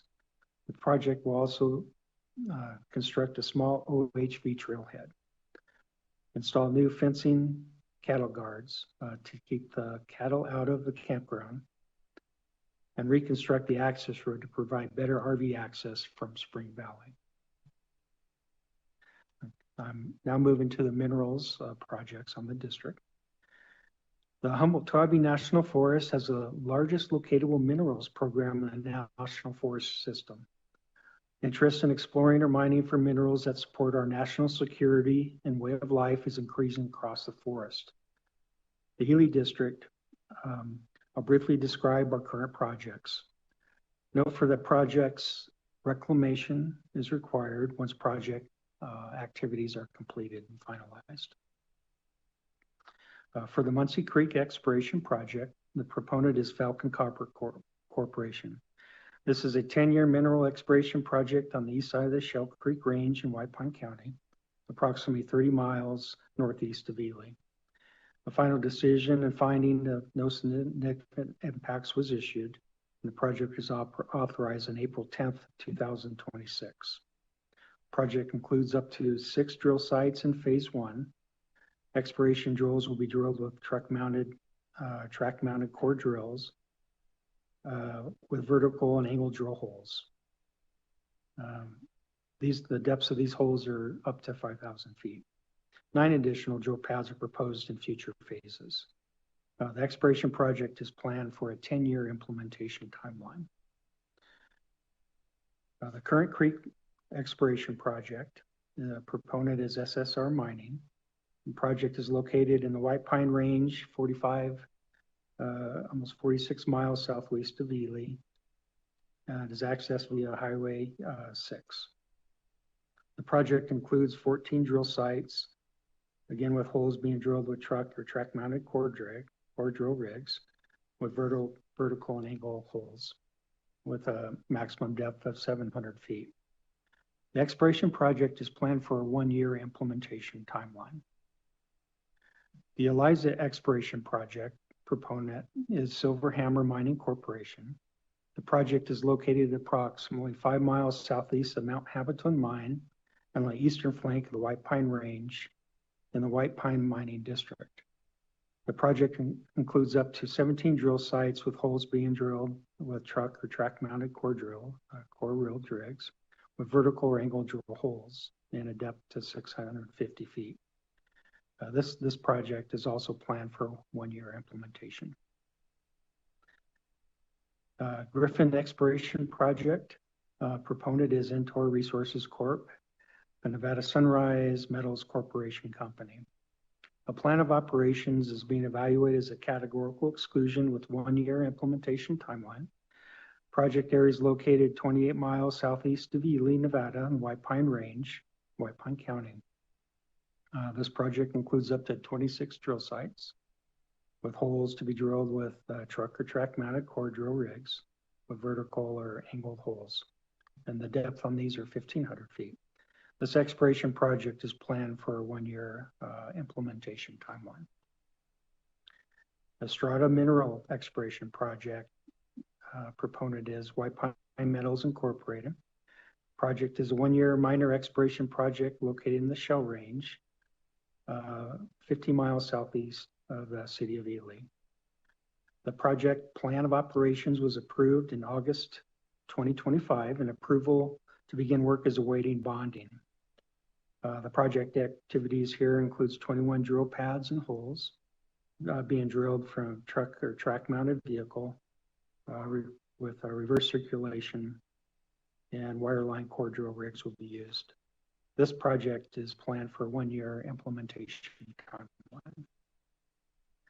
The implementation, or the Enterprise Exploration EA, is a multi-year project proposed by White Pine Minerals USA Incorporated, and they're revising an existing plan of operations for submittal to the Forest Service.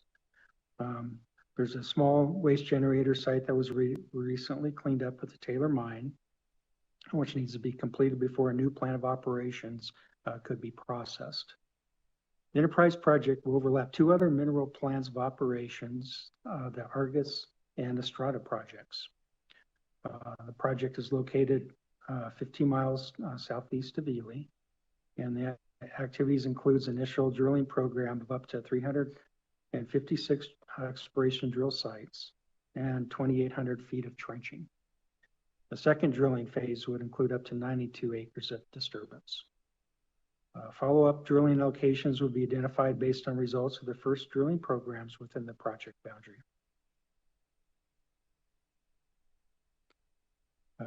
For the Ward Mountain Notice of Intent, and a Notice of Intent requires a Forest Service acknowledgement for our proposal.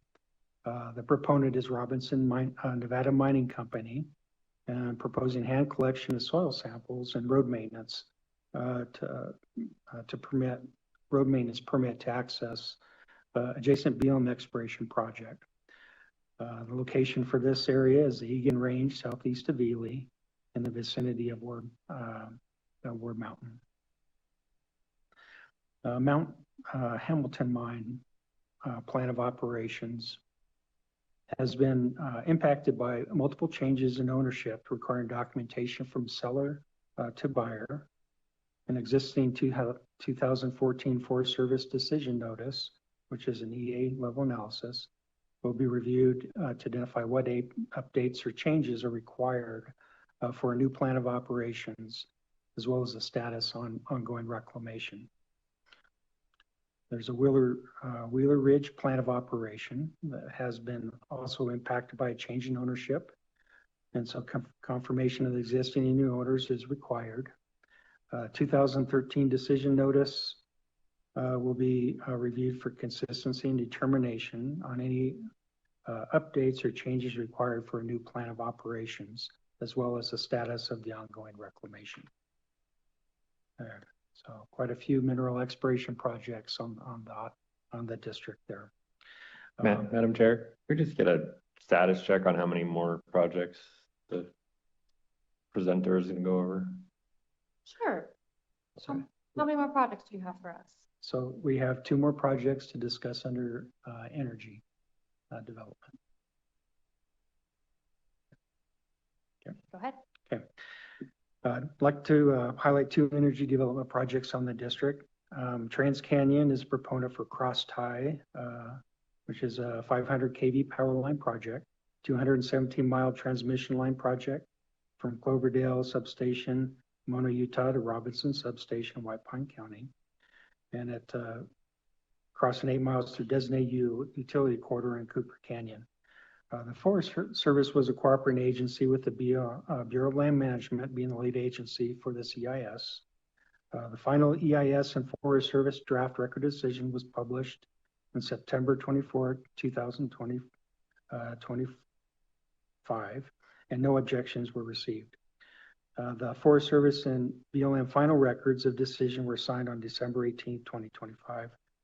The special use permit will be issued in 2026. And so there's also a National Telecommunications and Information Administration project which is a lead federal agency for a proposal to install approximately 450 miles of fiber telecommunications infrastructure following the U.S. Highway 93 corridor. That route goes from Wells to Las Vegas across multiple agencies, including BLM, BIA, state and county, with 5.1 miles of crossing national forest on the Ranger District. The project will provide high-speed internet access to rural Nevada. Resource surveys ongoing with project implementation estimated to be late fall 2026. And so this concludes my overview of current projects and activities on the Ely Ranger District. And I certainly thank you for the opportunity to present today. And I'd be happy to answer questions to the best of my ability.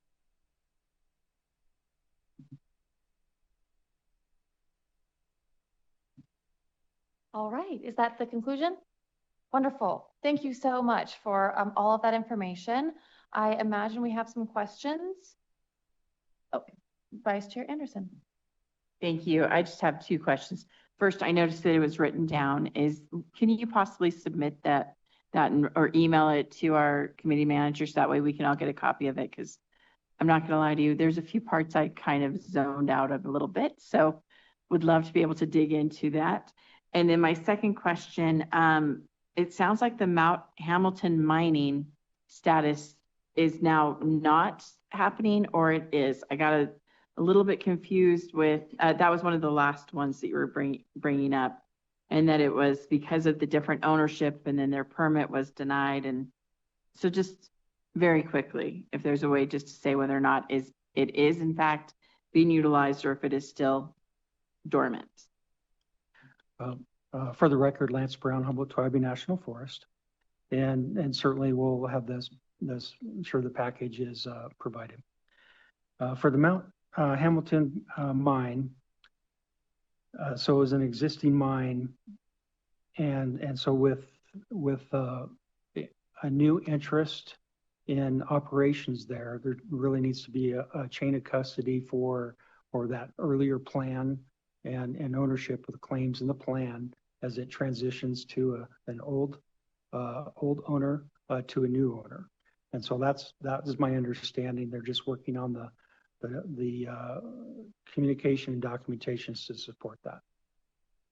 Thank you so much, and thank you, Chair. Other questions? Senator Hansen. More of an overview question. 70s, 80s, 90s, the Forest Service used to do a lot of its own trail clearing. They had crews that would actually go out and do that.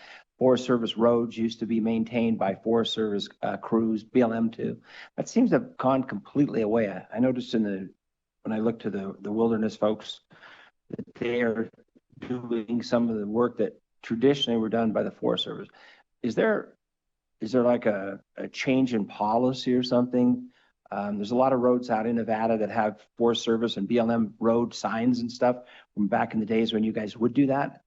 Is there something that has changed internally, or why is it in Nevada in the backcountry, Forest Service no longer really maintains roads, or apparently with only volunteer labor trails?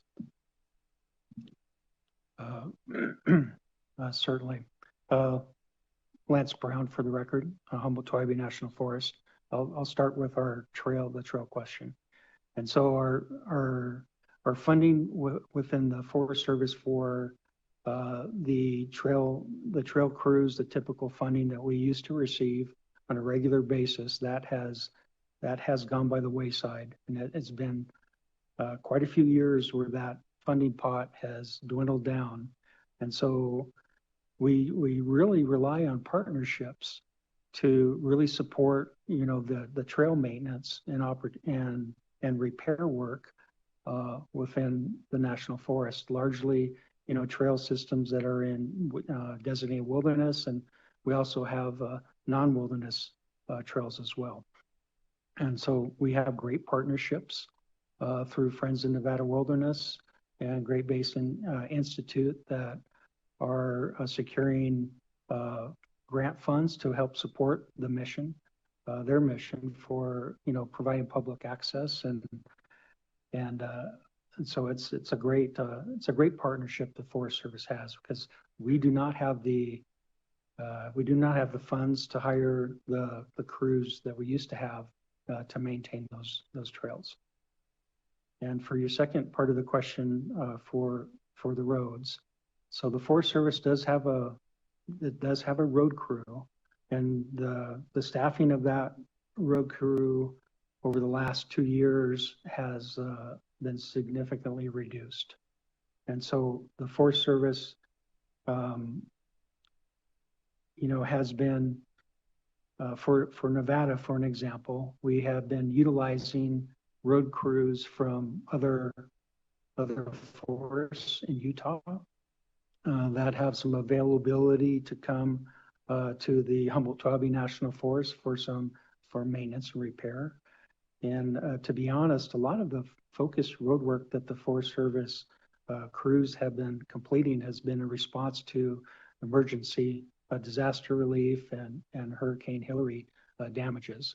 And so that's where a lot of effort has gone here the last 2 years, is work on a repair of those sites. But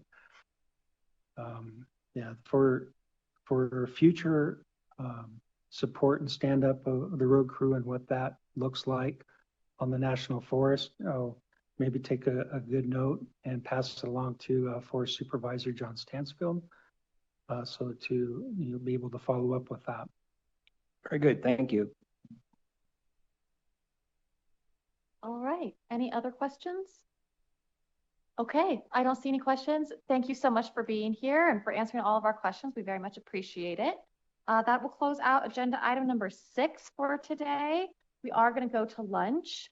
I'm sorry we cannot provide lunch for everybody, but for the staff and members of the committee, we will be having lunch just next door at the Overland Hotel. And we will see all of you back here at 1 p.m. Well, I mean, you don't have to come back, but we hope that you will. That's when we'll be starting, 1 p.m. Thank you.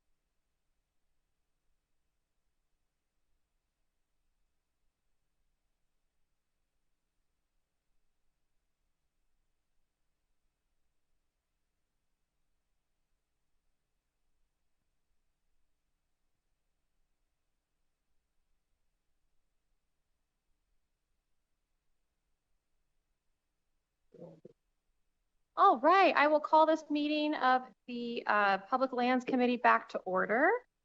And we are moving on to agenda item number 7 with a presentation from the Division of State Parks. Please go ahead.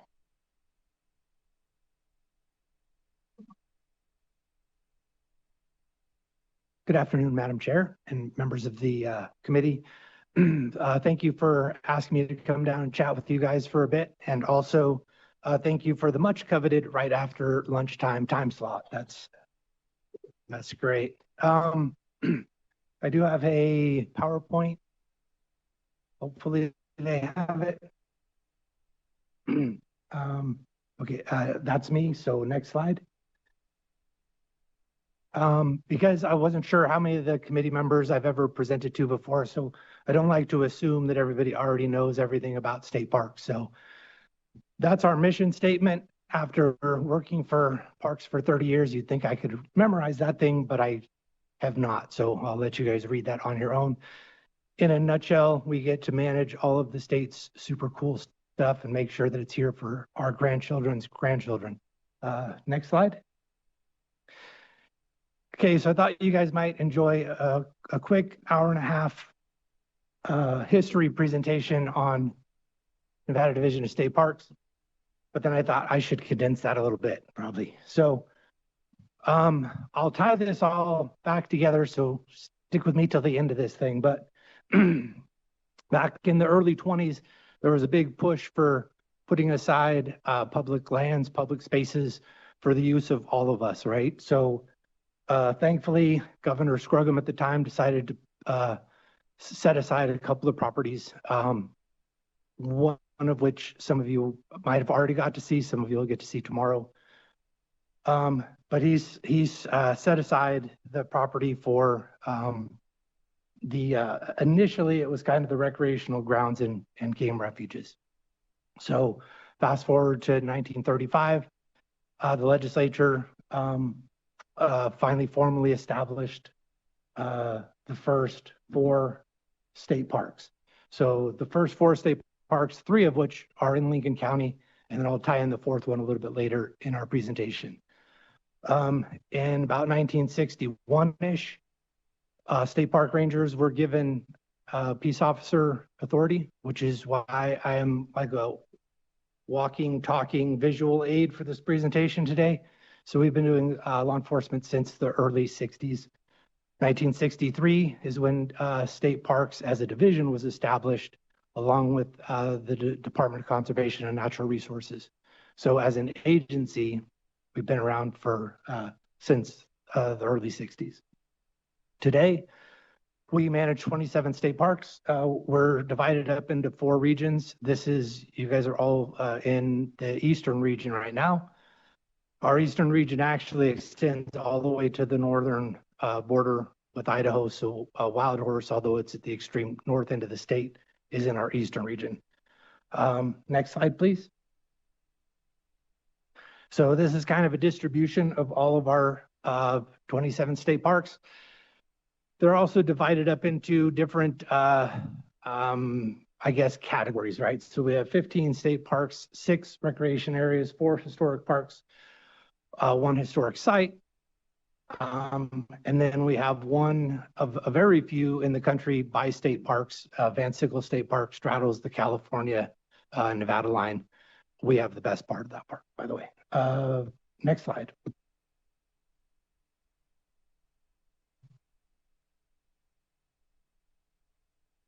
So we do some visitor outreach, we do surveys, that type of thing, to try to get an idea, get some feedback basically from the people that come and visit our parks. So we ask a lot of different questions, and I'm not going to go through all of this. There's a lot of like statistical stuff here that I didn't think you guys would care too much about, but I put it in your presentation to give you just kind of a little bit of an overview. So this kind of gives you our statewide, how like the visitation, I guess, that comes into our parks. As one might suspect, the closer our parks are to another state border, we get that like more out of state visitation to those parks.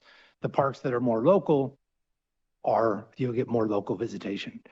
Not a whole lot of people are traveling from outside of the state to go to South Fork, right outside Elko, for instance. That's a pretty local park. Next slide, please. And then this is just some of the economic impacts. People have talked about that already, so I'm not going to hit on that a whole lot. Division of Outdoor Recreation just did a much more thorough economic survey throughout the state of what the impact is, specifically of outdoor recreation to the Nevada economy. So that's available on their website if you guys haven't seen that already. But these are just some numbers showing specifically state parks, specific economic impact within the state. Next slide. So I mentioned earlier the 4 original state parks: Beaver Dam, Kershaw Ryan, Cathedral Gorge, and then Valley of Fire. So 3 of those are in Lincoln County. Valley of Fire is the 4th one, being one of our oldest state parks. It's also our biggest state park and one of our most visited state parks. So the visitor center that we had there was built a very long time ago, back when our visitation was about 400,000 visitors a year. Was a lot for back then. We now tiptoe very close to 1 million visitors there every year. So we were fortunate to come across an entity that was willing to donate a significant amount of money to the agency for a pretty spectacular project. They wanted to find something pretty visible and preferably in Southern Nevada. We pitched the idea of a visitor center, took them on a tour of a visitor center that we were almost done with, needed just a little bit more money to get that one across the finish line. As luck would have it, they were willing to donate the extra money that we needed to get that one done, and then helped us to build this thing. So kind of what I was asked to come down and talk to you guys about is what we've been up to lately. And so that's where we're going to transition into that part of the presentation. So Valley Fire Visitor Center, we got the funding for that during the last session. And I went to our planning and development crew and I said, if I get you the money, can you build me a visitor center in 2 years? Which is a crazy timeline for a state building to get built. We hadn't designed it. We kind of loosely planned it. So we planned it, designed it, and constructed it in about 2.5 years, which is amazing. If you guys haven't got a chance to look at that thing yet, make sure that you get down there and run through it. Next slide, please. So one of the things that we wanted to focus on was more interactive exhibits to engage kids and give them an inside space so that when you go visit that park, when it's 90 degrees outside, you can have something to do inside. So pretty amazing displays that are in there, a beautiful outdoor amphitheater. Next slide, please. Oh, go ahead and back up before we see that. So I guess that's the last slide. I had those broken up into different pictures, so that's clever. They're all put together like that. So the Valley Fire Visitor Center is our most recent major accomplishment. We're super excited about that. So we have some plans in the works for a new visitor center at Van Sickle. As I mentioned earlier, we're just finishing up the design phase of that. So we're hoping to move forward with building that with any luck during this next legislative session. So all we got to do is just secure the funding for that thing. So in line with the history lesson that I gave you, very abbreviated history lesson in the beginning, I'll go ahead and move to the next slide. Everybody, I'm sure knows that that America is turning 250 years old. So we were successful in getting some grants for the America 250 projects. It's volunteer-based projects, so we have 14 of them scheduled. Those have to be done from January 1st to July 3rd. You have to have them all completed by right before the nation's birthday. So we've already completed a lot of them. We've done stuff from fencing off cattle and horses, because nobody ever gets tired of talking about horses, off of an airport that we own. And we did some petroglyph improvement. So people see petroglyphs and then they decide it would be awesome if I could make my own petroglyph, which we strongly discourage people from doing. But occasionally we have to go in there and sandblast those things off so that we can restore the area back to what it's supposed to look like. A bunch of tree planting projects, a lot of litter pickup, some trail rehab projects. So those are all on our website. If anybody is looking for something to do on a weekend, we probably have a couple of projects coming up. And you're all welcome to come out and help us plant trees, or next slide, please. Or pick up trash, build some fences, take super cool pictures in front of super cool places. I'm in there somewhere, but they might have cropped me out. Next slide, please. All right, so that's kind of where we've been. Now where we're gonna go. I was gonna put up a picture of an alien, but I figured lighthouses are probably as alien to the people in this room as aliens are, maybe more so. So I mentioned we have 27 state parks. We started with 4, got to 27. I was hoping to get us to 30. I might have us getting pretty close to there. So we've been lucky over the last very short period of time. In fact, one of them hasn't closed. It should be closing soon. But we acquired, the state, I should say, acquired some property outside of Ely. The Monteneva Hot Springs was acquired because there's an endangered plant there. The Monteneva paintbrush is also located on that property. So DCNR, through the Conserve Nevada program, acquired that property to protect the plant species. But since we're really good at managing land, they asked if we would take it. Like, hot springs? Absolutely, we'll take that. So we already have the land. Now we just have to figure out what to do with it. Well, when we were out looking at it, it's actually pretty cool. It's a hot springs. It's super wicked hot, but it's very interesting. But the water coming out of there is about 180 degrees-ish. So we don't want a whole lot of people tiptoeing around that thing until we can build a boardwalk. So it's not really open to the public yet, but we own the property. On that land is also an old foundation for when back in the 20s into the 30s, there was a resort of sorts built out there, and they piped that hot water into to make little, hot tubs in there or whatever. So the foundation still exists, super cool, but until we can build a boardwalk and protect it, we're leaving it not open to the public necessarily. While looking out there, we talked to the adjacent neighbor. There's a ranch just to the north of that property who has the surface water rights from that hot springs. They go onto his property. He's got 3 ponds built there. It's spectacular property. He decided he would like to sell that to us, and as long as we gave him the ability to continue to run cattle on it until he dies. I'm like, sure, and don't bother dying anytime soon, because we have some other pieces of the puzzle to put in place. So we were able to purchase that land as well. So we have a ranch and this hot springs. There will be a couple of pictures of that later, but they're not that great. That's why I'm still talking.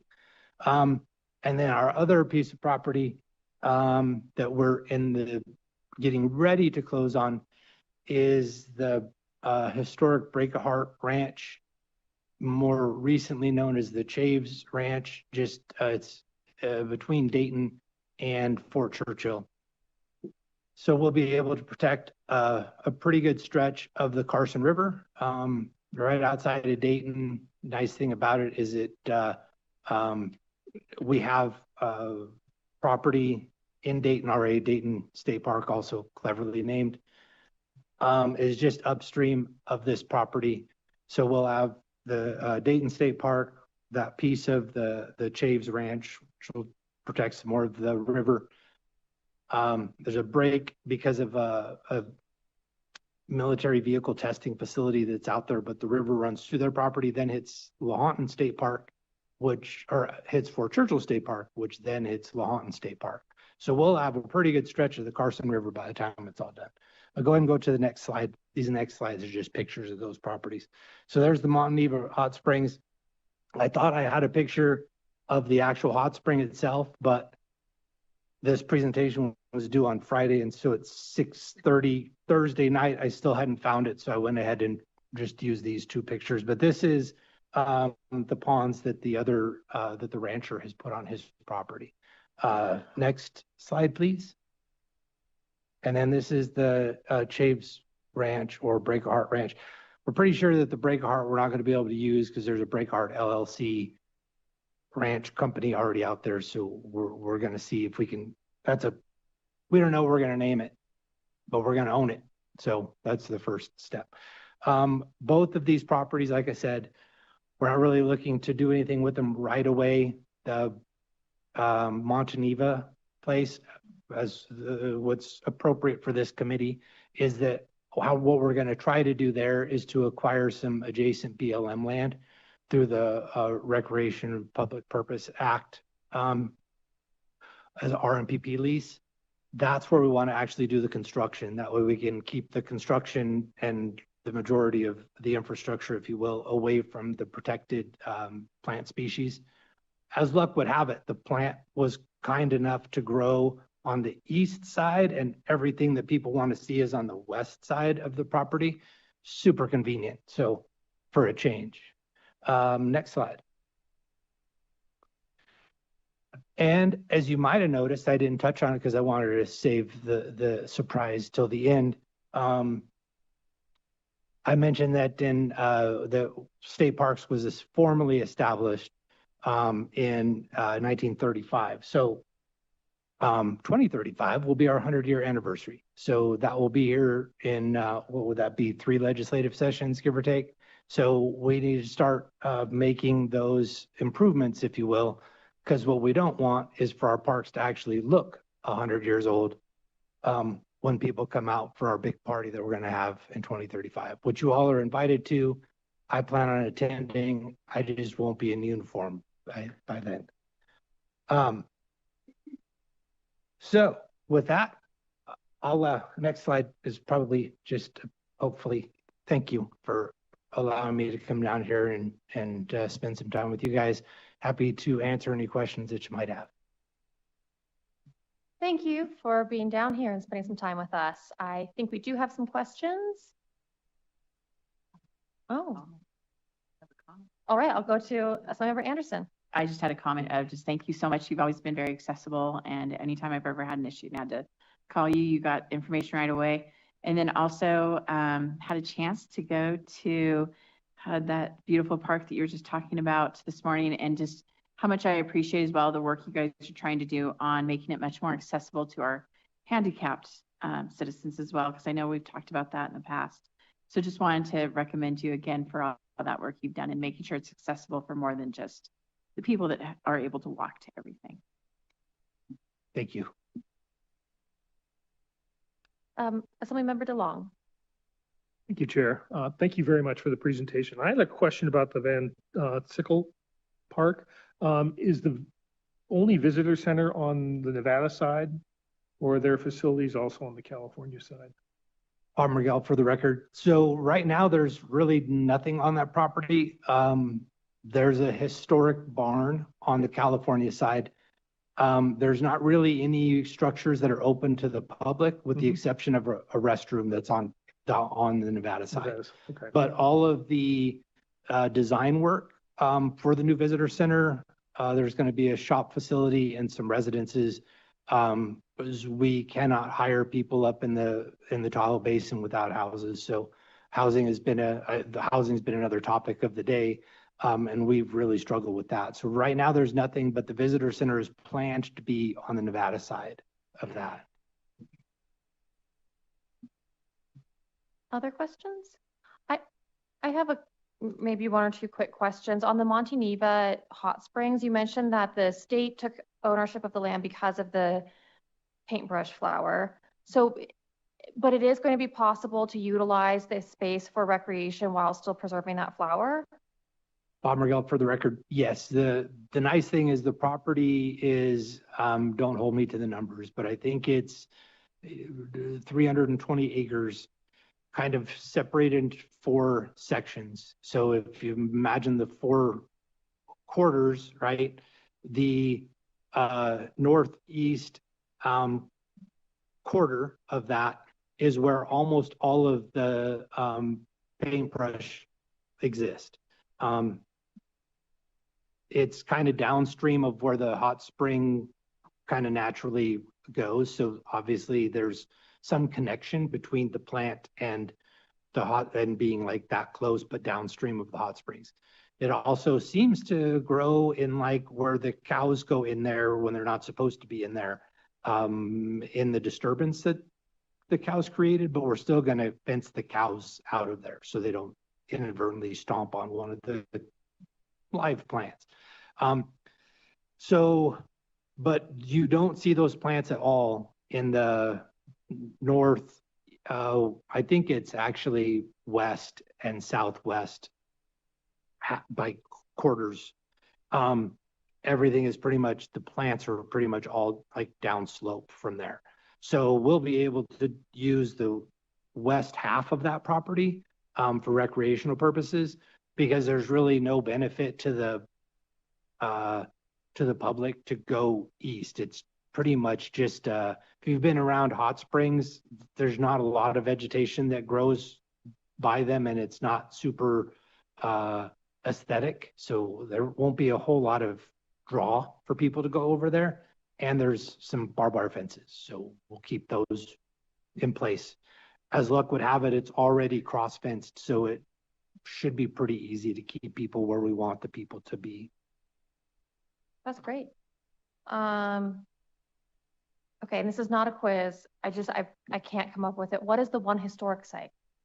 The one historic site that we have is Elgin Schoolhouse. Oh, okay. That makes sense. Because it's just pretty much just the schoolhouse. Schoolhouse itself. Okay. Well, not seeing any other questions. We certainly appreciate your time and look forward to our tour tomorrow for those who are able to stay and make it. And that concludes agenda item number 7.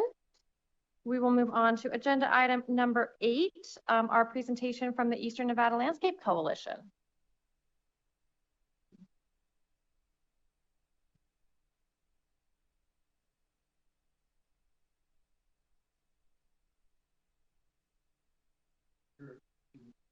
You need to turn the mic on. Button on the right. Thank you. Yep, I apologize. I've spent most of my life in the outdoors and doing field work, not presenting, public speaking, so bear with me. I am the Executive Director at Eastern Nevada Landscape Coalition. I've been 2 years on the job, coming this fall. Previously, I worked for 15 years with Eastern Nevada Landscape Coalition, which I'll refer to as ENLC going forward, as primarily field work in various roles. I did chuckle when Senator Hansen asked about trail maintenance on the Forest Service. My first job in Nevada was wilderness trail crew. And so saws and clearing trails. Sad to see that's gone. In any case, I do think, do we have any slides for me? But before we get to that, I'll just keep moving forward. So ENLC has been existing for, perfect, we can hold up there. Or go to the next one, please. So 24 years, our 25th birthday is May 1st of coming up next week. So Betsy, our founder, executive director, I think has presented to this committee before. And so part of why I came back as a director was because her passion and her love for the public lands. And I said, okay, I'll take this on.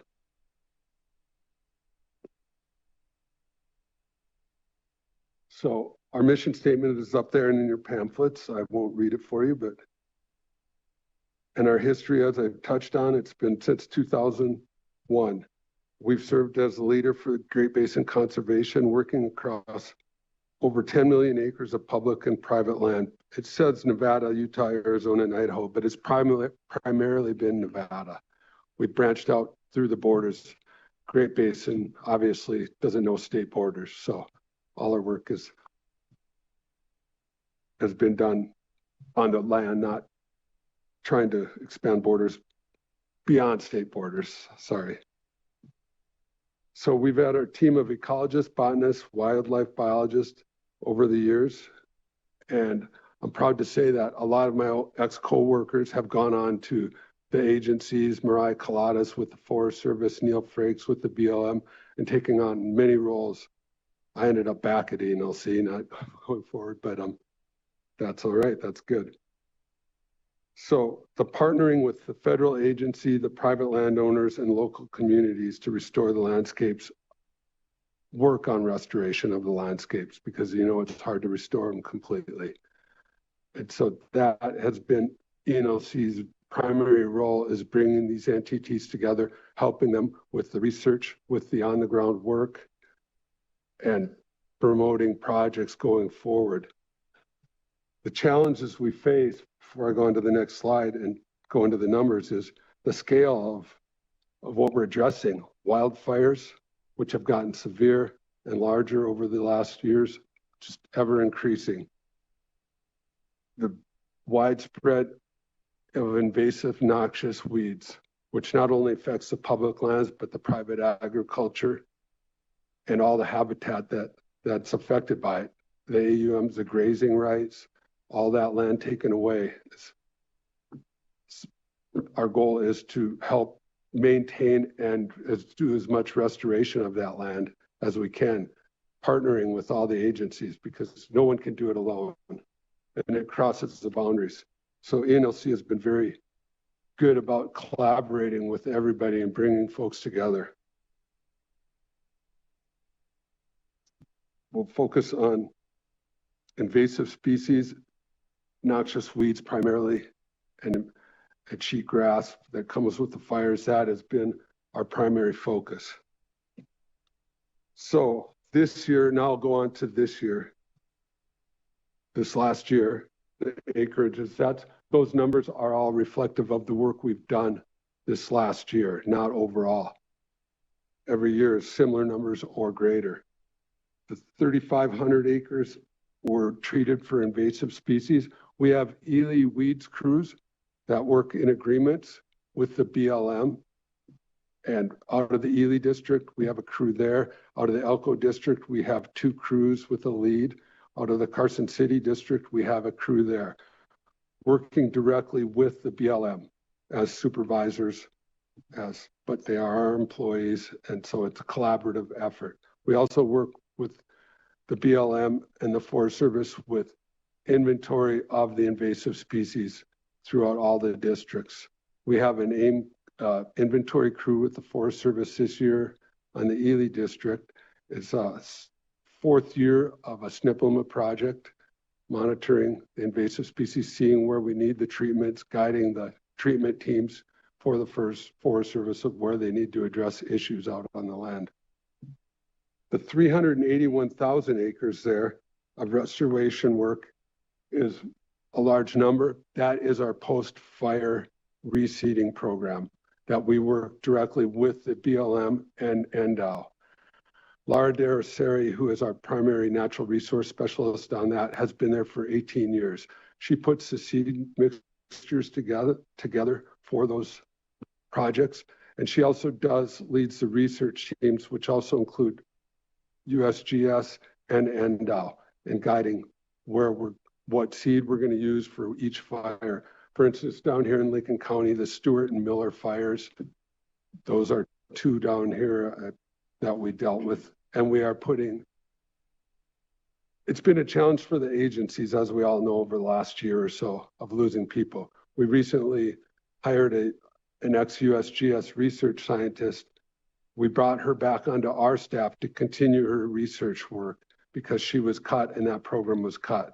So we realized we can't let that research fall off by the wayside. We need to look. She was primarily looking at soil composition, of how that affects our reseeding efforts. So we're not spending too much money, getting the most bang for your buck, as it were. So ENLC was able to get her on staff and fund her through our collaboration with NDOW. NDOW was, okay, NDOW didn't want to lose her as well. So I felt like that was a good example of how ENLC can bring partners together to keep the work going, because it's not a 1 year at a time deal. This is a long, long process. We've had a lot of good successes. We're doing exclosure fences on those 381,000 acres, spots all over that reseeded areas to monitor and see how effective our seeding is. And of course, the exclosure fences are to keep cattle off, but primarily, as we mentioned, the beloved wild horses. So we know, what effects are we having, and to get those costs down and be the most effective on our treatment programs. The riparian areas were mostly invasive species treatments and some reseeding of some of those areas, but mainly that was spraying weeds on those riparian areas and inventorying those areas. The wildlife surveys conducted this year were primarily bat surveys with an agreement with the BLM on the Barnum, the Basin and Range Natural. It's over by Mount Irish is where it is in Lincoln County. I think 14 species were identified there. And then the seed mixture number, that is the amount of seeds we put together. So the regional seed warehouse is out of Idaho, is actually in Ely. It's managed out of Idaho. We put together the workforce to mix the seed, to assist the BLM in mixing the seed. I'm very proud of that one because I got 5 local people to work on that crew over the last 2 years. So keeping some work in with local employees is a big one, big priority for me. So those are kind of our numbers for just this year. I say just this year, just to be clear on that, because multiply that over 24 years, we've helped with a lot of acreages and help. So some of the programs that make a difference, well, the CWMA is the sort of cooperative weed management areas. There's 9 of them. There is Steptoe Valley, Newark Long Valley, Spring Valley, Snake Valley, Upper Meadow Valley Wash down here in Lincoln County, and Pahranagat Valley, and then also in the Clark County district, Las Vegas district. So we have 2 meetings a year. CWMA members are landowners, primarily private citizens, and working in conjunction with us and the agencies to try to raise funds for them to help them treat their weeds on their lands. The funding for that in the past has been Nevada Department of Agriculture grants, which we provide matches with, along with Tri-County Weeds out of Ely. And they also provide a lot of the service as far as treating the weeds go. That funding has gone by the wayside. Last year, we have a little bit for the CWMAs this year through the Nevada Department of Ag, which they're getting funded. My understanding is from the federal, I think EPA and Farm Bureau.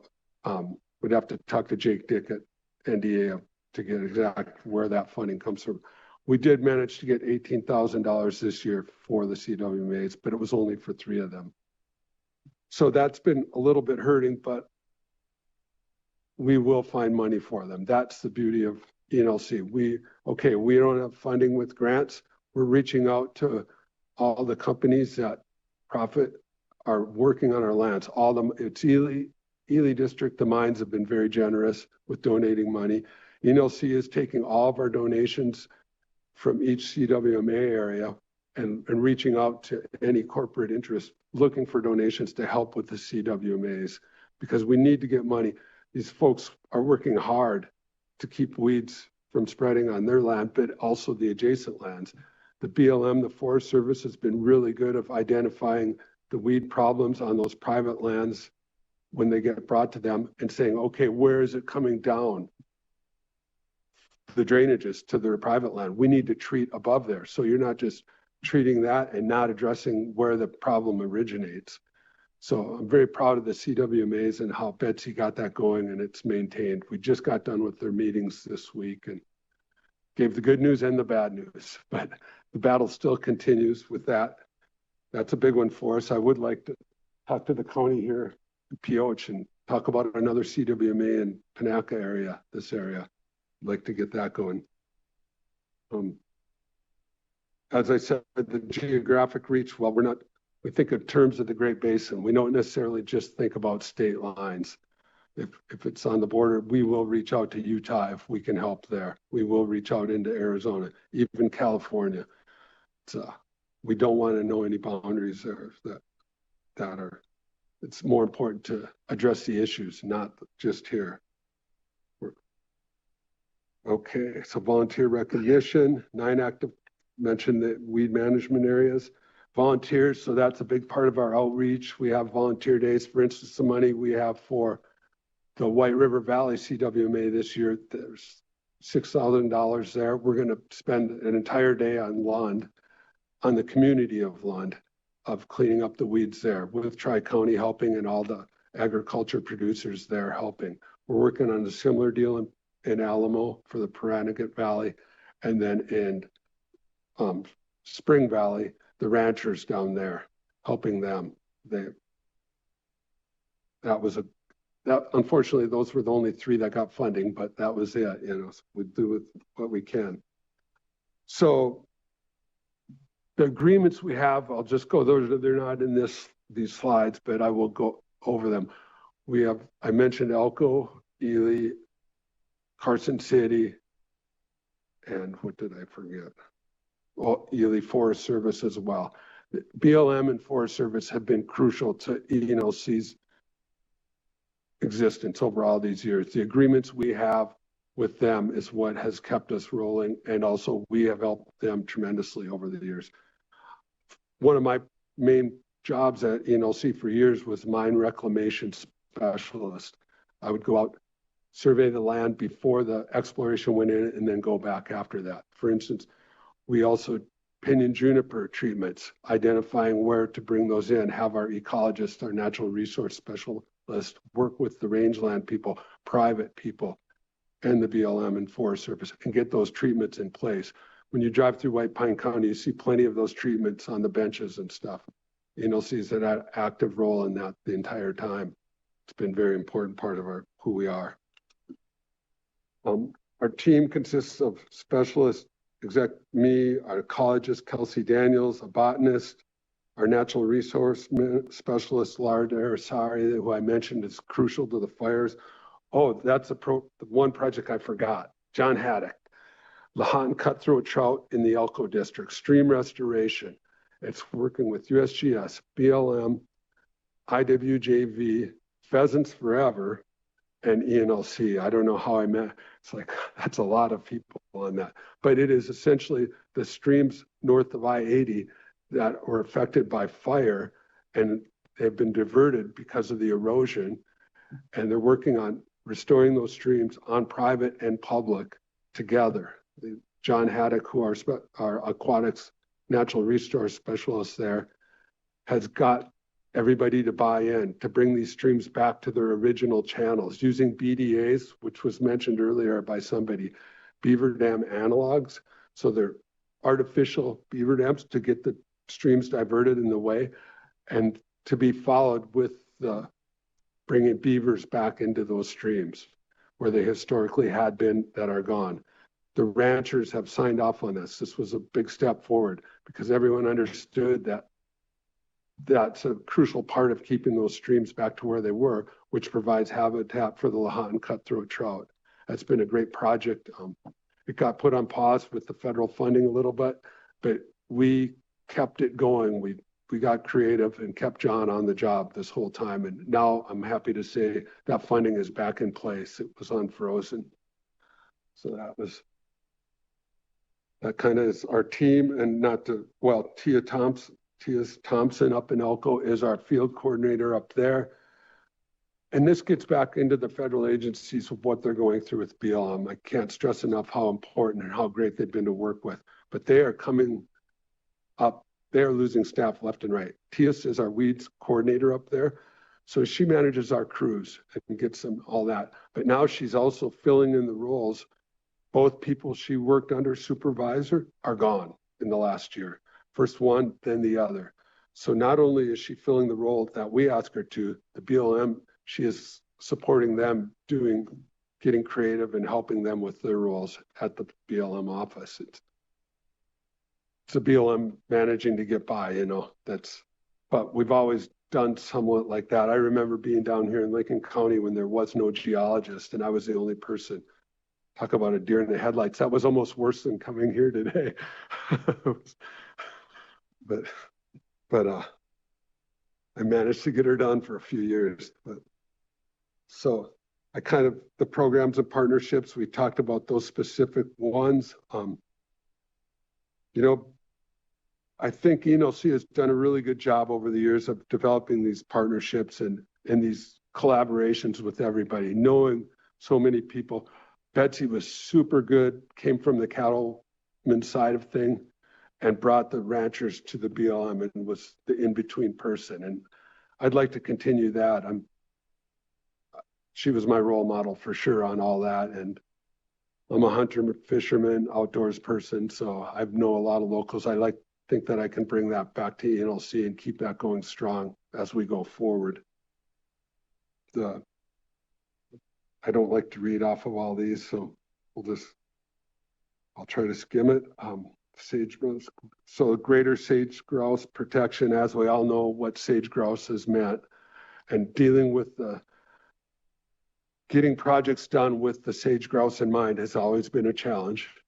And we worked heavily with the NDOW on doing that, on getting those surveys done, those permissions done to push forward the projects. Pan mine in Ely, Nevada, this is going back, it's all finished now, but that one, ENLC had a crucial role in getting that mine through the EA process, the NEPA process. We didn't write the NEPA, but we did the wildlife surveys, the botanical surveys, the on the ground. It was a 2-year lesson in patience, but it was good. It was worthwhile. We brought that mine in, we helped do it. So this last year was very successful as far as having the work we did. I foresee probably getting to the end of my time, but going forward for this next year, our crews are all set in place, got those already. The work is starting to get going. The inventory last year for the bats, all that data has been gathered. Now it's going to lab to be analyzed, and then projects will be moving forward from that. The CWMAs, while it was a challenge with the money this year, I am confident that we're going to work together and get more money to the CWMAs to help everybody. Partnering the noxious weeds, what they cost in terms of financial and habitat loss is huge. And if we don't work at keeping them at bay, I know we're not going to get rid of them all, but we have to keep that battle up ongoing. And working with the private landowners, with the public agencies is definitely essential. So I'm hoping to keep that rolling well forward. The community outreach, which has always been a part of ENLC, we had celebrated our 20th annual Ely Weeds Invasive Species Conference. And we had to change the name of that, by the way. It used to be the Weeds Conference, but yeah, there's a lot of unwanted calls, just like landscape restoration. You can't believe the calls I get on that. And no, we can't come do your yard. But it's like, okay, we got to think about these names a little more.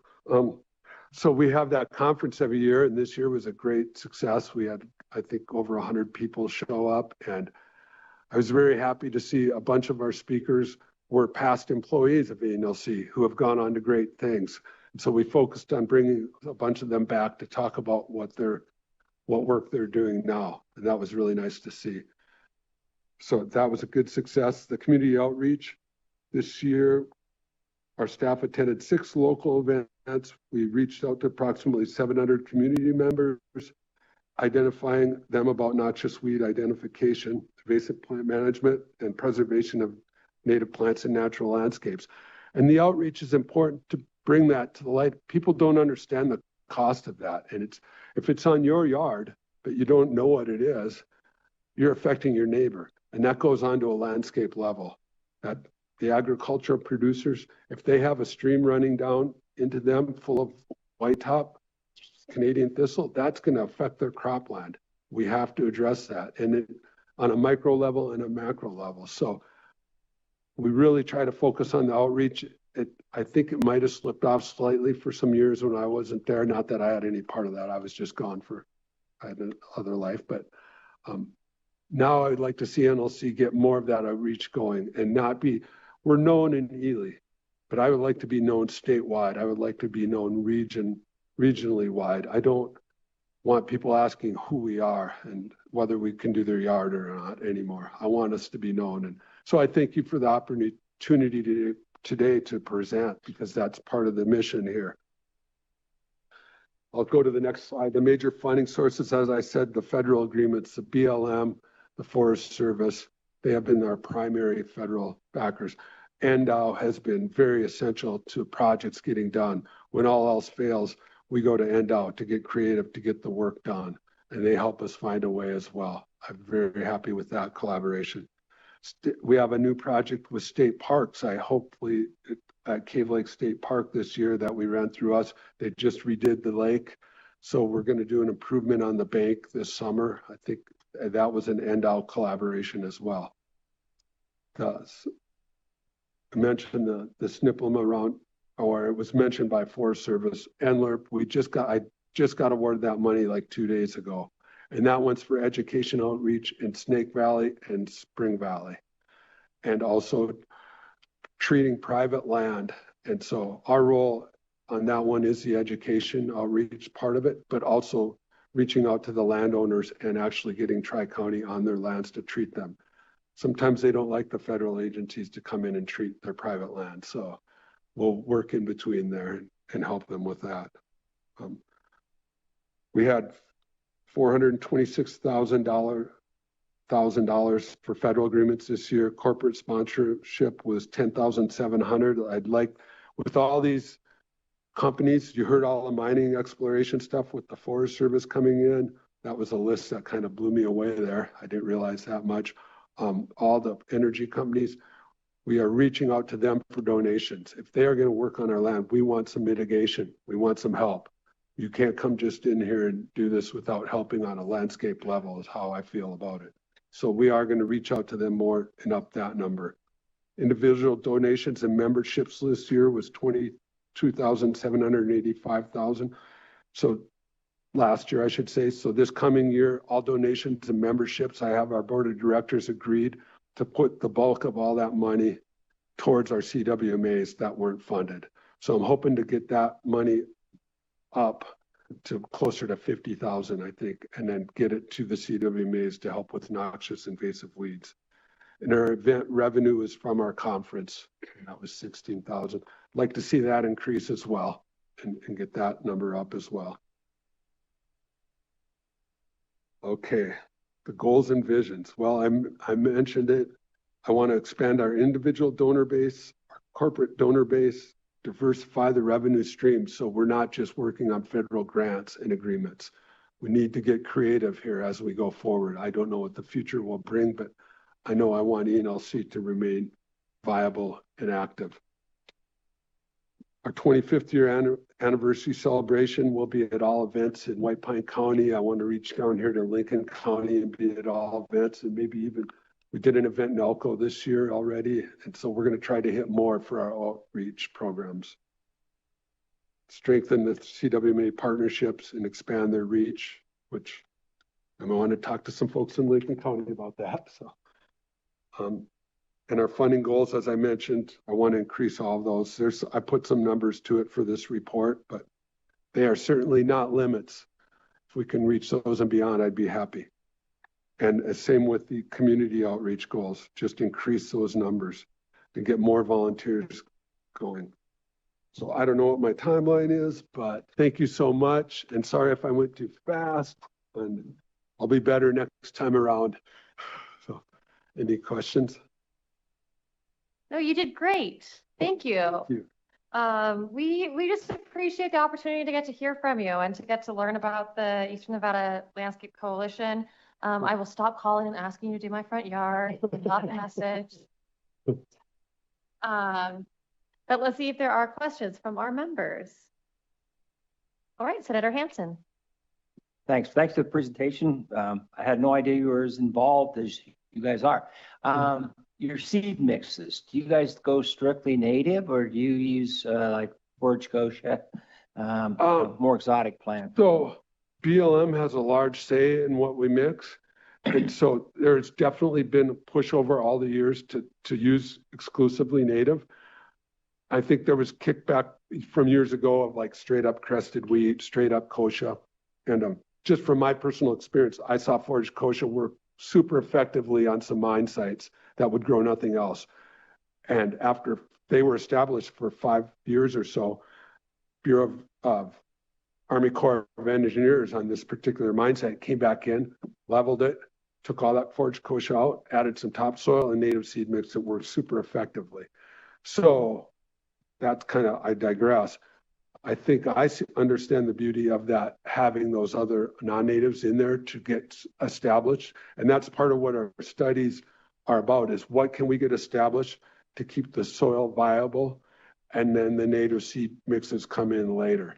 So BLM was strictly native for a long time.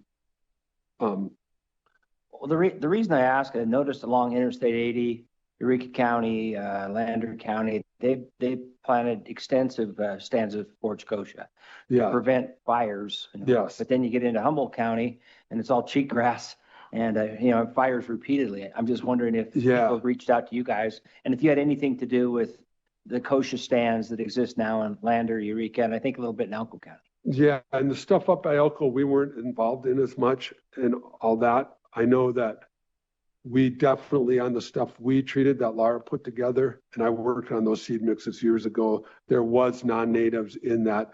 And part of it is to get that soil stabilization in place and get something growing those first years. And then hopefully the natives come back on it. There was a push away from that for a while, but I think it's going back to that. No, I'm for it. Yes, 100%. I don't believe in just using native. No, it doesn't work as effective. I think that what they're learning is that they do need to get that stuff that grows well and gets that soil stabilization back in, the nitrogen. And that's part of what the research projects have shown. And so I think that's helped sway it back the other way, because there's one right there by Ely. It was just straight up crested wheat for years. And that was before I got there. They had planted it. It grew well. I did a lot of work out on that. And I saw there was pretty heavily grazed by sheep, but that crested wheat stayed there. And now if you go in there now, you see the native grasses all over. And if it wasn't for that crested there or the forage kochia I meant. So there's movement back toward that. We don't get to control it completely. We have to go by their standards. But I know our scientists are promoting it. Good. My last question, you may have answered actually. There's a thistle, like when you go on Interstate 80, you mentioned the streams north of Interstate 80, Susie Creek, Maggie Creek, where those cross Interstate 80, there's this thistle that's growing, big tall thistle. And you mentioned Canadian thistle. Is that Canadian thistle? I mean, it could very well be, but I'm definitely a long ways from the day where I could identify a thistle driving down the highway, but it could well be. It's almost for sure an invasive noxious thistle. That much I know, not something native. Yeah, well, it's definitely not native. No. Yeah. Well, that's why, and I've seen it expanding in the last 5-6 years. Yes. I started to know extensive stands there along Interstate 80. Yep. Now it's all the way up to Elko. I saw it on the Mountain City Highway. Saw it up by Charleston. Yep. Stands of it. It's tall. It's very thin. It's some kind of thistle. Yeah. And it's tall. I would guess it's at least 4 to 5 feet tall when it's mature. I'm just wondering if that's one of the ones you guys have been trying to address. Yeah, I'm sure our Elko crew is trying to address that. I could even reach out and get back to you with the exact one and what they've treated. One thing I do know is not a one-year deal. That's the one thing about noxious invasive weeds. You just don't go in once, treat it, and then you're done. It is an ongoing battle year after year, and it takes time. And then you need to restore behind it, because if you don't, it's coming back even stronger. Yeah, I've been watching it expand just in the past few years. It's definitely going up and down the Humboldt River. Yeah. And huge problem. And that's part of what we are working on. If it's on the Humboldt, it's definitely being treated. North Fork of the Humboldt, Devil's Gate Ranch, all the way up. Yep. That's heavily eroded. Yep. Have you guys had any riparian habitat? That's work where in that some area? of that project I mentioned with John Haddock good. is up there, and It's mostly, I think, north of there more, but they're working their way down. Good, because that one needs it bad. It needs it bad. No, it needs it bad. Okay, thank you for your work, and thanks, Madam Chair. All right. That it then? I have one question. Okay. It seems like you guys, I think it's fair to say you rely on federal grants, and we've seen grants being slashed across the board throughout, throughout the government in the last administration. Have you guys been facing that too? And if you could just state your name for the record before you answer. Sorry, yes. For the record, John Watt. I forgot that. I'm going to use that in my meetings going forward. Yeah, I should have touched on that more. So I mentioned that funding on the streams getting frozen. That was IRA money, Infrastructure Reduction Act money. So it was frozen for almost 9 months, and it would get released and it would be back. And we had one of our other agreements with the BLM, the same situation. The lucky thing for us is our agreements were 5-year agreements. So we're in the middle cycle of those. So we were able to do modifications to them to get more funding put in to keep us rolling forward. And the BLM was very creative with that. Our Carson City project is the only one that's ending this year. And they are going to put in for another new agreement for another 5-year one, but he said it might be a 3-year one because of their funding. Why these agreements are able to be put in place still is it's fire fuels reduction.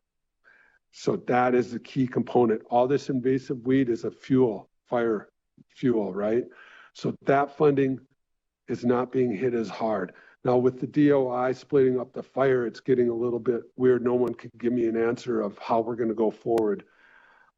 We have no false notice of funding opportunities for the BLM. So we will put forward for next year and beyond for any agreements that end, and also a new one in Ely District. Everything needs to be tied to fire and fuels, all these other things.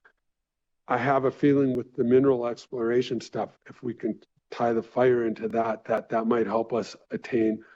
I will be talking to Forest Service more about that. You have to say the right words to get that funding. And I'm hopeful. I'm hopeful that fire fuel, also agriculture, of fighting the invasive species, the noxious weeds that affects our producers. That's huge. And there's been promises made that should be kept to help the farmers, to help the agriculture industry. So I think on a federal level, there's avenues that we're going to be able to pursue. And I want to brainstorm on that and use those key terms. The one key term I don't want to hear anymore is we don't have the bandwidth. All right. Not seeing any other questions. We certainly appreciate your presentation and answering all of our questions. All right. That will bring us to the conclusion of agenda item number 9. Number 8. My apologies. Now we will do agenda item number 9 and welcome up our presenters from the Friends of Nevada Wilderness.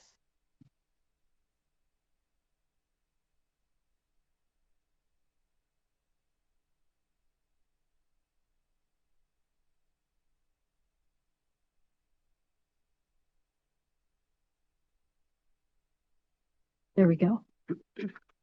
Hi, my name is Sharon Netherton, and I'm the Executive Director for Friends of Nevada Wilderness, and I should have a slide deck up there too.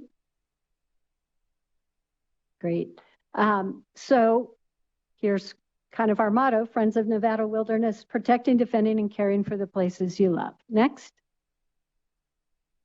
We've been around unofficially since 1974, and we're officially made a 501c3 in 1985. So we have been working across Nevada for very many years. Next.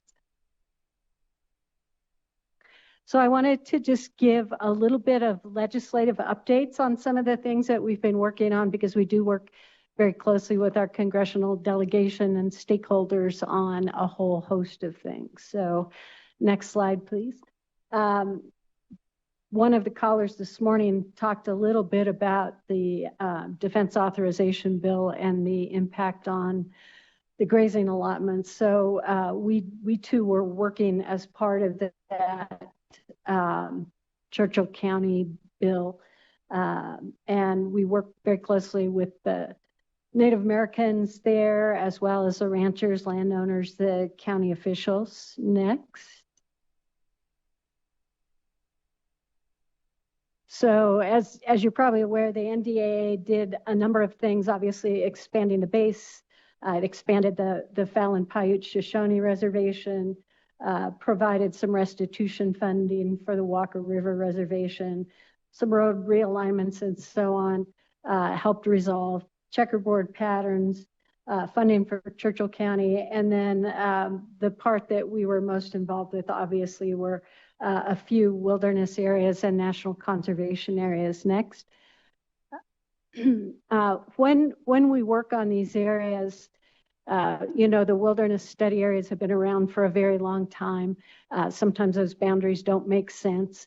We like to make sure that if we're going to have a wilderness area, it's going to work for the ranchers. Their, you know, their water developments will have access to them and so on. So we very carefully worked with all of the folks to make boundaries that were much better and more useful and will stand the test of time. So there was the Clan Alpine Mountain Wilderness. Next.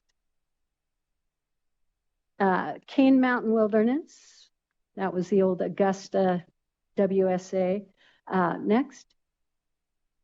The Desatoya Mountains Wilderness that spans Churchill and Lander. Next.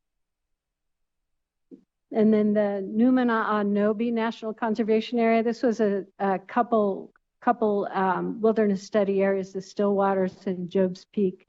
And this was sort of the home, the origin story of the home for the Native people there. So we worked very closely with them as well on creating this national conservation area to preserve some of their very special places. Next. So over the past 42 years, we've worked with our delegations, stakeholders, and so on to resolve a lot of those old wilderness study areas. And we've created, well, Congress created 73 wilderness areas, 5 national conservation areas.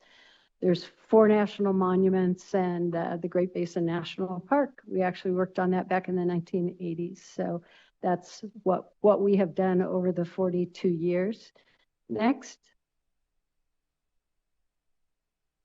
So on to what's going on right now with federal legislation, and maybe you guys are all up on this, but Senator Rosen did reintroduce the Truckee Meadows Public Lands Management Act, the Washoe County bill, and it includes 5 wilderness areas and 5 national conservation areas. There were about 800,000 acres of wilderness study areas up there.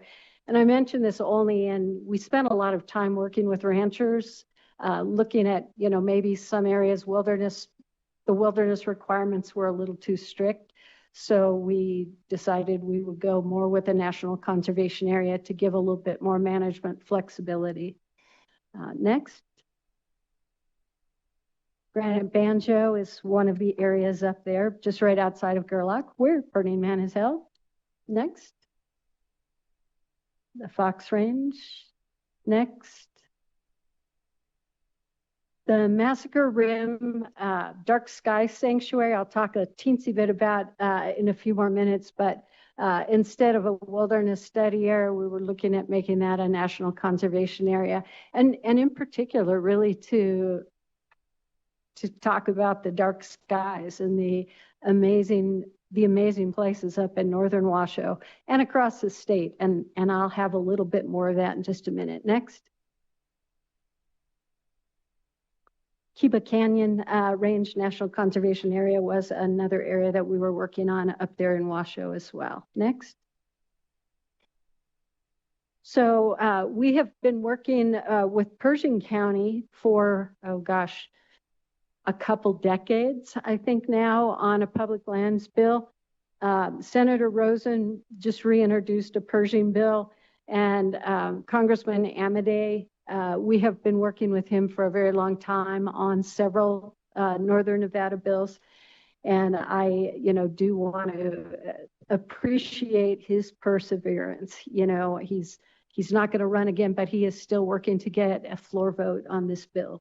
His Northern Nevada bill. So I appreciate that. That area would have seven more wilderness areas. And it almost more importantly, in many ways, would help try to resolve the checkerboard issue there in Pershing County, which takes up like a third of the county. It's horrible.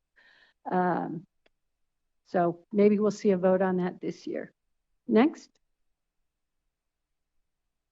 Here's just a couple of the areas in the Pershing County area, the Tobin Crest Fencemaker. Next. North Suave, Cane Mountain. Next. We also have been working with Nye County over the last number of years on a public lands bill. They have some things that they need around Pahrump, around Tonopah, certainly lands for community expansion. We talked, there was quite a bit of talk earlier today about the need for housing in some of these rural communities. This would also resolve a number of the wilderness study areas that are in Nye County, and we worked again very closely with the county and some of the ranchers there. Next. One of the areas we were looking at, again, to help astrotourism, but is the proposed Lunar Starlight National Conservation Area. You're familiar with where Lunar Crater and Lunar Lake is out there. Beautiful dark sky area, absolutely gorgeous. Next. Toyabe Crest, proposed wilderness, just for a portion of it. Next. Park Range WSA, next. And then just recently, Senator Cortez Masto reintroduced the Douglas County bill. So that also has a whole host of things that the county needs for public lands. And it just has one little wilderness study area there, Burbank Canyons, which is very pretty. So that would be a wilderness area as well. Next. So one of the things that we have been doing is speaking up for our public lands. Next. And I wanted to make clear here where I'm talking about the public land sell-off to differentiate. You know, Nevada has long had a process of working through public lands bills with local stakeholders, local governments, to determine where land is needed for community expansion or for community projects. And we are 100% supportive of that. The part that we were opposed to and had concerns here was just selling big chunks of land for balancing the budget back in Washington. The public lands bills that we have here in Nevada, the money stays in Nevada. It's used in part for education for the counties. And so that's the way we have a model in Nevada that's worked for a long time, and we'd like to see that continue. So when we talk about no selling of public lands, we're not talking about the work that we do through this public lands legislation and for legitimate community needs. I just want to make that really clear. Next. We also earlier, Jose was talking about just the plethora of solar projects coming. We've been working with Esmeralda County, the tribes, the sportsmen, and others on a proposal for like 72,000 acres of solar. That's the Esmeralda 7 project that would just blanket a huge section of Esmeralda County that's totally surrounded by pretty wild places that have very important bighorn sheep habitat. We've been, like I said, working very closely with the sportsmen on this. And yeah, it's problematic. The counties are really struggling because these projects are just coming one after another. Next. You know, another thing that we have been working on is the roadless rule. That's about to be rescinded. A number of other rules that have protected and kept intact a lot of our wildlife habitat are being dismantled. Next. And I know, pardon me, the state legislature was very and a number of you on this committee, just excuse me for a second while I take a quick sip of water. The Air Force did an EIS a number of years ago about taking over another chunk of the Desert Refuge, closing down the Alamo Road. And while they have not yet done that, it's still on the books. And so, you know, we're just keeping an eye on it. We are trying to work cooperatively with the Air Force, Fish and Wildlife Service on doing a variety of projects there. But I just want the legislative committee to be aware that this could come up at some point in the future. Next. So we also formally review projects that could affect wild places across Nevada. Next. And then I wanted to talk about something just a little happier. A number of years ago, we kind of got involved in a dark sky program. Next. Here's a map of the lights at night. And you can see Nevada. And you can see why we're positioned so amazingly for dark sky tourism. And we have a lot of dark skies because we have a lot of public lands that's kept development down and kept our skies dark. Next. So in 2019, the Massacre Rim, the Bureau of Land Management asked us to work with them to see if we could get a certification for the Massacre Rim Wilderness Study Area as a dark sky sanctuary. And we did all the paperwork and the monitoring. And next slide. It became the world's 7th dark sky sanctuary. So you can see the star's not quite in the right spot, but up in that corner of Washoe County. And so this has just been really popular. So much great tourism up in the northern part here. But there's more. Next.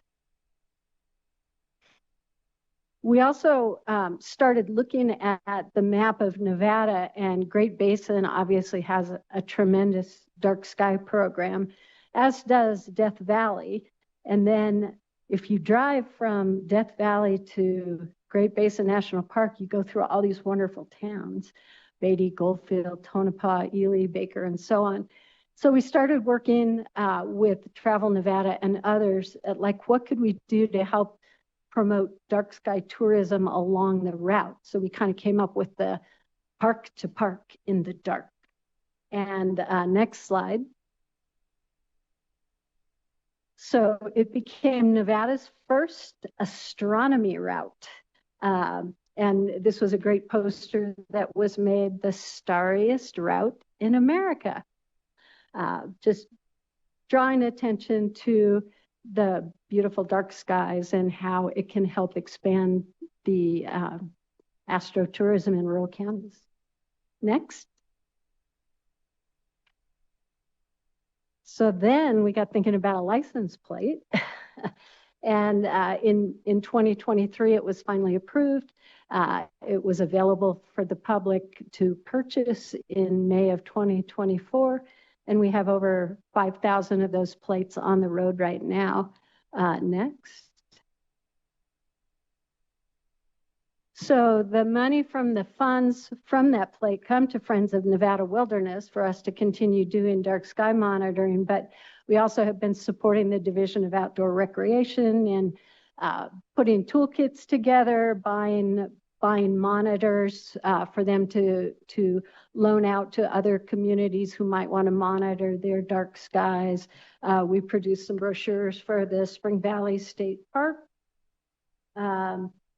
And a whole variety of other things. So we're excited about the opportunity, and the more funds that we have, the more that we can help, you know, others, whether it's schools with telescopes or, you know, other projects. We're working with Gerlach. They want to get a certification, a state certification for dark skies. But it's an exciting way to be able to give back. Next. And then again, you know, it's a great thing that Lincoln County is doing to get the dark sky certification for Spring Valley State Park. Next. And last week was International Dark Sky Week, and Lincoln County, Washoe County, City of Ely, Boulder City, Carson City, and the town of Genoa all issued proclamations on Dark Sky Week. And so it's like each year, more people get excited and involved in it. Next. So what else do we do? We steward and we restore. We have a large volunteer program. Next. As we say, wilderness can't care for itself, but our volunteers are really good at doing that. Next.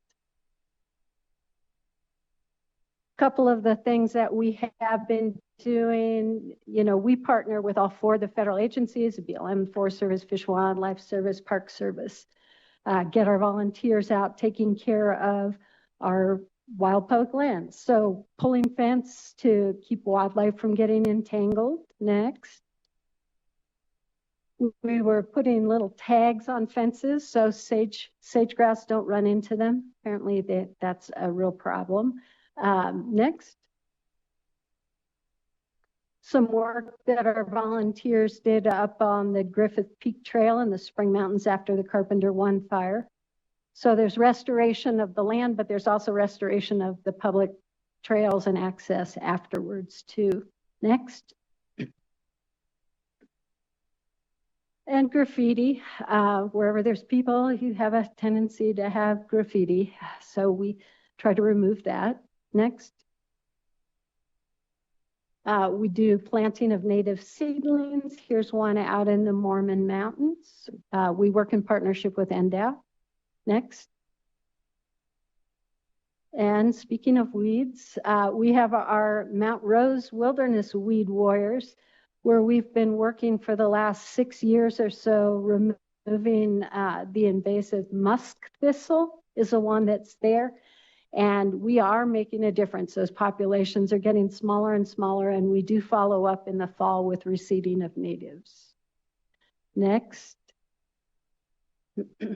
We also, in partnership with the BLM, just had kind of a cool project collecting white bark pine seeds, because the white bark pines are starting to die off in places. So over the last few years, we've been getting seeds from really remote places up in the Black Rock area for research. Next. And then we had a four or 5 year program of monitoring springs in Clark County. So our crews monitored over 520 springs during that time. Next. And then we're still doing monitoring work out on the Desert National Wildlife Refuge, working with Fish and Wildlife Service to monitor springs that are pretty hard to get to. Next. We also started a program for, we call it the Gateway to the Outdoors program, trying to bring in people who are not really familiar with the outdoors, getting them doing some cool projects here. This is out at Lake Mead, but learning a bit about the outdoors, why it's important to take care of it, and how to camp. Next. And then this, Senator Hansen, you were asking about trail crews and the Forest Service not having them any longer. So we have been doing an awful lot of the trail maintenance in the wilderness areas. And there's a handout probably in your package, but also there that shows in the last 5 years all the by county, the miles of trails that we have been working on maintaining. Next. So since 2012, we've maintained, over almost 800 miles of trail, cleared almost 4,000 trees off of the trails. We've employed 22 crews, and these are good paying jobs. These are not volunteers. Our trail crews are full-on employees. We worked, and we've gotten a bunch of pack support. We work really closely with backcountry horsemen, and bless their heart, they help pack us in. In fact, one of our volunteers you may have heard of, Senator Dean Heller, he and his wife are part of the backcountry horsemen, and they have been awesome at helping pack in the stuff that our crews need for long hitches out in the middle of nowhere. And you'll see that they're using a crosscut saw. All of our crews are certified in crosscut saws and are very good with them. Next. There's just a before and after. If any of you do much hiking up in some of these places, the rose bushes and other riparian vegetation can make them pretty hard to get through. So next. This is, Jose had mentioned this, and Lance as well. We have an agreement to do some real major trail rebuilding after fire and some horrible flooding. So here's some before and after work on Hampton Creek. We're working really closely with again the horse packers to make sure that these steps and everything are all will work for the horse packing and mules and whoever else is up there. So there was a before and after. Next. Again, the pack support is so important for us to be able to get food and water up for our crews as they're working in these higher and more remote areas. Next. This one's just fun because you don't see pack goats all that often, but Molly with the backcountry hunters and anglers have pack goats. So they provide some support. Next. So benefits of the trail, pretty much self-evident, but, cuts down the erosion, keeps it safer. Sometimes we're the only presence since the Forest Service really doesn't have the staff that it used to. We might be the only people that people out there see. And if there are issues, we can report back to our partnering agencies. Next. We also produce and sell trail maps. Just if you want any, we have quite a few of them that we have made, and they're all pretty up to date. Of course, we do that in partnership with the agencies. Next. We did a lot of work up in the Sheldon National Wildlife Refuge, pulled out over 135 tons of metal, over 400 miles of unneeded barbed wire. There's kind of a pile of stuff we've pulled off the refuge over the years. Next. It's a beautiful area up there. Next. So in 2025, we did 34 stewardship projects. We maintained 43 miles of trail, 404 volunteers donated 4,500 plus hours of service, almost $250,000 of in-kind volunteer work. We could not do it without our volunteers. Next. Going back to some of the funding issues we were just talking about, because we don't have the tie-in with fire as much. While the money's there and the local offices want us to do some of the work, our agreements have not been approved back in Washington. So we haven't gotten any of our federal assistance agreements that typically fund our stewardship program. So we have been relying on our members and supporters. They've been upping their donations. We've been trying to find alternate funding to get this done because the work still needs to be done. We just need to keep finding new sources of funding until maybe those federal agreements shake loose. Next. We also list all of our upcoming projects on our website. So if you want to come out on any one of them, please just check out Friends of Nevada or NevadaWilderness.org and join us. We would love to have you out. And that's it. Thank you. Thank you. That was a great presentation, and I'm guessing our members have some questions. I will start with Senator Hansen. Thanks, Madam Chair. Looks like you guys do lots of good stuff, but I got one issue. Traditionally, for community expansion to get federal lands, it didn't take an act of Congress. Right. And what's happened is, like for me, Washoe County already has the Black Rock area. We have some significant areas that are kind of already wilderness or quasi-wilderness.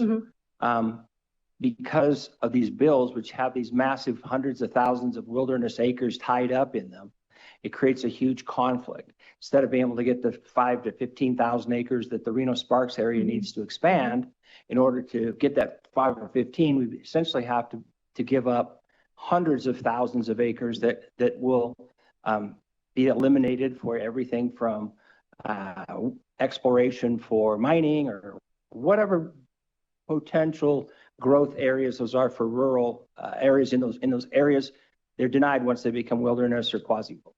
And I'm just kind of wondering why do we now have to have this almost like I would consider it frankly almost like a blackmail. Before we will give Reno and Sparks or Clark County 5,000, 10,000 acres, those counties have to agree to give up hundreds of thousands of acres in their more rural pockets. Why is it we can't just do what we did traditionally, and that is get the land in a reasonable area around municipalities to allow for their expansion? This is a problem in virtually every city in rural Nevada is trying to expand and landlocked. And I think this insistence on having a wilderness component to these bills creates an unnecessary roadblock and political opposition that otherwise wouldn't be there. This is Sharon Netherton for the record. A couple things that I would say to that. The BLM has the authority without going through Congress to sell lands through their land use planning process. I think because they've been so defunded and don't have staff, that's made that harder. So if it goes through an act of Congress, it puts it up on a little bit higher priority level. But even that, I think, with the staff disappearing from the agencies is going to be challenging. On the other, like up in the Washoe, there's already, those 800,000 acres of wilderness study area. Those have been there, since the late 1970s. What we're trying to do is resolve them, working with the landowners to make the boundaries more usable for them. And so I don't see it as like a hostage situation. I see it as a way because it does take an act of Congress to resolve those WSAs. So this is an opportunity to resolve them, maybe change the management, working with the sportsmen and others to come up with something that works for everybody. So I see it as a process that allows for dealing with those WSAs that have been there for a long time in a way that's working for a lot of other people. I would also say that there's two sides of a coin there, where there's a lot of people who I don't want to lose 1 acre of public lands. And those folks are having a pretty strong voice right now as kind of a backlash to what was going on in Congress to sell public lands for the budget reconciliation bill. So I think that you see that. I think there was just an article about the Douglas County bill that may have come out about, oh my God, Congress is trying to sell or give, thousands of acres to the state. It's really nuanced in Nevada. It's not an easy thing. It's a wonky thing, and it's harder to explain to people. But people are kind of entrenched in there. Not a single acre of public lands should be sold ever for any reason. But if you do combine selling and conservation, for some people, that makes it a little bit more palatable. Okay, next question you touched on. Wilderness study areas that go back to the 1970s, 50 years. They've been locked up. They've been studied, and they aren't being designated as wilderness. Would you favor the elimination of calling them wilderness study areas and just allow them to go back into traditional public domain uses? No. And I say that because these areas have been protected for a long time, and I think people are pretty used to them being protected now. I know a lot of ranchers that we've talked to are pretty happy with them. Not all of them, but some of them really are. And as we look to resolve them, because it does take an act of Congress to get rid of a wilderness study area, to make it wilderness or release it for uses other than wilderness. I mean, a lot of these areas are still very multiple use. I mean, they aren't open to new mineral extraction or oil and gas leasing. They're not open to those kinds of commodities, but they're still there for grazing, for wildlife, for hunting, for hiking, so many other things for the tourism. And I think as the tourism potential in Nevada and the outdoor industry, you know, as the Division of Outdoor Recreations, these lands have a lot of economic value for things other than just extractive interests, which will, you know, destroy those values. So. Well, that assumes that there is actual mineralization, because one of the things that they would study in the wilderness study area concept was whether or not there is mineralization zones within them. So anyway, a last question along those lines. The green energy issue that White Pine and Lincoln County brought up, the amount of land that is going to be essentially dramatically altered. Are you guys aggressively opposing those?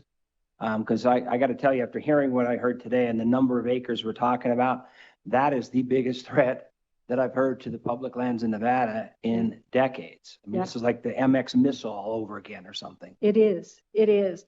You know, it puts us in kind of a weird place because obviously, you know, there's a lot of support for green energy, and we're not opposed to solar or wind or other projects. It's all about where it's sited. And, you know, somebody was mentioning, well, like the mining tailings, like, why don't you put them on disturbed lands? And I think so many people have been saying, you know, rooftop solar, more distributive energy, different places that you could put solar where there are already disturbed areas. But it's so much easier to just go get a big chunk of BLM. And that one in Esmeralda County that I briefly mentioned, like the combined with those seven proposals was about the size of Las Vegas. I mean, they're huge. And I don't think that's a single use.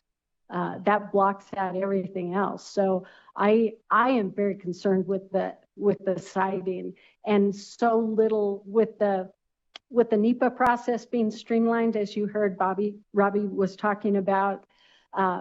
It gives less and less time for anybody to be engaged, for the local communities to be engaged. And, you know, it's like done. And so I think it's a real concern. It worries me. It's one of the scariest things that I've seen. Yeah, I say it is a dilemma because the environmental movement that pushed the whole green energy thing is now faced with the reality that, like Northern Spring Valley, I don't know about you, but when I see those ugly windmill things out there, I think it's a desecration of Nevada. And when I see that concept being applied in valley after valley after valley now, all across not only Eastern Nevada, but Northern Nevada, Central Nevada, it's like it defeats the original purpose of at least green energy was to try to reduce some of man's input on the land. Yet it's disproportionately being pushed down on the state of Nevada because we in fact have public lands that can be used for that. Right. So I would hope that a group calling itself, you know, the Wilderness Protectors of Nevada would certainly get heavily involved in, if nothing else, making sure that the county commissions have some say in the approval of these projects and their locations. Absolutely. Yeah, no, and Esmeralda County, I think now has a county process, but you know, it's almost coming too late. I think Jose was talking about it, you know, they're behind. Those projects started just coming so fast and furious, like nobody could keep up with them. It is a real problem. You know, if you could put it along like the Interstate 80, which is what we've always thought would be a great place for like Green Lake North to be through there, and then in that checkerboard area, you could block that up. And like that was part of what the Pershing bill was all about. Block that up and you could put solar or geothermal facilities along there where you already have the infrastructure and it's right along the interstate, and people aren't going to complain too much about that. But you start filling these valleys that are big for sage grouse. It's a real problem, Senator. I agree. And last thought along those lines, the abatement of taxation for the counties, the elimination of the requirements to protect sage grouse in these projects, that kind of stuff is like, if we're really serious about the ability of a market-driven energy source, you shouldn't need abatements, first of all. Secondly, it's wrong for these small rural counties to be forced to basically subsidize federally sponsored projects. And last, if we're really serious about protecting things like potentially endangered species, it's odd to me that we would accept some like an exemption from the rules for green energy projects whose very theory behind them is to try to protect the environment and reduce our reliance on fossil fuels. So it's like, I would think that you guys and the whole green energy movement and the environmental movement and the Save the Wilderness folks would all be aggressive opponents of these kind of exemptions from rules, but also the incredible changes that we're going to witness on the public lands that we're all here to try to hopefully preserve and make sure that they're used wisely. This is Sharon Netherton for the record. I couldn't have said it better. I agree. I think that the tax abatements are a horrible thing. And I see it across the rural counties that they're just getting more and more burden of having to do the emergency services, find housing and all of that. And it's totally unfair and wrong. Sharon, we're on the same page on that one. Thank you for your presentation today. Other questions? Commissioner Jones. Thank you, Madam Chair. I saw in your presentation that you had mentioned several of the northern bills, but I didn't hear any mention of Clark. Clark bill, which I was in DC lobbying on last week, includes 1.2 million acres of wilderness designation and 2 million acres of conservation. Is Friends of Nevada Wilderness taking a position today on the Clark bill? This is Sharon Netherton for the record. No, we have always been supportive of the Clark bill. Okay.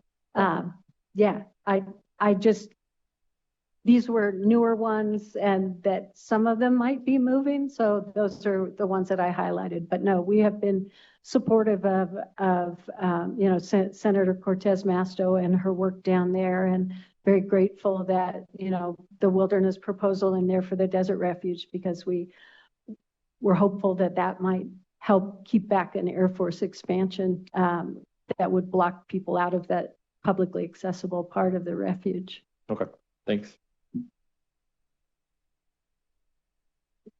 Vice Chair Anderson. Thank you so much, and thank you for the presentation. I have two questions. The first is actually something that was not mentioned on here, but I believe I've had conversations with you guys in the past, and that has to do with the animal crossings and where you are with that, because that is something that I know we've talked in the past about. And although you guys might not always be out there talking about it, what is your take on the wild animal crossings? I think they're terrific, and I'm excited. No, we've been very supportive of the bills, and it's our populations of deer people have talked about are really going down. Anything that we can do to eliminate impacts with vehicles for both the safety of the people and the animals are great. We're huge supporters of wildlife crossings. Thank you so much. And then my other question actually has to do with the great numbers, 404 volunteers donating 4,509 hours. Are all of these volunteers coming from the counties that they're actually volunteering in? Or are these sometimes people that will travel from the other counties that might help out? They are people who travel from other counties. We have people from Las Vegas that come up on some of the projects. We've had folks from Las Vegas come up and work on the Mount Moriah Trail project. We've had people from Reno, crossover. So people, you have to travel across Nevada to get to these places. There's not very many right outside of the population centers. But we also have people that come from Oregon and California that just love to get over here and help help out on, variety of projects and trail projects. Thank you for that information, because I think that's something that sometimes we just forget about, is that we're one state and many times we concentrate on one or two counties, unfortunately, based upon where the population is. That's one of the reasons why I think all of us like being on public lands as well, is getting a chance to visit the rest of the state. But I also think sometimes there's people that volunteer from those more populous counties that come into the other counties to also help out. So if there's a way to possibly get a list of the volunteers that have gone into, or like numbers of some way, so that way we can really celebrate that, although sometimes attention might feel like it's only in those two counties, people do care about the entire state. Any sort of information we can show to illustrate that would be greatly appreciated. Thank you, Chair. Sharon Heatherton for the record. Yeah, absolutely. And a lot of our volunteers may not be familiar with a lot of the places. Maybe they've never been to White Pine County or one of these other counties, and they can go out with us as a group and we help feed them. We have French press coffee in the morning. And so they're there with a little safety net, and then they get to learn about it. And then they go out and take their family and friends and learn more about all the beautiful places Nevada has to offer. Other questions? All right. Thank you so much for joining us and for answering all of our questions. That concludes this agenda item and brings us to agenda item number 10. As Mr. McDonald mentioned earlier today during his review of the committee brief, it is not only our responsibility but our obligation to hear from every water agency or water authority in the state of Nevada over the course of this interim on the Public Lands Committee. I think it's one of the most important roles that we play in the legislative process, is to get these updates, to have a chance to ask questions, to get to know the water authorities better, because it comes up every session. We're going to be talking about it again in 27 and 29 and until the end of time, I am sure.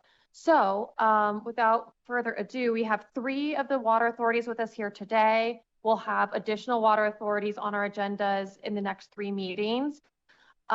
We will start with the Las Vegas Valley Water District and the Southern Nevada Water Authority. Please introduce yourself and go ahead when you're ready. Good afternoon, Madam Chair, members of the committee. Chauncey Chowda on behalf of the Las Vegas Valley Water District, Southern Nevada Water Authority. I had orders from Mr. McDonald to keep my presentation 15 minutes or less, and I will try to do that because I know I'm on the last agenda. So if someone could just boot up the presentation. Next slide. Next slide.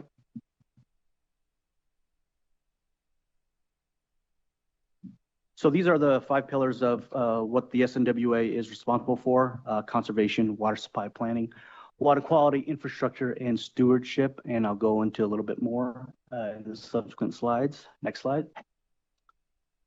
So these are the SNWA Board of Directors. They're made up of member agencies within the local governments in Southern Nevada. As you can see, Commissioner Jones, who's on this committee, is also one of them. Next slide. This is our SNWA executive team led by our general manager, John Ensminger, who's also the chief negotiator for the Colorado River for the state of Nevada. Next slide. I really like to show this slide because it just shows the kind of an area view of our regional water system. So SNWA is a wholesale water purveyor, meaning that we essentially take water from Lake Mead, we treat it at our water treatment facilities, Alfred Meredith Smith and River Mountains Water Treatment Facility, and then we send it to what we call retail member purveyors who actually deliver those water to customers. So if you live in unincorporated Clark County or Las Vegas, you're a Las Vegas Valley Water District customer. If you live in the city of Henderson, you're a city of Henderson customer, North Las Vegas, etc. And we serve 2.3 million residents and over 40 million visitors a year. Next slide. These are the Southern Nevada Water Authority member agencies. We serve Laughlin, Boulder City is a member, Clark County Water Reclamation, which provides sewer service, City of Henderson, Las Vegas Valley Water District, and North Las Vegas. Next slide. Get a questions a lot of what's the difference between the Las Vegas Valley Water District and why they actually manage the Southern Nevada Water Authority. So back in 1991, a cooperative agreement was formed between the member agencies to speak with one voice on the Colorado River. Prior then, you had the city of Henderson, which had water rights, city of North Las Vegas, which had water rights, et cetera. And it was kind of a difference of opinion on how to manage the Colorado River resources. And so again, in 1991, those local governments came together, formed the Southern Nevada Water Authority so we can speak with one voice on the river. Some of the advantages of that, of choosing the Las Vegas Valley Water District to provide administrative services is that we are the largest member agency with the most employees. So even though we have separate funding sources, separate budgets, the advantage is allows us to share technical skills, resources, and not duplicate efforts. Next slide. You've heard of Nevada being the driest state in the union many times. Las Vegas is actually the driest metropolitan area in the United States. And the only other place that's really drier is Death Valley, and as you may be aware, there's not many establishments in that. Next slide. No surprise, Las Vegas is getting hotter. I've lived in Las Vegas, born and raised all my life, and last December, I felt like there was not even a winter. And so as you can see from the NOAA report, it is getting hot. It is continuing to get hot in Las Vegas. Next slide. The Colorado River is shared among the 7 basin states in the country of Mexico. The upper basin is consisted of Wyoming, Colorado, Utah, and New Mexico, and the lower basin is Arizona, Nevada, and California. It serves about 40 million people. Next slide. And as you probably are aware, 90% of our water in Southern Nevada comes from Lake Mead via the Colorado River, with 10% being groundwater. Next slide. If you've seen the recent news, you know that it's not looking good for the Colorado River. Inflows to the river are really, really bad. As you kind of see on the right graphic, Nevada has the smallest share of the Colorado River with 300,000 acre feet. To put that in context, 1 acre foot is 326,000 gallons. It's one acre foot serves 2 households in Southern Nevada. Next slide. So the Colorado River is in crisis. There are ongoing negotiations between the upper basin states and the lower basin states. The states have until June, and if not, the federal government will step in and provide a resolution. I think based on kind of our view, no state wants the federal government to get involved. They would like to solve the issue on their own. The only thing is, how do we get there? Next slide. So I want to just take a moment just to talk about this slide. So as I mentioned, Nevada has 300,000 acre feet allotted to it from the Colorado River. Because of the tier 1 shortage that is going on, we actually are allowed to use 279,000 acre feet. In Southern Nevada, actually, we're at 198,000 acre feet. So we're using much less than our allocation. The red bar on the furthest right is a scenario that the federal government has stated that they can execute if the states don't come to an agreement, cutting our allocation to 140,000 acre feet. So the delta between what we're using consumptively in 2025 and what is a scenario proposed by the federal government is pretty dire. If we get that scenario, we would certainly have to look at what types of water use is most appropriate. But as our general manager, John Ensminger, would say, if it came to that, we would fight like hell to make sure Nevada's water resources is protected. Next slide. The good thing is that Southern Nevada has spent decades preparing for what is to come through infrastructure, resource planning, water banking, and conservation. Next slide. So our water banking portfolio, as you kind of see on the left bar graph, we've used 198,000 acre feet consumptively in 2025. We have bank resources in Arizona, Nevada, and California. I want to caveat that even though we have 10 times the consumptive water use stored as what was used in 2025, it is not something that we can pull out immediately. These are agreements with other states that allow us to pull water out in phase scenarios. So just because we have 614,000 acre feet stored in Arizona doesn't mean we can take it all out at once. Next slide. So for Southern Nevada Water Authority, conservation is a key component. We have the smallest share, so we've had to be aggressive in our conservation measures. I'm glad to say that all sectors of our community have stepped up. Businesses, hotel resorts, single-family residentials, golf courses, developers. We have a moratorium on evaporative cooling. We don't have any new golf courses. Current golf courses are on budgets. We're taking out non-functional turf. New septic systems are prohibited in Southern Nevada. And we have tons of rebates for folks to take out their turf and plant trees. Next slide. And you can see the conservation measures have worked. In 2020, we're starting to see a really alarming trend of increased water use. And so we established a new conservation goal of trying to get to 86 gallons per capita by 2035.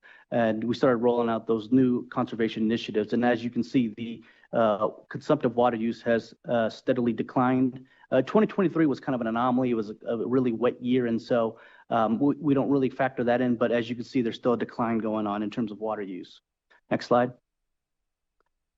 I kind of want to stop on this slide because when I do this presentation in front of audiences, I ask how many people have came to Nevada after 2002, and about half or a quarter of the folks raise their hand. And I say, you were allowed to move to Southern Nevada because of these conservation measures. Because in 2002, we were using actually more water than was allocated to us. And so through these conservation measures, as you can see, our population has increased 55%, water use has declined, and our consumptive water use has declined as well. And so I think Southern Nevada is a model for the explanation that you can continue to grow and develop while still conserving water. Next slide. We are able to do a lot of these things because of our return flow credit system. So any water that hits the drain in Southern Nevada is recycled, treated, sent out to Lake Mead and used again. So we recycle nearly all our indoor water use. And so when we're focusing on water use, we're really focusing on outdoor irrigation, evaporative cooling, those types of water use that cannot be recaptured, treated, and reused again. Next slide. We have our water resource portfolio that, water resource plan that is, it's a 50-year resource plan that is conducted and printed every year. So for 2025, we have demand projections up until 2075. As long as we continue to try to meet our 86 gallons per capita per day threshold, as you can see, things look good. It's only if we start wavering and increase our gallons per capita per day, then we have to talk about future water resources. Next slide. And so a future augmentation project that we are looking in is a project with the Metropolitan Water District of Southern California. They are a wholesale purveyor in California, similar to how we are in Nevada. We are partnering for them to build a wastewater reuse treatment facility. So currently right now, California, when the water is treated, it's sent out to the ocean. Their project, the Pure Water Project, what we would do is in return for a financial contribution, we would get a portion of California's Colorado River allocation. Next slide. And so these are our current initiatives. Again, continuing to negotiate among the 7 basin states as the June deadline progresses, continue conservation goals and enhancements, comply with AB 356. That was a bill back in 2021 that the legislature passed, eliminating non-functional turf, and then continue to enhance existing SNWA programs. Next slide. I'm just going to talk a little bit about the Las Vegas Valley Water District as well. Again, the Las Vegas Valley Water District is the largest member agency of the Southern Nevada Water Authority. Next slide. And the Clark County Commission Board of County Commission sits as the Las Vegas Valley Water District Board of Directors. Next slide. And as well as the executive team for SNWA also serves as the executive team for the Las Vegas Valley Water District. Next slide. Our system profile, we have over 447,000 accounts, very large systems, over 7,000 miles of transmission and distribution lines, 42 reservoirs, which store up to 1 billion gallons of water, 55 pump stations, 62 production wells. Next slide. The Las Vegas Valley Water District also maintains small systems. So Laughlin, Blue Diamond, Kyle Canyon, which is Mount Charleston, Searchlight, Jean, Coyote Springs. Those are all small systems that we operate and maintain. Next slide. So for conservation measures, as you can see, for Las Vegas Valley Water District customers, you can see that when prior to our conservation initiatives, folks were using about 17,000 gallons per month. Now it's dropped to 8,000 gallons per month. And so again, with the conservation initiatives and enhancements, we've seen a drastic decline in water use. Next slide. For those legislators in Southern Nevada, and you might be interested to know that we have a variety of customer assistance programs. We have a water line protection program that essentially, if there's anything from the meter to the street, we cover, but sometimes if there's something from the meter to the house, that's the property owner's responsibility. We have a insurance program where folks can pay $3.99 a month, and if something happens, we have a contractor that comes out and can fix that. We also have a leak adjustment program. We're really focused on leaks because nobody likes them. People sometimes don't know they have leaks, and so we have an adjustment program where if you go and you find a leak and you fix it, we'll adjust your bill, and so you won't get that high water bill. We also have a reimbursement program. We'll reimburse homeowners up to 50% of the cost to repair a leak, but because we know leaks are costly to repair.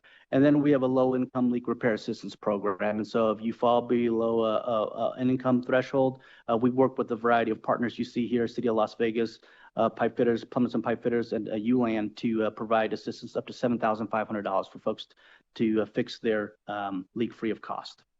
And next slide. So this slide I really like because it just shows what a world-class water system Las Vegas Valley Water District is. The non-revenue water is essentially leakage, and so that's water that kind of leaks before it gets to the customer. And so we are well within the single-digit mark. Most water utilities are between 19-20%, while we're only 5%. Our infrastructure leak index, anything 1 to 2 is excellent. We typically fall below 2 in terms of the leak index. And then our main break frequency, we average about 2 main breaks per 100 miles per year. And that's well below the 20 to 30 main breaks typically experienced by other utilities. Next slide. And that is the conclusion of my presentation. Oh, I have 1328, so 1328. But you managed to pack a lot of great information into that brief presentation. We appreciate both the information and the brevity. I think we will have some questions though. So I'll start this way with Assemblymember DeLong. Thank you, Chair. Thank you very much for the presentation. I'm referring to the slide that says new development, those 2 graphs with permanent resources, et cetera, et cetera. Can you just give a brief explanation on what the permanent future supply is, what the temporary resources are, what the future resources are? Chauncey Shannon for the record. I'm guessing you're talking about this slide with the 2. Okay. Correct. So the temporary resources are things that we're doing, for example, like in lieu recharge or artificial recharge. So that is kind of groundwater that we're kind of banking underneath, and then those are kind of temporary uses. The future resources is the one I talked about kind of in the next page in terms of the project with the Metropolitan Water District of Southern California. That's a future resource that currently, obviously there's no water now, but hopefully when that facility is constructed, we will be able to get that new water. Quick follow-up, Chair. Where does that banking slide with the ICS resource in there too, where does that fall in this graph? Oh, let's see.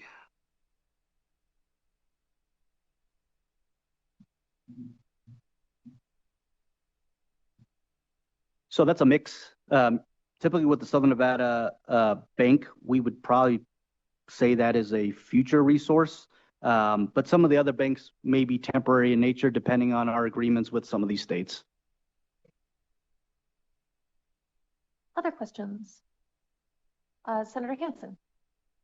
Thanks, Madam Chair. Well, first of all, it's the first hearing I've ever been to where I almost look back wistfully at your Southern Nevada pipeline project. Seems so minor all of a sudden to me. Gross income of the Southern Nevada Water Authority, roughly how many dollars you guys bring in? Then the reason I'm asking is you guys do a tremendous job. I mean, seriously, I got to compliment you.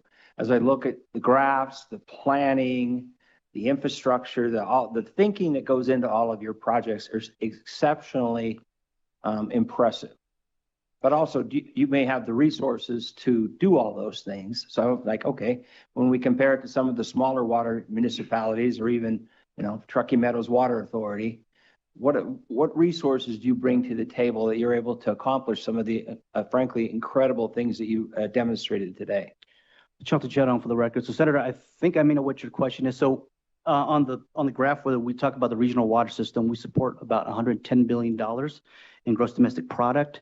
Is that what you're kind of talking about? No. I mean, what is the income? If I'm a ratepayer in Clark County, residential house, and I'm on a meter or whatever, when you multiply everybody using the water, how much income goes to Southern Nevada Water Authority in a normal year?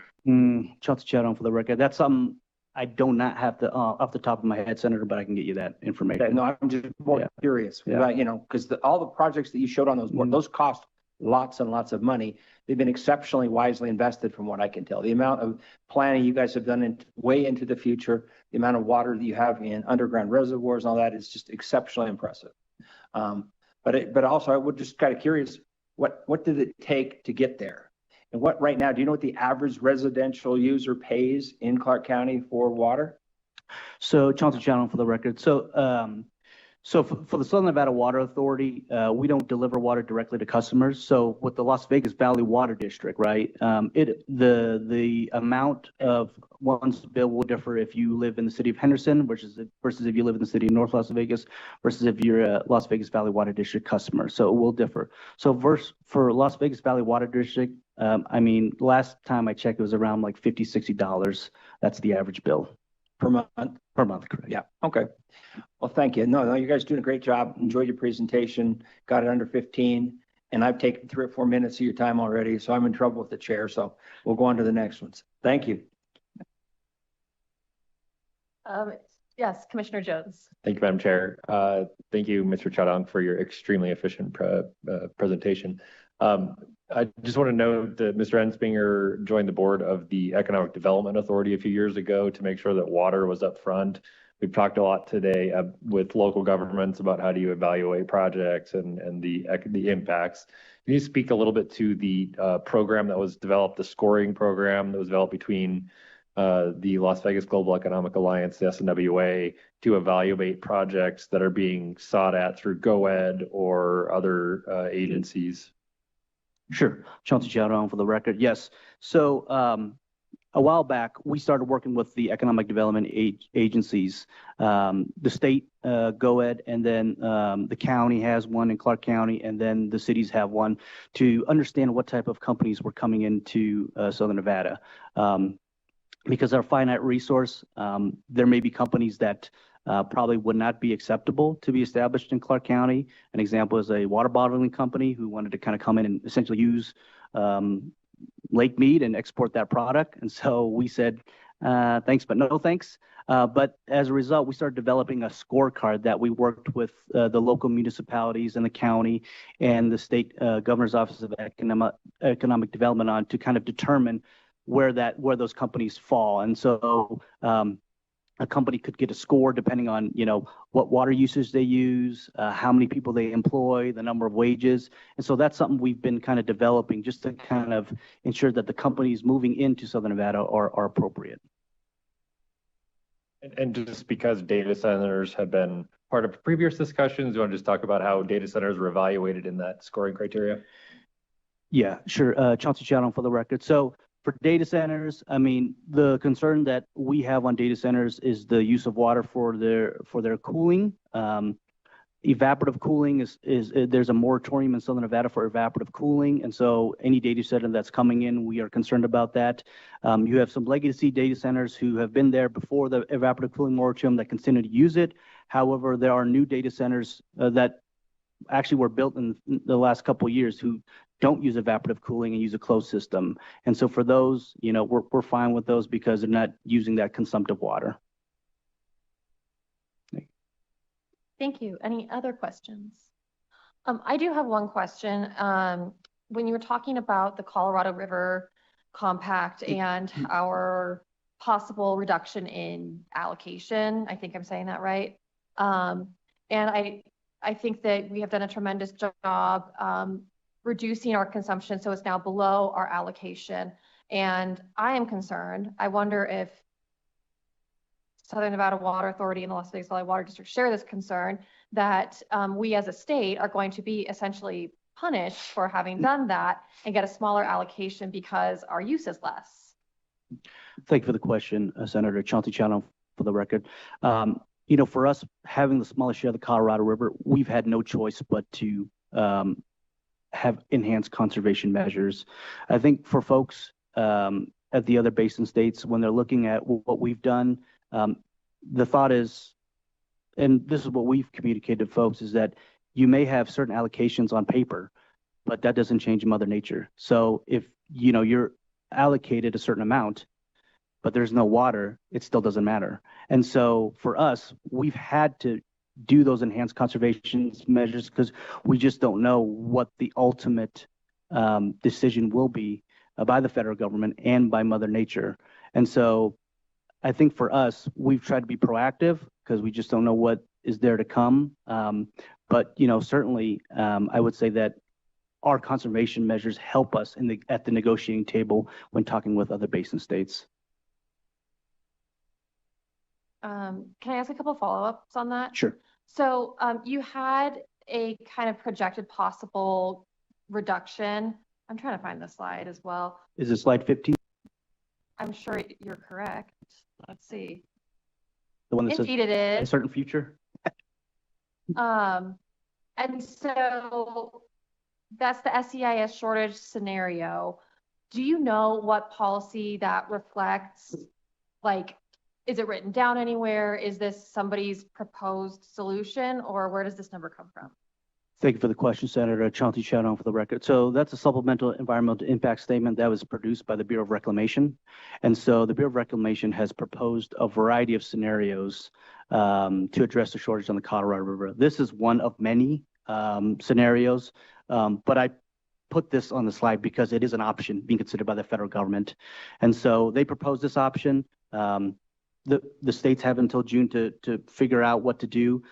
These proposals, one of many others, they've been tens of thousands of comments from municipalities, stakeholders, tribes, to talk about what the federal government has proposed. So again, this is just one of many, but it is something that has been proposed. Okay, thank you. That does help clarify, and now I have a better understanding. So I appreciate that. Seeing no further questions or comments, we really appreciate you making the journey out here today to join us and for providing all this helpful information. We will move on now to the next presentation from another agency, the Nevada Valley Water District.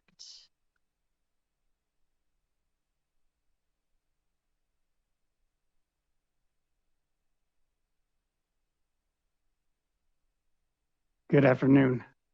Lon Daly, Assistant General Manager with the Nevada Valley Water District. My presentation isn't as thorough as our fellow water district over there. Will be pretty short and sweet. We don't want to take up too much time. It's been a long day, I think, for most people. So anyways, a little bit of a history. You go to the next slide, please. The Nevada Valley Water District, we were formed by state legislation in May of 1983, combining the Overton Water District and the Nevada Valley Water Company, which really, I'll get to that later, which were established in the mid 1900s. Just two sister towns that operated separate, combined to as one. We were created as a political subdivision. We're self-governed by 5 elected board members. We are a rural water district located about 45 miles northeast of Las Vegas, about 30 miles southwest of Mesquite. We usually say that because everybody knows where Las Vegas and Mesquite is, and don't know where Nevada Valley is very often. So I don't know if any of you have been there, been through it. We're there, they're on the State Park, Valley Fire, Overton Arm, portion of Lake Mead. Our service territory is about 79 square miles. And we do cover both sides of the I-15 right there in Glendale, Mwapa, Overton, Logandale. These are the towns that we service. I'll restate that we service Overton, Logandale, Mwapa, Warm Springs. That's where a majority of our water comes from. And also the Mwapa, we service the Indian Reservation and Mwapa Band Paiutes. Our service area population is about 9,500 people, a little less than Southern Nevada Water Authority. Okay. We have about 3,265 service connections. Our present day demand is about 2,900 acre feet per year. And as was mentioned by Southern Nevada Water Authority, an acre foot is 3,300 and 26,000 gallons a year, ish. Typical lot size within our service territory is an acre. There's also many 2-acre parcels, so we're very rural compared to Vegas, if you will. We are also the only existing community within the Lower White River flow system. I don't know if any of you are very familiar with the Lower White River flow system, and it's made headlines before. Lincoln County is well versed in that as well. They're tied into that Lower White River flow system. All of the Mont Valley water resources are located in close proximity to environmentally sensitive areas such as endangered Mwapa dace. Again, that's located in what I refer to as the Warm Springs area, which is in the upper end of Mwapa. At present, the available water resource exceeds our demand, so we're able to meet the customer's needs at this point. Mont Valley Water Source Water Protection Plan is a key component in these environmental sensitive areas. That builds on some of the questions that you guys asked with Southern Nevada Water Authority, such as like data centers and growth and development. We want to make sure that our water resource is protected, and that falls under the Water Resource Protection Plan. We engage in public education programs to promote water conservation with existing customers. Just recently, we sent some of our crews to teach some of the high school. We don't have the one high school there in the valley, but we interact with the kids and teach them about the water resource and conservation and where the water comes from and what have you. A lot of people think that our water comes from Lake Mead, which it does not. We're working with new developments to require low water use landscape themes. You know, Southern Nevada Water Authority has set, I think, the premier example to look to with what they do in low water use and conservation. We are engaged in leak detection. We're not quite in the realm of single digit non-use water, having the brain lamps. What's that? Non-revenue. Thank you, Aaron. We're about 20% right now, and we are aggressively trying to narrow that down. We just, through the SRF, we are doing a satellite leak detection where they fly over your service territory. I believe Virgin Valley Water District has already performed this, but we're in the process of doing it right now. Where they do use satellite imagery to fly over your service territory, try to determine where leaks are. Then they put boots on the ground and we try to investigate that. So we're also actively engaged with the Bureau of Reclamation with grants and trying to change out some of our residential meters to try to eliminate that as a possibility of inaccurate reading to make sure that our non-revenue actually is in leaks or not inaccurate meter readings.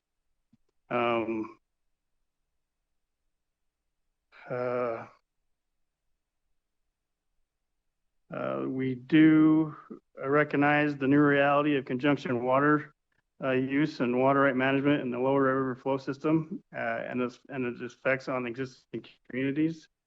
We do recognize that there is over appropriation of water basins in the state of Nevada, not just the lower river flow system, but I believe it pertains to a lot of other basins within the state of Nevada. And we also are aware of the demand of water resources from such as developments such as proposed data centers and the water use that they need. We got the exported purchased MVIC stock, which is the Muddy Valley Irrigation Company, which pretty much owns what's called the Muddy River. I don't know if y'all are familiar again with this area, but you have the Muddy River, which is a decreed river from 1920. Muddy Valley Irrigation Company is the owner or the manager of those water rights, which Southern Nevada Water Authority owns quite a few of those, which hey, kudos to them for shoring up their water rights.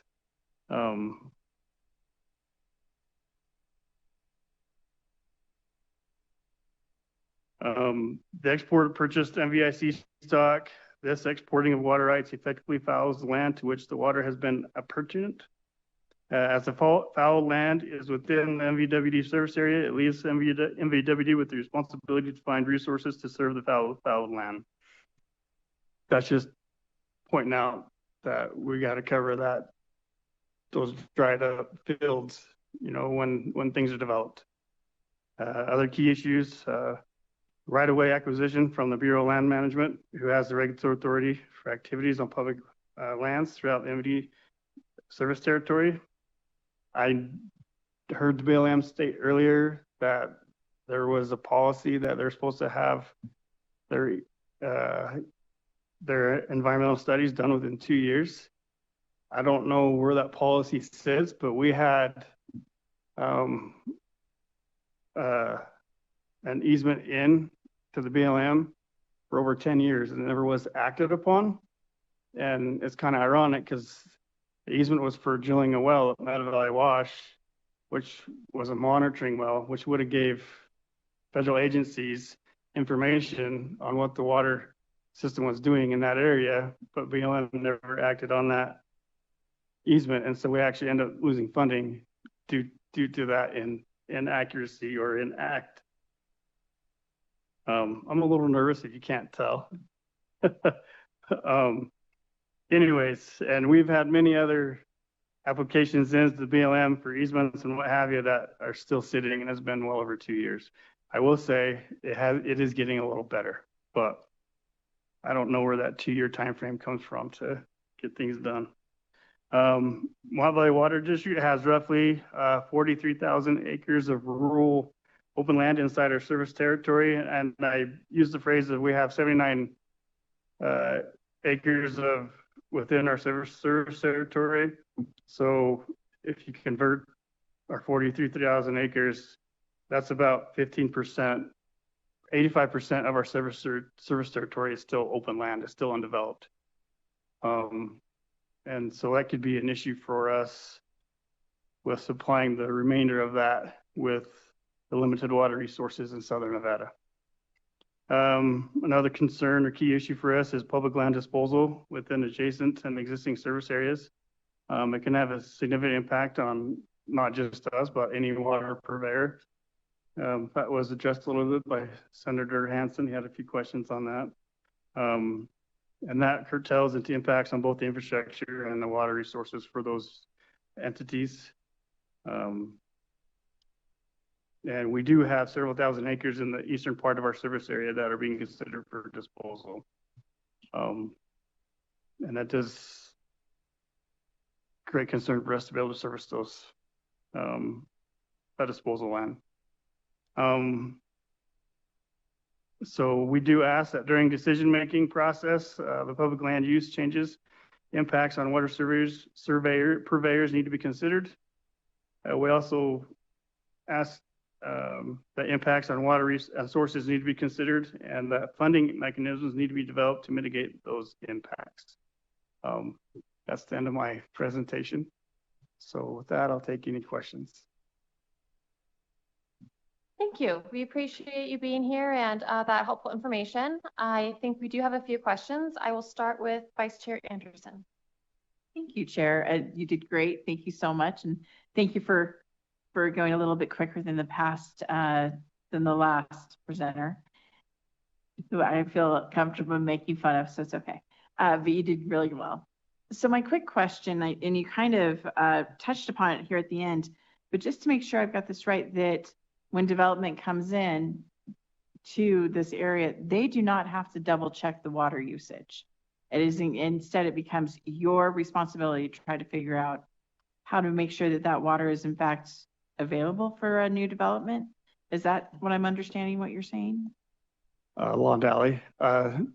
No, that is not how it goes. We have a water dedication ordinance policy that any developer has to bring his own water to the table, if you will. We have enough resources to supply existing and a little bit of growth in addition to, but we require a developer to bring their own water, which makes it difficult. We understand that, but it is what it is, right? We can't supply those developments with, and this ordinance happened in like 2006, before the recession hit, where developers were really starting to look at the Mohawk Valley area, and then things halted, but that's when this ordinance was created. Thank you so much for that clarification, because what a good ordinance it is to have. Thank you also for your other presentation. Thank you, Chair. Other questions? I have a couple questions. Just out of curiosity, do you guys serve the Valley of Fire State Park? Long Valley, we do not. We're just shy of that. Overton is just Valley of Fire State Park is probably a few miles outside of our service territory. They have their own wells that they drill, and the Park Service maintains and operates those. Okay, that makes sense too. Can you give us an idea of, I'm sorry, I think this was in your presentation, but what percentage of the water that you guys provide is used residentially versus commercially or in agriculture? On Valley, I don't have the specific percentage or number for that, but we're majority residential. We have a few businesses down along the main street, then a few spread out here and there. We used to have Nevada Energy's Reed Gardner Station, which was a coal-fired plant there in the Wampa area, but that shut down, was decommissioned in 2017. And so that was actually like 20% of our demand. And so that actually put a strain on us financially, but we recouped since then a little bit, obviously through rate increases and what have you. But majority of our use, I don't have the percentage exactly, but would be residential. And we heard a lot from Southern Nevada Water Authority about reduction in water usage. Are you able to, I mean, you're so much smaller. I'm guessing that, are you one of those 5 lucky people who serves on the board? No. Okay.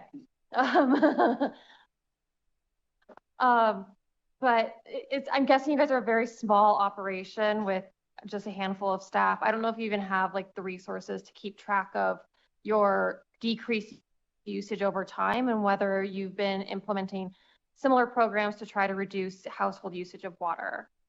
Long Valley, we are small. We have about 19, we have 19 full-time employees. 10 of those are out in the field.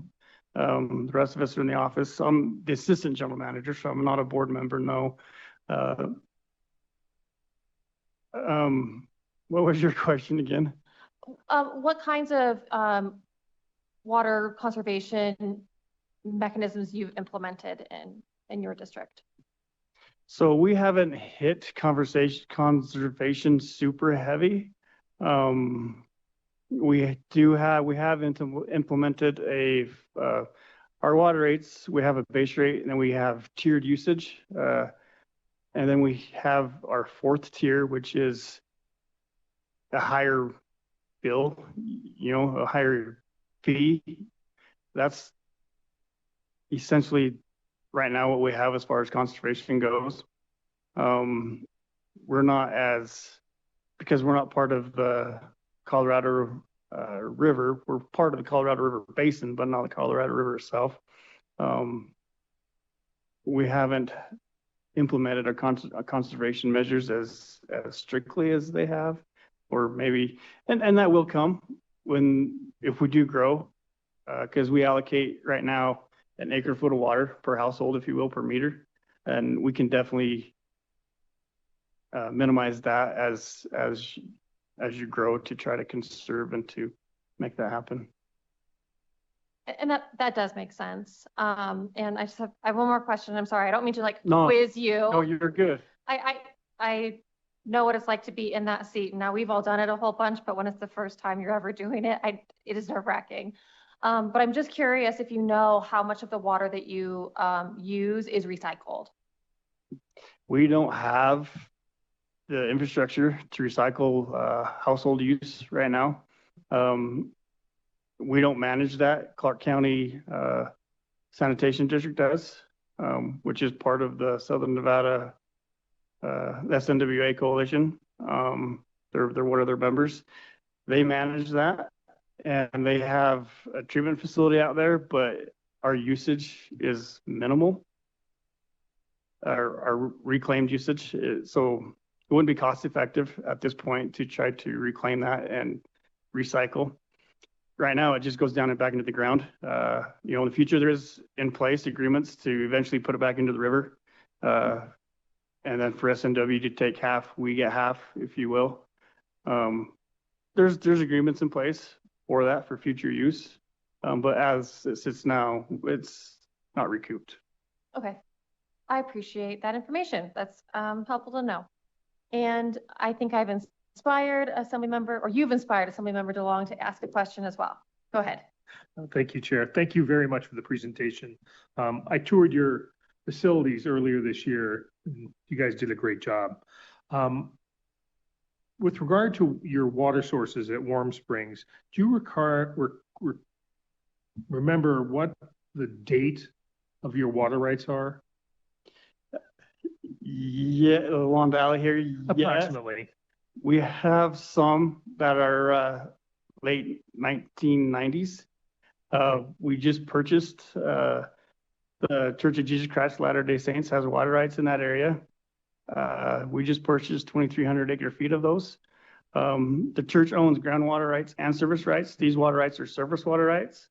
So we are in the process of going through the steps of the change applications to change the point of diversion and the manner of use, because they were before for Nevada Energy. And so we're still in the process with that with the state engineer's office. Okay. So your rights are relatively June. Those dates are 1940s. Okay. And those are some of the more senior rights within the lower river flow system. But our existing rights are more junior than. Thank you very much. All right.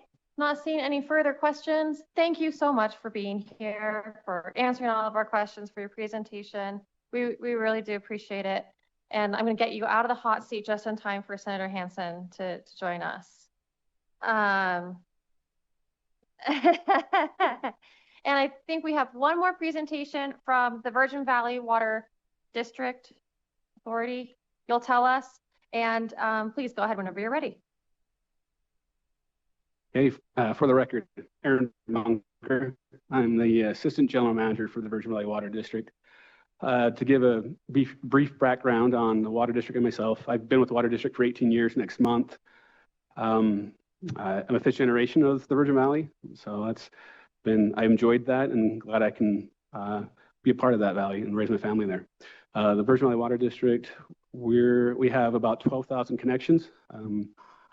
We were created, and I'll get into that a little more here in my presentation. I have some slides as well. But yeah, we have about 12,000 connections, and our population that we consist of the town of Bunkerville and the city of Mesquite. The town of Bunkerville has about 1,000 people in it, and the city of Mesquite has about 24,000. So altogether, we supply water to 25,000 residents. Next slide. So I'll give a little brief history on the valley, as well as our distribution system and our water resources. And I want to highlight, we recently done a perennial yield study. And if I may take a second, I'm going to quick analogy. Baseball, I know I'm batting ninth right now, and nobody wants to go extra innings. And so I'll try to efficiently get us around the bases and to home. We are not late until 5 p.m. You have plenty of time. And then I'll give a little future demands and challenges that we're working on. Next slide. Again, the valley, so we have a unique situation that the lower Virgin River Valley, which is where we get our water from the groundwater basin, has 3 states, Utah, Nevada, and Arizona, and 4 counties. You got Lincoln and Clark County in Nevada, Mojave County in Arizona, and Washington County in Utah. So a lot of geopolitical lines that play a role in what we do there. Again, these communities have coexisted from the late 1800s.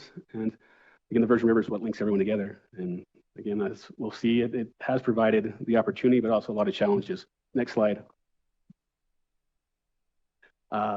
I know this is kind of hard to see, but this is highlighting floods that the Virgin River has had over the years. There's been a lot of 100-year floods, even 500-year flood when a large reservoir upstream in Utah, Quail Creek Dam, broke in 1989. And that was quite the event. I think if you hit the next, it has a little video of, no, that's great. So again, the Virgin River is the lifeblood of us, but when the residents first, again, there's a rich history in the valley. Southern Paiutes have been there for generations. Modern history, the towns of the Bunker and Mesquite were settled in the late 1800s, and they drink water out of the Virgin River. The Virgin River has really high dissolved solids. It's not very palatable. A lot of suspended solids. It was not very tasty. They went and looked and found springs up on the surrounding mountains and were able to pipe them to the valley, and that went over generations as they tried to improve that. The 1930s when they started, even the Civilian Conservation Corps assisted in that program and in making spring boxes and pipelines down. One thing I want to highlight in that lower left corner is a cement tank, water tank. It's called 3 Mile Tank. It is exactly 3 miles up gradient from the Virgin River on the foothills. There is a divider in that tank. On the left side is 40%, and on the right side is 60%. And that is how the water was divvied up between the 2 communities of Bunkerville and Mesquite. They've been sister communities for forever. And again, originally the people had to come up in their wagons, and there's a little spigot, and they could fill up their barrels and go back to town again, so they didn't have to drink the Virgin River water. And then systematically that was expanded into town until there was a spigot in town and each home. As the springs could not keep up, wells were drilled. Next slide, please. And that's kind of where we're currently at. We're still on a groundwater system, and I'll highlight that later. But again, as needs continued, they built community organizations, and ultimately there was a private water company in the town of Bunkerville and a private water company in the town of Mesquite. And it was funded by the residents, and when they needed infrastructure, usually one of the residents would take a second mortgage out on their home to pay for that infrastructure, which is not viable as you grow. And so in 1993, thanks to state legislation, and Warren Hardy played a role in that, the Virgin Valley Water District was created, and it combined the resources of the Bunkerville Water Users Association and the Mesquite Farmstead, the water rights and wells that those 2 communities had.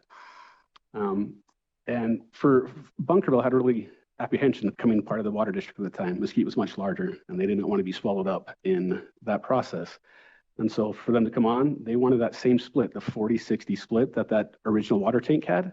And so there are 2 board members from the town of Bunkerville and 3 from the city of Mesquite. And so there's some history there. Yep, next slide, please. Again, this is our present day water system. And I'll get a little more detail, but we are groundwater driven. All of our resources come from groundwater wells. We have 9 currently in use, and 2 of them will be outfitted right now. I just awarded a bid on Tuesday for a new well to be outfitted, and we are under construction for no arsenic treatment plant. We do have naturally occurring arsenic in the soil.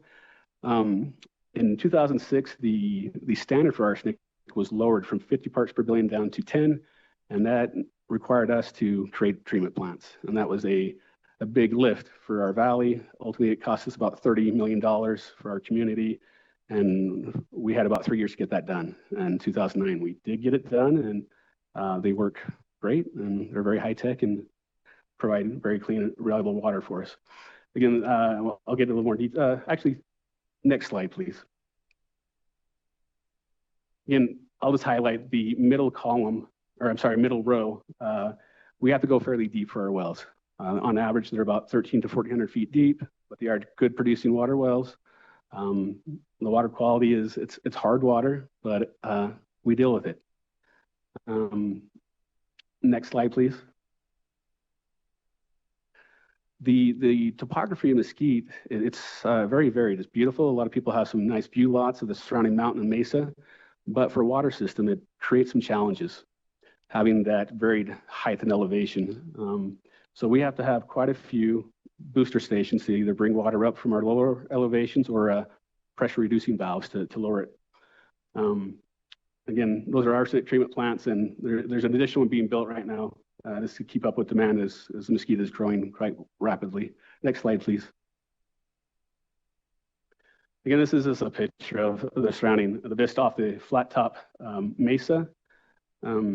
Again, we have a gravity feed system. We boost the water up or pump it up to water tank, and then the gravity feeds down. So it's very stable pressure.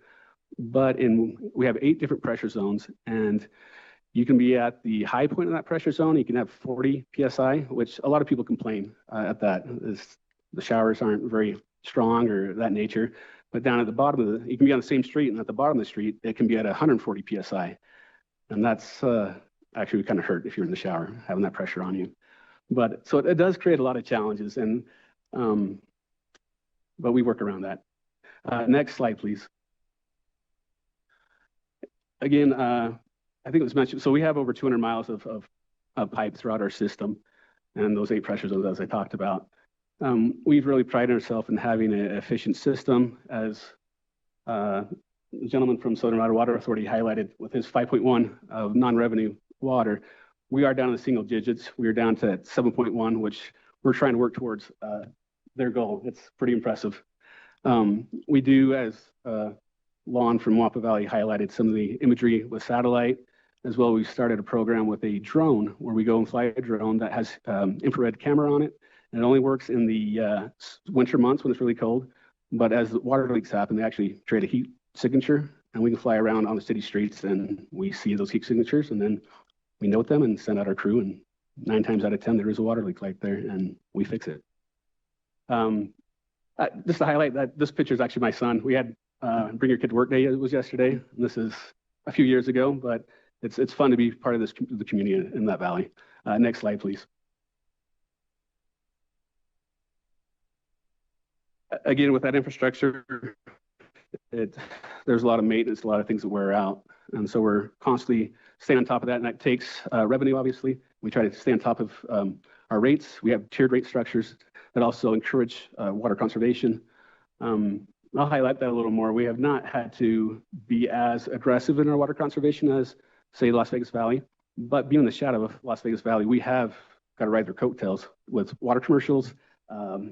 Again, it is on everyone's mind, and all the new growth that is coming in is desertscape, xeriscape. We mirror the Southern Nevada Water Authority in usage per resident. It's per connection, I should say. It's 8,000 gallons per connection per month. So that's been good for us. Next slide, please. This is our water portfolio. Again, I need some water. 1 second.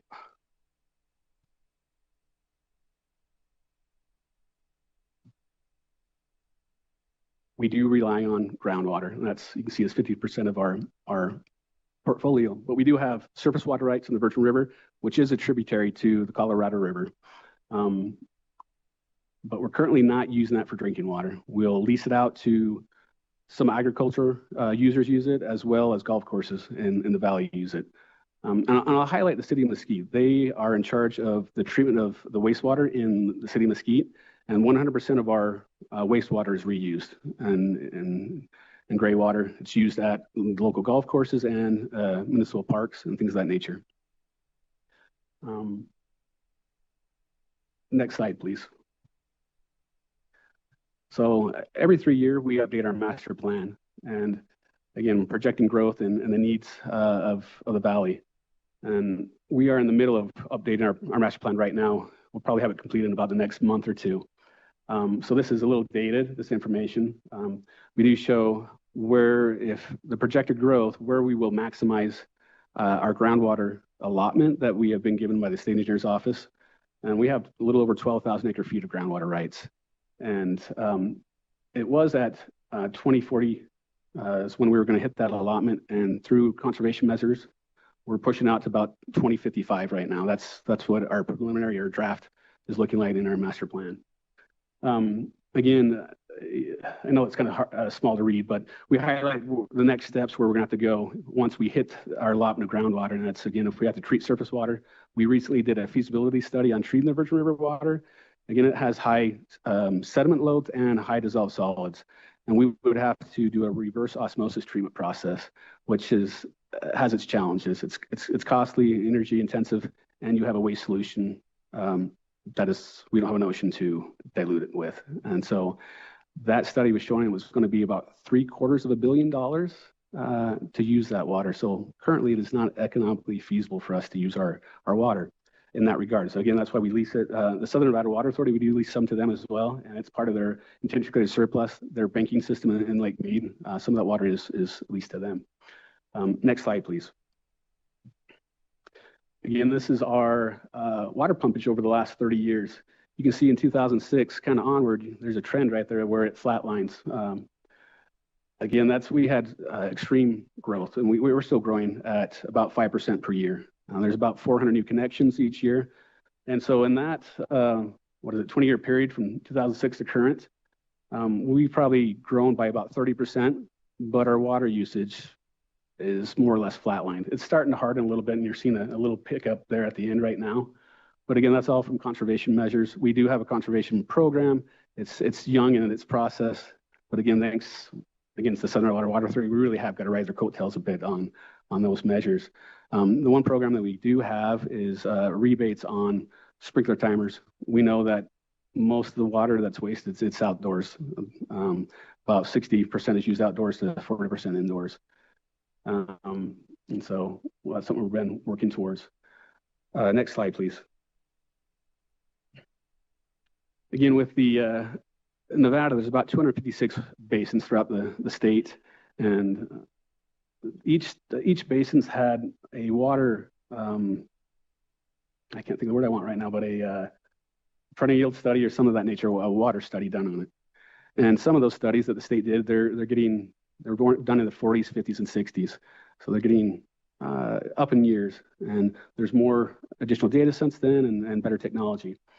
That's something we've been working on. The picture in the middle is our reconnaissance report. It was done in 1969, and it kind of gave the allocations of how much water could be used in the lower Virgin River Basin. And it was 3,600 acre feet of groundwater with a system yield of 100,000 acre feet. And again, that's kind of the water that you can use beneficially without depleting the groundwater. Next slide, please. So knowing that we would like to continue to use groundwater, and we've also talked to the state engineer's office, knowing that our basin isn't one that's been in a lot of conflict, and at some point they will, from our understanding, update their perennial yield studies, but that might be a long time down the road for us that they do that. And so we're trying to get out ahead of it. Next slide, please. And perform our own study. Again, with our basin straddling 3 states, there's a lot of water law that Nevada doesn't control over what happens in those other states. And so that is a concern for us. And you can see some highlights with the stars in there. We actually have precipitation gauges at some of the high elevation mountains surrounding our basin that we go and track as well. And that's what that's highlighting. Next slide, please. There's been a lot of groundwater studies that's been done over the years. Again, I'm highlighting some of the quotes from different state engineers and staff at the Nevada Water Resource. They're saying that our basin's in good standing, but they've also said they wouldn't allocate any more water rights until a new study was done. Next slide, please. And so that brings us to us doing our own perennial study. We started that 5 years ago, and we just completed it last October. I want to put the preface, I am not a groundwater modeler. There's a lot of software that's gone into that, and I want to highlight some of the things, but that's not my expertise per se. But the groundwater model that we had done, it's a two-part process. It has a basin characterization model and a groundwater model. And there's a lot of layers to that. Next slide, please. The basin characterization model, it takes climate data, soil properties, and that's kind of, again, for vegetation, where it's growing, and then deeper down in the geology, and compiles all the best available data, and that can be from the U.S. Geological Survey or any of the federal government that provide that data. It layers that information in the model, and then use that to calibrate it and match it to the real world data that's available. Next slide, please. And that's the calibration process that highlights that. You want to, again, match the real world data. Next slide, please. Once we were done with the basic characterization model, it showed there was about 38,000 acre feet of recharge. And there's water losses still in that with evaporation and transpiration of plants and things of that nature. And so you take that information and go to the next model, which is a groundwater model. Next slide, please. And so that's all that data is overlaid and additional inputs. Again, next slide, please. There's in the software packages that they have, there's many different packages added that give more clarification and refinement to that data and how you can use it in your model. Next slide, please. But ultimately, all that you need it calibrated towards that data. Next slide, please. And our model was able to be well calibrated. It's within, they say a good calibrated model is within 10% of the error, and ours was below 3 on. So this is just showing non-pumping conditions like the static water table, what the water level is in the basin. Next slide, please. And this is pumping conditions. Again, it's less than 4% in error compared to what the actual readings are. And so it's just showing that's a well calibrated model, and that's something that is important, especially when at some point we're going to present this to the state engineer's office, and we want to be able to have it well defensible and something that they can run and see that they're good data points. Next slide, please. Again, this is showing, again, it's well calibrated, so I'll hurry along. Next slide, please. Ultimately, the conclusion is that the perennial yield that we were finding with this study is about a little over 20,000 acre feet of water. We've been granted a little over 12,000 acre feet of water. And so that's something for us that's important, that we feel confident that the amount of water that we have been allocated by the state engineer really is there. And hopefully we do have applications in for additional water in the future, and hopefully that can be granted and we can continue to grow and rely on that groundwater. Another thing that we found out again in this study is there's additional perennial yield in each state, neighboring state with Utah and Arizona. They have their own amount of water. And that's something that, again, that when they start to grow and start using their own resources, hopefully we don't have conflict there, just because hopefully there's enough water to go around. Next slide, please.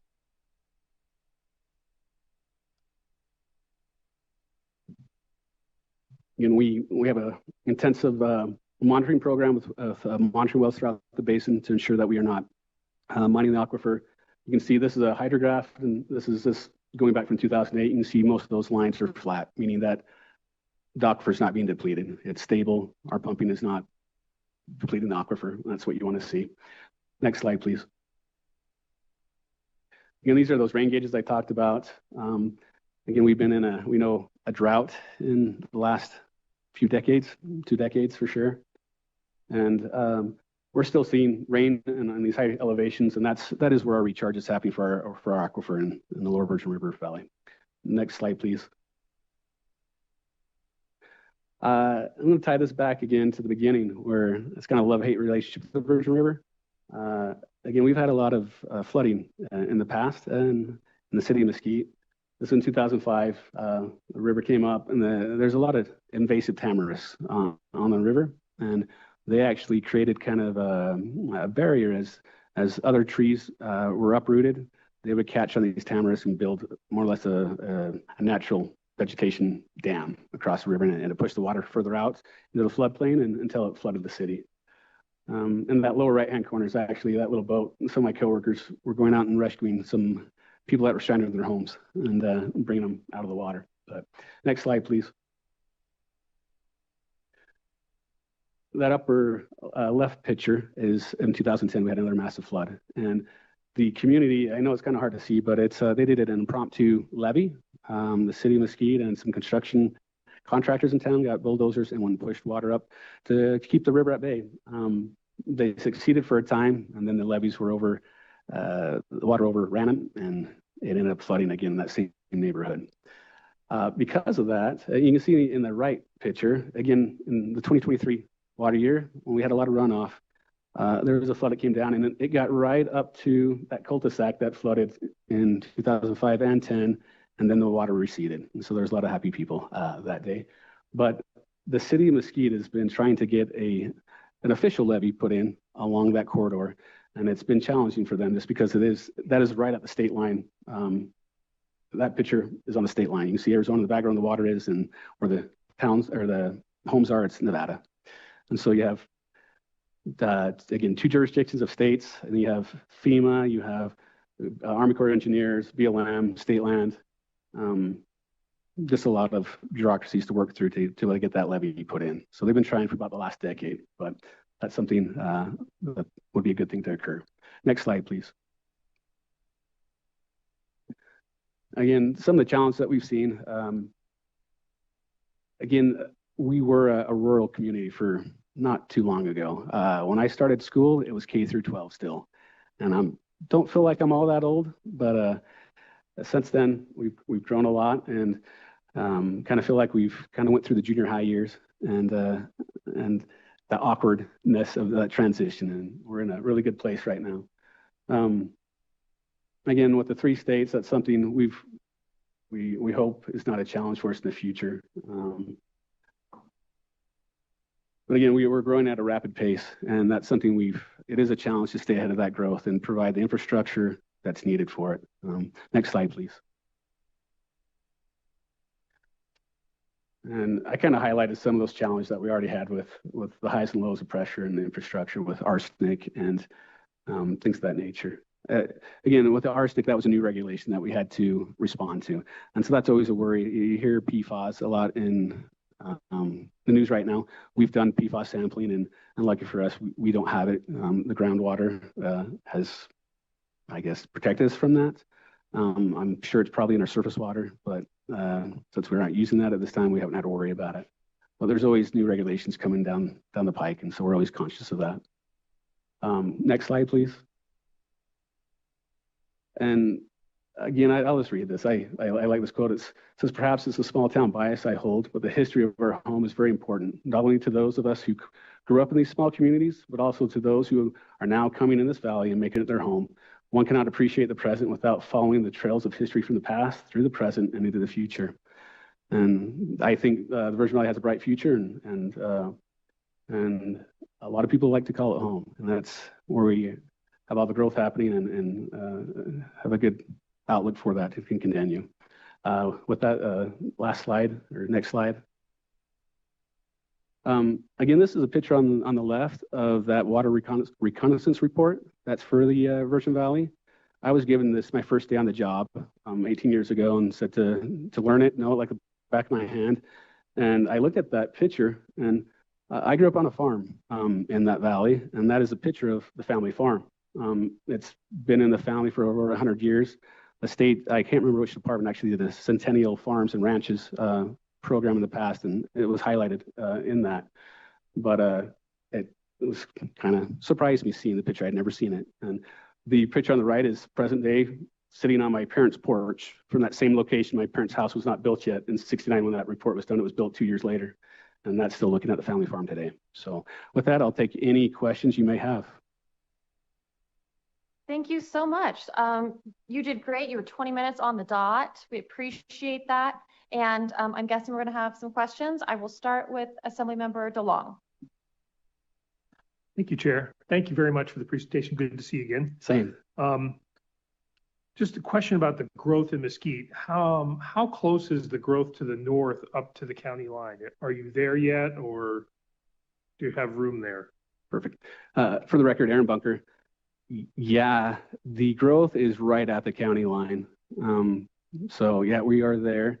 A lot of our infrastructure actually for Mesquite is actually across the county in Lincoln County. We have 3 wells and 2 arsenic treatment plants and 3 water tanks that all are actually situated in Lincoln County to get the height to bring the pressure down to across the county line. You're welcome. Other questions? Senator Hansen. Thanks, ma'am. So what is the population of Bunkerville? It's hovering right around sorry, Aaron Bunker for the record. It's hovering right around 1,000 people. It's 1,000 and Mesquite? Mesquite's about 24,000. Oh, 24,000 versus 1,000? Yep. And you guys get 40% and they get 60? You're doing all right. You have one of your slides where you kind of flatlined consumption. Was it metered during that entire window, or was that after metering? No, again, Aaron Bunker for the record, it was metered throughout on that. Okay. So it's always been metered? Correct. Okay. And then your name is Edward Bunker? Sorry, it's Aaron Bunker. Well, the reason I ask is Edward Bunker is the founder of Bunkerville, isn't he? That is correct. And that would be your great-great-grandfather? That is correct. Very good. That's really cool, actually. That's quite a history there. It is. Thank you. And that's it. Thank you for your presentation. Sounds like you guys are handling things as best you can. I agree. That is really cool. Other questions? Okay. Sorry, hold on. I have one too. You did say it, and I just missed.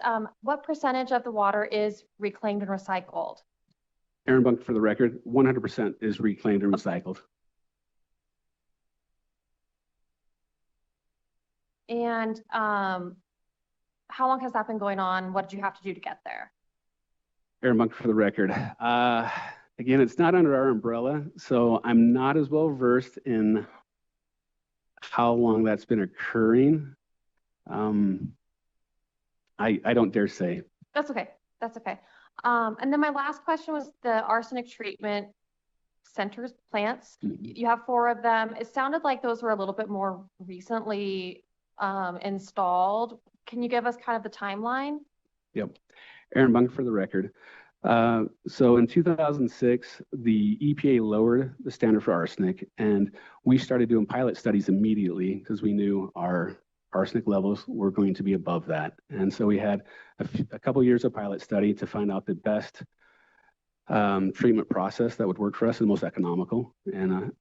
And we, by 2009, we had already went out to bid in 2008. And 2009, June of 2009, the last of the 5 that were built then were completed.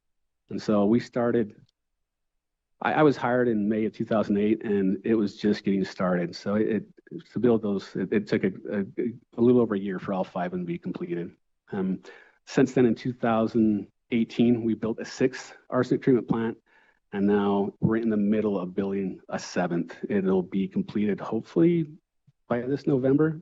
So a year isn't bad for 5 of them. I don't think. I've never built one, so I don't know. But do they treat the water solely for arsenic? I see you nodding your head.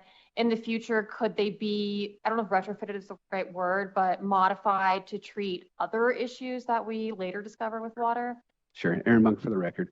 Currently they are solely for arsenic, but they also, through that process, remove iron. It's kind of interesting. Part of the process, we actually inject iron into the water. I'm not a chemist either, but one of either arsenic or iron, I can't remember which one is a -3 ion, and the other one's positive. they bond together. And so actually have naturally iron in the water. When you chlorinate it, oxidizes it, and it actually is part of the treatment process. So we do remove all iron and arsenic, part of that process. And depending on what the future contaminant is, there is a high possibility to be able to retrofit these plants to be able to treat additional contaminants. Okay, one last question. And this might be silly, but does every drop of water go through an arsenic treatment plant, or is the idea that you treat enough of the water to dilute the untreated water? Good question. Aaron Buck for the record. And I should put a caveat. We have 1 out of our 11 wells is below the standard. It's our smallest producing well. It's only 350 gallons a minute, but it's at 5 parts per billion, which 10 parts per billion is the maximum contamination level for arsenic. So that one well, we get to disinject chlorine and put it in the system. And then the arsenic treatment plant that we built in 2018, the source water of that well is at a 10 or 11. So it is right at or barely over. And so we have a different style of treatment there. Instead of having an injection of chemicals, we actually use an engineered media it's an iron-based media, and then it actually bonds and absorbs the arsenic. And to create longevity in that media, we actually bypass about 50% of the water. And so it takes the one stream down to 0, and then we bring the other and mix it in, and then we keep it at about 5 parts per billion. And so that's worked well for us. And so good question. Everything else though, yes, 100% of it goes through the treatment plants on the other wells. We have a range of the 5 parts per billion all the way up to about 86 parts per billion of arsenic, just depending on the well. Thank you. You clearly know your stuff, and we appreciate you sharing your knowledge with us. I think those are all of our questions. So we invite you to just take a step back. I think that concludes our presentations for today. We do still have 2 more things on the agenda, public comment and adjournment. So we will go into public comment at this time. Anybody wishing to give public comment in person is invited forward to the front table. You can give a second public comment. And please go ahead when you're ready. Thank you, Madam Chair. Bevan Lister for the record, and I'm not speaking for Farm Bureau now. I'm speaking for Bevan Lister, Lincoln County resident, if you can separate the two. So I got a couple things. An AUM, generally accepted as about 800 pounds of dry forage. So what a cow and calf would eat in a normal month. So if that helps you understand, there was some questions earlier about an AUM, about 800 pounds of dry forage. Wild horse and burros. The Wild Horse and Burro Act, as it is written and it was adopted, is not a bad law, and it is very workable and would be very effective at managing and maintaining our wild horse and burro populations across the West.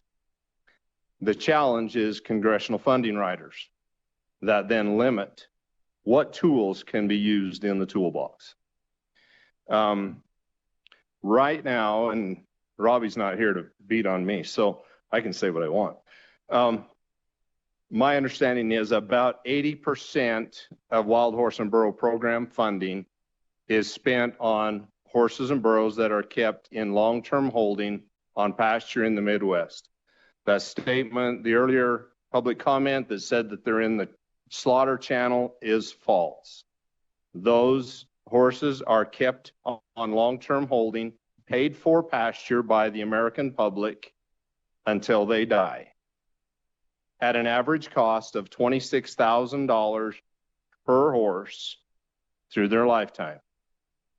There are currently over 60,000 head of horses in long-term holding. If you want to do the numbers, it's a big number. Okay. There's been several mentions of BLM ownership of land, Forest Service ownership of land. The equal footing doctrine of the United States Constitution demands that the land is held in trust and managed in trust for the benefit of the people of the state. I have argued, and Ira probably has heard me many times, I have argued for decades. Our legislature always has a decision to make. Are they going to be the legislature for the state of Nevada, or are they going to be the legislature for 12% of the state of Nevada? And that's really the challenge that you have before you as a public lands committee of the legislature.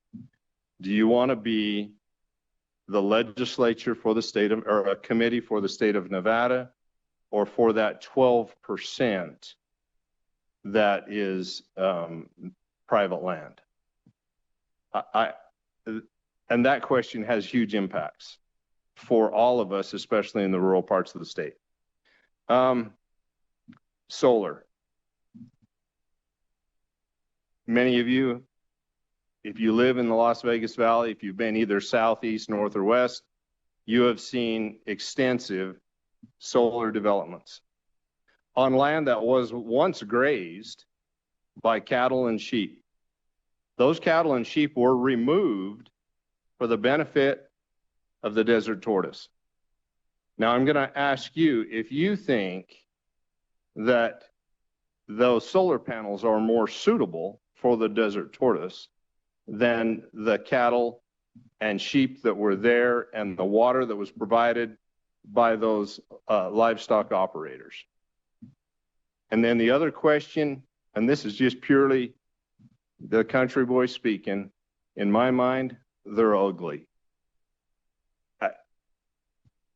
Senator Hansen, you talked about that ugly windmill thing up in Spring Valley. I go through that beautiful desert country and I see that thousands and tens of thousands of acres of mirrors, and it just disgusts me. I'd rather not be there. Personal, sorry. You did talk some about NEPA changes, and they are significant. One of the things that has been repeated to me at very high levels that the current administration is heavily reliant on locally and state adopted policies and plans. If those policies and plans are not in place, then they're kind of at their liberty to do what they want, but they will rely definitively on those things that we have written down and adopted. So policies that affect grazing and solar and location and water and all of those things at the state and local level are absolutely crucial as we go forward. Wilderness. Wilderness equals non-managed lands. I appreciate the Friends of Nevada Wilderness and that the current model of lands bills works for them. Let me tell you why it doesn't work for me.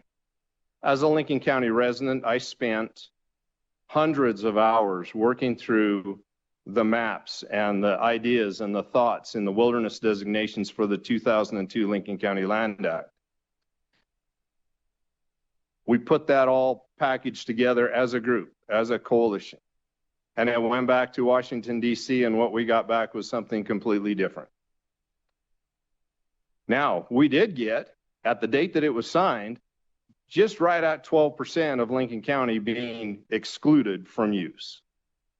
Secured and locked away in wilderness, grazing gone, any chance of mineral development gone, and no access. We were promised 90,000 acres to dispose of for community development and growth. To my knowledge and understanding, we're still working on the first 10,000 acres. So there's a huge disparity in what has actually occurred. We would love to have that full 90,000 acres. Yeah, I know I'm past my 2 minutes. The only one other thing I'll say, I'm going to jump over to water, conjunctive management. personal opinion, please erase any mention of conjunctive management from Nevada water law. We have seen the huge boondoggle in the Humboldt Basin, millions of dollars expended in trying to model how those things function conjunctively. We live in a basin and range state. The water is going to act differently here than it does 200 yards down the valley or a half a mile down the valley. It's going to be completely different, and how it interacts with surface and groundwater over every 100 yards is going to be different. Conjunctive management as it's envisioned cannot and does not work. Thank you very much. All right, thank you. I think we have some public comment on the phone as well. We will go there next, please. Thank you, Chair Scheibel. To provide public comment, please press *9 now to take your place in the queue.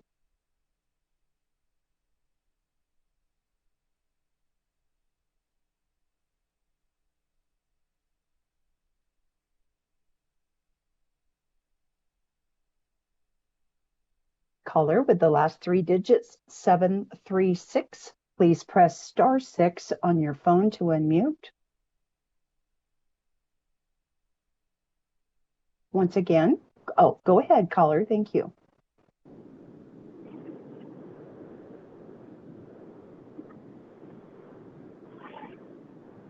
Caller, you're live. Please proceed. Hello, this is Catherine Riles, and I'm calling in today in regard to our public lands and our wild horses.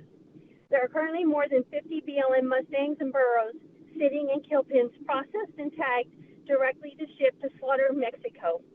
These Mustangs were rounded up and removed from their designated herd management areas. Many of them were sold as sale authority. Wild horses and burros are being offloaded like they don't matter. People are showing up in mass numbers to take possession, and then they turn around and flip them in the slaughter pipeline to make big profits off of them. Let's think about this. A wild horse and burro can be obtained for as little as $25 each. Do you realize it costs more to purchase a large adult-sized bag of dog food? That's right. Example 1, a large bag of dog food of Iams is $46.99, tax not included. Example 2, Science Diet is $129.99, tax not included. We all know how much of a failure the adoption incentive program was, and the amount of wild horses and burros being flipped and dumped in the slaughter pipeline after the BLM issued their titles. The sales authority is even worse of a failure, and that is just an understatement. Wild horses and burros are being offered for pennies on the dollar. This has created a firestorm of wild horses and burros continually being flipped in the slaughter pipeline by many adopters with bad intentions. What is the BLM doing to protect and preserve America's wild horses and burros? The false claims of wild horses and burros being overpopulated is being pushed by individuals with their own agendas. BLM's own data confirms livestock outnumber wild horses and burros more than 30-1 on public lands. That does not include any of the unauthorized, illegal, and trespass livestock on our public lands today. Wild horses and burros are and have been used continually as a scapegoat. Based on BLM's own data, it clearly indicates livestock is the primary cause for failing rangelands. When is this going to stop? Completely sick of this. I do not want America's wild horses and burros gathered, removed, and rounded up from their designated herd management areas and sent to slaughter. I do not want my tax dollars used to round up wild horses and burros from public lands. Wild horses and burros are ecosystem engineers and are quite beneficial to the land. They dig water wells in drought conditions, crack ice during harsh winters, disperse seeds in their dung, and they coexist with all wildlife on the range. Stop the roundups, stop the eradication, stop the slaughter, stop stealing their designated herd management areas. Wild horses and burros have a legal right to be on public lands. Code of Federal Regulations 43 CFR subpart 4700.0-6 states that wild horses and burros should be considered comparably with other resource values in the formulation of land use plans. This regulation means that in its development of land use plans, the BLM will consider wild horses and burros in a manner similar to the way it treats other resource values, such as wildlife livestock, and other commercial land uses, such as grazing and timber harvesting. And I can prove everything I said here today. There are more than 50 wild horses and burros in the slaughter pipeline right now in kill pens all across the United States. Our wild horses are being sold as sale authority for $25, adopted and flipped, some in the same day in the slaughter pipelines. This is ridiculous. These wild horses and public lands belong to all of us, not just the select few that want wild horses removed and slaughtered for their own personal agendas. Thank you so much. Do we have anybody else on the line for public comment?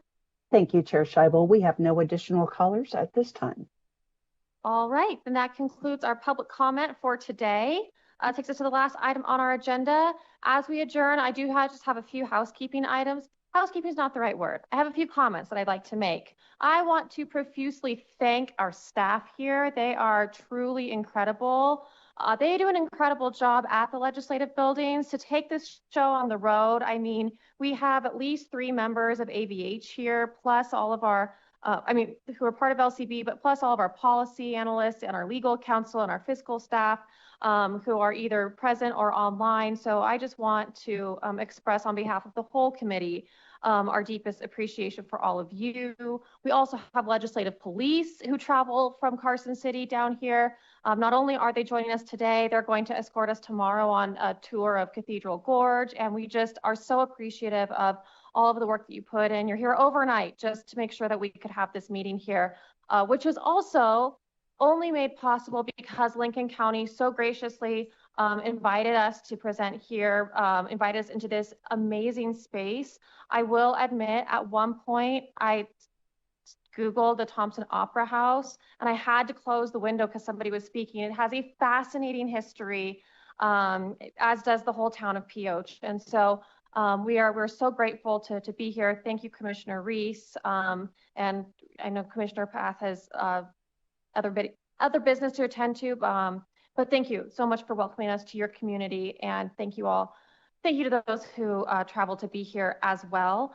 As we close out this meeting, I also want to give my members of the committee an opportunity to make any closing comments, particularly if there are other topics that you want us to discuss at the last 3 public lands meetings. This would be a great time to put those out on the table. Of course, you're always welcome to call me, email me, text me, and that goes for all of you as well. You can't make comments right now, but you can always contact me if you have things that you want us to add to the agenda. So, does anybody have any closing remarks? All right, in that case, we are finished and we are adjourned. Thank you, Chair.